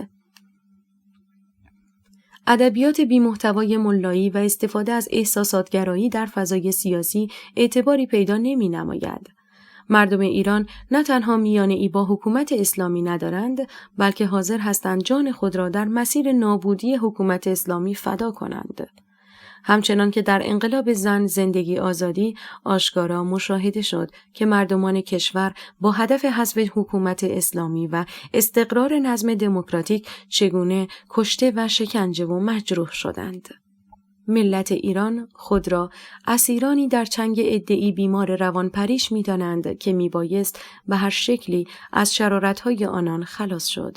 با این وصف، هر مدلی از نسبت دادن یگانگی رفتار و دیدگاه ایرانیان با رفتارهای رژیم در داخل و خارج از کشور صحیح نیست. اگر رژیم اسلامی در تأمین و تجهیز ارتش روسیه دست دارد و اگر توسط همین جنگ افزارها روسیه به خاک اوکراین حمله می نماید، چنین چیزی دیدگاه و خواسته مردم ایران نیست. رفتارهای تروریستی ملایی نمایندگی از مردم آزادیخواه ایران را نمی نماید. اختلاف میان مردم و حکومت به شکلی است که حتی بسیاری از مسلمانان ایرانی از حکومت اسلامی انزجار و تنفر دارند و معتقد به حذف رژیم اسلامی و جدایی نهاد دین و دولت هستند. نمی بایست نام حکومت اسلامی باعث به وجود آمدن تصورات غلط نسبت به مردم ایران شود. اینکه مردم ایران همه مسلمان هستند، اینکه همه مردم ایران هوادار و باورمند به مذهب هستند، هیچ کدام نه درست است و نه واقعی. اساساً در سیستم‌های بسته که قابلیت بازتاب آزادانه و دقیق گرایشات فکری وجود ندارد، تعیین کردن اندازه و درصد دقیق برای افکار مردمان ناممکن است. آمارهای نهادهای بی‌طرف که بر اساس روش و متد علمی سعی در شناخت گرایشات دارند، با توجه به محدودیت‌ها تا حدی روشنگر خواهد بود، اما نمی‌توان قاطعانه حتی بخش قابل توجهی از مردم ایران را مسلمان دانست، برخلاف اینکه عده‌ای از سیاستمداران که به راحتی با برچسب زدن و پرتاب عناوین انتزاعی سعی در ارائه تصویری یکسویه از ایرانیان دارند. اساساً وجود باور مذهبی در بخشی از جامعه ایران نشان دهنده گرایش آنها به حکومت دینی نیست. دینداران سکولار بخش بزرگی از جامعه دینداران درون ایران را تشکیل می‌دهند.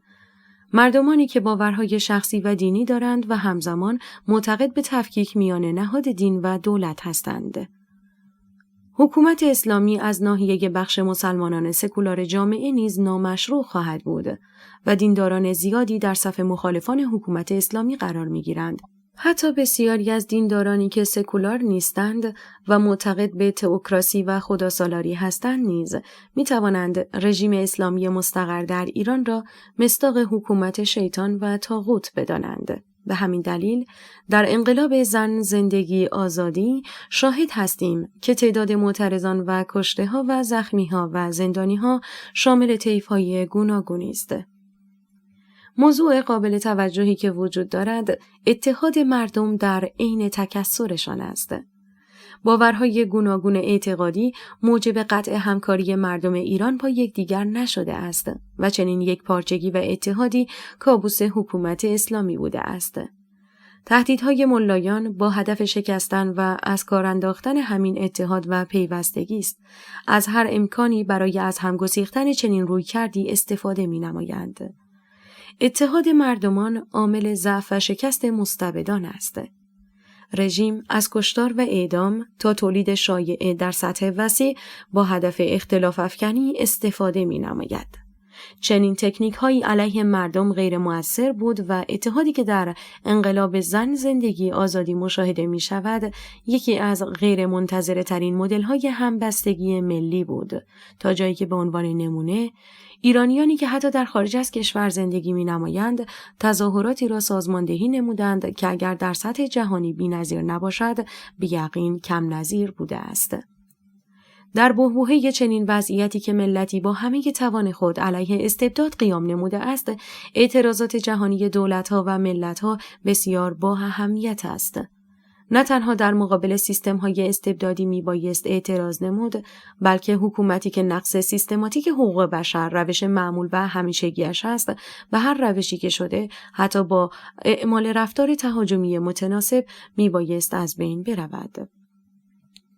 تمام حق برای مردم است و هیچ حقی برای حکومت‌های نامشروع نیست.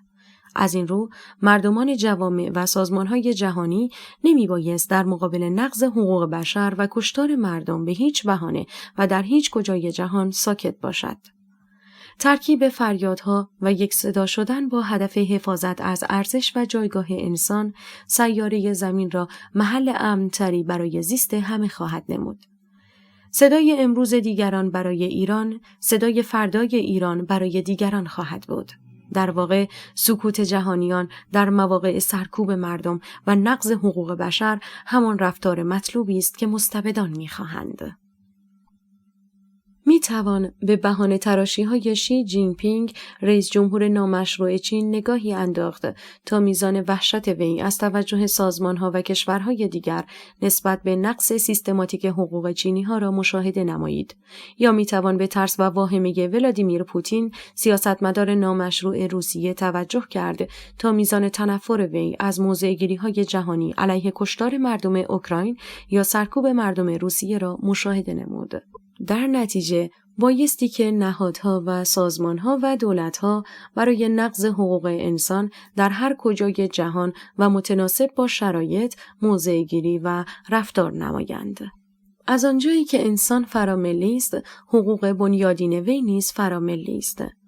اگر دولتی به عوض خدمتگزاری نقش زندانبان را برگزیند، به صورت خودکار تبدیل به هدف مشروع اعتراضی برای تمام نهادهای مسئول جهانی خواهد شد و فرقی هم بین هیچ کشور و ملتی در این زمینه وجود ندارد.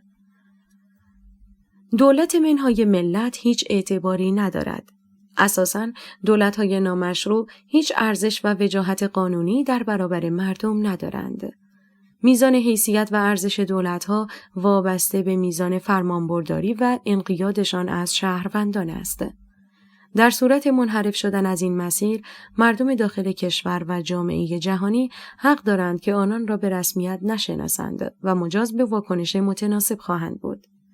اگر روابط دیپلماتیک و اقتصادی میان دو کشور مانع از اعتراض دولتی نسبت به نقض فاحش حقوق بشر در کشوری دیگر شود، میبایست توسط مردم کشورشان و رای دهندگان داخلی وادار به عکس العمل شوند، زیرا پیشرو بودن ملت‌ها مهمتر از دولت هاست. هیچ قاعده و اصلی مهمتر از رعایت حقوق بشر در مورد انسان‌ها نیست. قبل از اعتراض دولت‌ها نسبت به رفتار همدیگر، این مردمان و ملت‌های جهان هستند که میبایست پشتیبان و هواخواه همدیگر باشند. زیرا نهاد دولت همواره خطرناک بوده و قابلیت سرکوب را داراست و انسان‌ها در طول تاریخ تحت اسارت و سلطه نهادهای حکومتی بودند. دولت‌ها را میبایست مجبور به احترام و رعایت و پاسخگویی در مقابل نقض حقوق بشر نمود. دولت‌ها پتانسیل اعمال استبداد و چرخش به سوی دیکتاتوری را دارند. بنابراین مردمان هر کشور میبایست پیشروتر از دولت‌ها باشند که در بزنگاه‌های خطر و انحراف توان کنترل و به عقب راندن نهادهای سیاسی را دارا باشند. اعتراض و واکنش‌های متناسب علیه کشورهای ناقض حقوق بشر نه تنها ناقض استقلال ملی نیست، بلکه بازگرداننده استقلال به کشورهاست. استقلال یک کشور در تعاریف تاریخی، عدم نفوذپذیری و تأثیرپذیری و حفاظت از تمامیت سرزمینی از کشوری دیگر تعریف شده است. به نوعی خودبسندگی و عدم وابستگی به کشوری دیگر، اما استقلال در معنای جدید متفاوت است. انسان‌ها در جهانی زندگی می‌کنند که تبدیل به روستا و دهکده‌ای کوچک شده است. همه کشورها از همدیگر تأثیر می‌پذیرند و تأثیر می‌گذارند. در چنین شرایطی که اقتصاد و فرهنگ و سیاست به شدت در هم آمیخته است. معنای استقلال یک کشور به قدرت وابسته کردن کشورهای دیگر به خود تعریف می‌شود. زمانی که همه کشورها با همدیگر در تعامل نزدیک هستند و برای تأمین نیازهای خود به بسیاری از کشورهای دیگر وابسته شده اند، نفوذ دیگر کشورها قطعی خواهد بود. با این وصف، استقلال در معنای نوین چنین تعریف می شود: هر کشوری که بیشترین وابستگی را برای کشورهای دیگر در تأمین انواع نیازها و خواسته ها به وجود آورد، استقلال بیشتری خواهد داشت. با چنین تعریفی، حکومت اسلامی نه تنها استقلال ندارد، بلکه به طور دقیق کلمه استقلال خویش را با تعریف جدید و حتی تعریف قدیم نیز از دست داده است. با در نظر گرفتن تعریف سنتی از استقلال که تصمیمات چین و روسیه بر سیاست‌ها و تصمیمات حکومت اسلامی تأثیر اساسی دارد و حتی به عنوان نمونه در موضوع استخراج گاز، روسیه اجازه برداشت و استخراج 8 چاه گازی ایران را نمی‌دهد، زیرا روسیه 18.1% از ذخایر گاز دنیا را داراست و این رقم در مورد ایران 17.9% است. اگر ایران از خزر نیز گاز استخراج کند، این رقم به 18.2% رسیده و در مقام بالاتری از روسیه قرار می‌گیرد. طبق توافق‌های حکومت اسلامی با روسیه، همچنان روسیه میبایست در صدر استخراج کنندگان گاز باشد. در نتیجه، ایران اجازه برداشت از منابع طبیعی کشور خود را به دلیل اعمال فشار روسیه ندارد. نام چنین رخدادی چیزی جز عدم استقلال یک کشور نیست. با تعریف نو از استقلال نیز، رژیم اسلامی چیزی برای وابسته نمودن کشورهای دیگر به خود ندارد جز موضوع نفت و گاز که جزو منابع طبیعی رایگان است و محصول تلاش و برنامه‌ریزی و خردورزی حکومت اسلامی نیست. اما با توجه به سیاست‌های خرابکارانه و تلاش برای ساخت بمب هسته‌ای، تحریم‌های غرب مانع از صدور منابع ایران به خارج از کشور شده است. از همین رو، بازار جهانی کمبود صادرات نفت و گاز ایران را مدیریت کرده و جایگزین‌هایی مانند عربستان و قطر و غیره تأمین سوخت فسیلی مورد نیاز را به عهده گرفتند. سهم ایران در اقتصاد و بازار جهانی بی تأثیر شده است. به واسطه یک کشورداری ملایان مرتجع، استقلال در معنای جدید نیز منتفی است. استقلال داشتن به معنای تبدیل کشور به زندان و کشتن زندانیان در سکوت مطلق جهانی نیست. اگر والدینی کودک خود را مورد ضرب و شتم قرار دهند، وظیفه افراد نزدیک به حادثه است که جلوگیری نمایند. این عکس العمل به معنای دخالت بیمورد در رابطه فرزند و والدین نیست، زیرا والدین با تمام نزدیکی و قرابتی که با کودک خود دارند، حق اعمال رفتارهای خشن و نقض کننده حقوق کودک را ندارند. اگر چنین عملی مرتکب شوند، دیگران نه تنها حق مداخله و واکنش دارند، بلکه موظف به این کار هستند. در این صورت، پدر و مادر نمی توانند اعتراض نمایند چرا دخالت می نمایید؟ فرزند خودمان است و هر طور که بخواهیم می توانیم رفتار کنیم. به هیچ وجه چنین سخنی موجه و پذیرفتنی نیست. چنین موضعی در مورد کودک و والدین است که نزدیکترین رابطه خویشاوندی را دارند.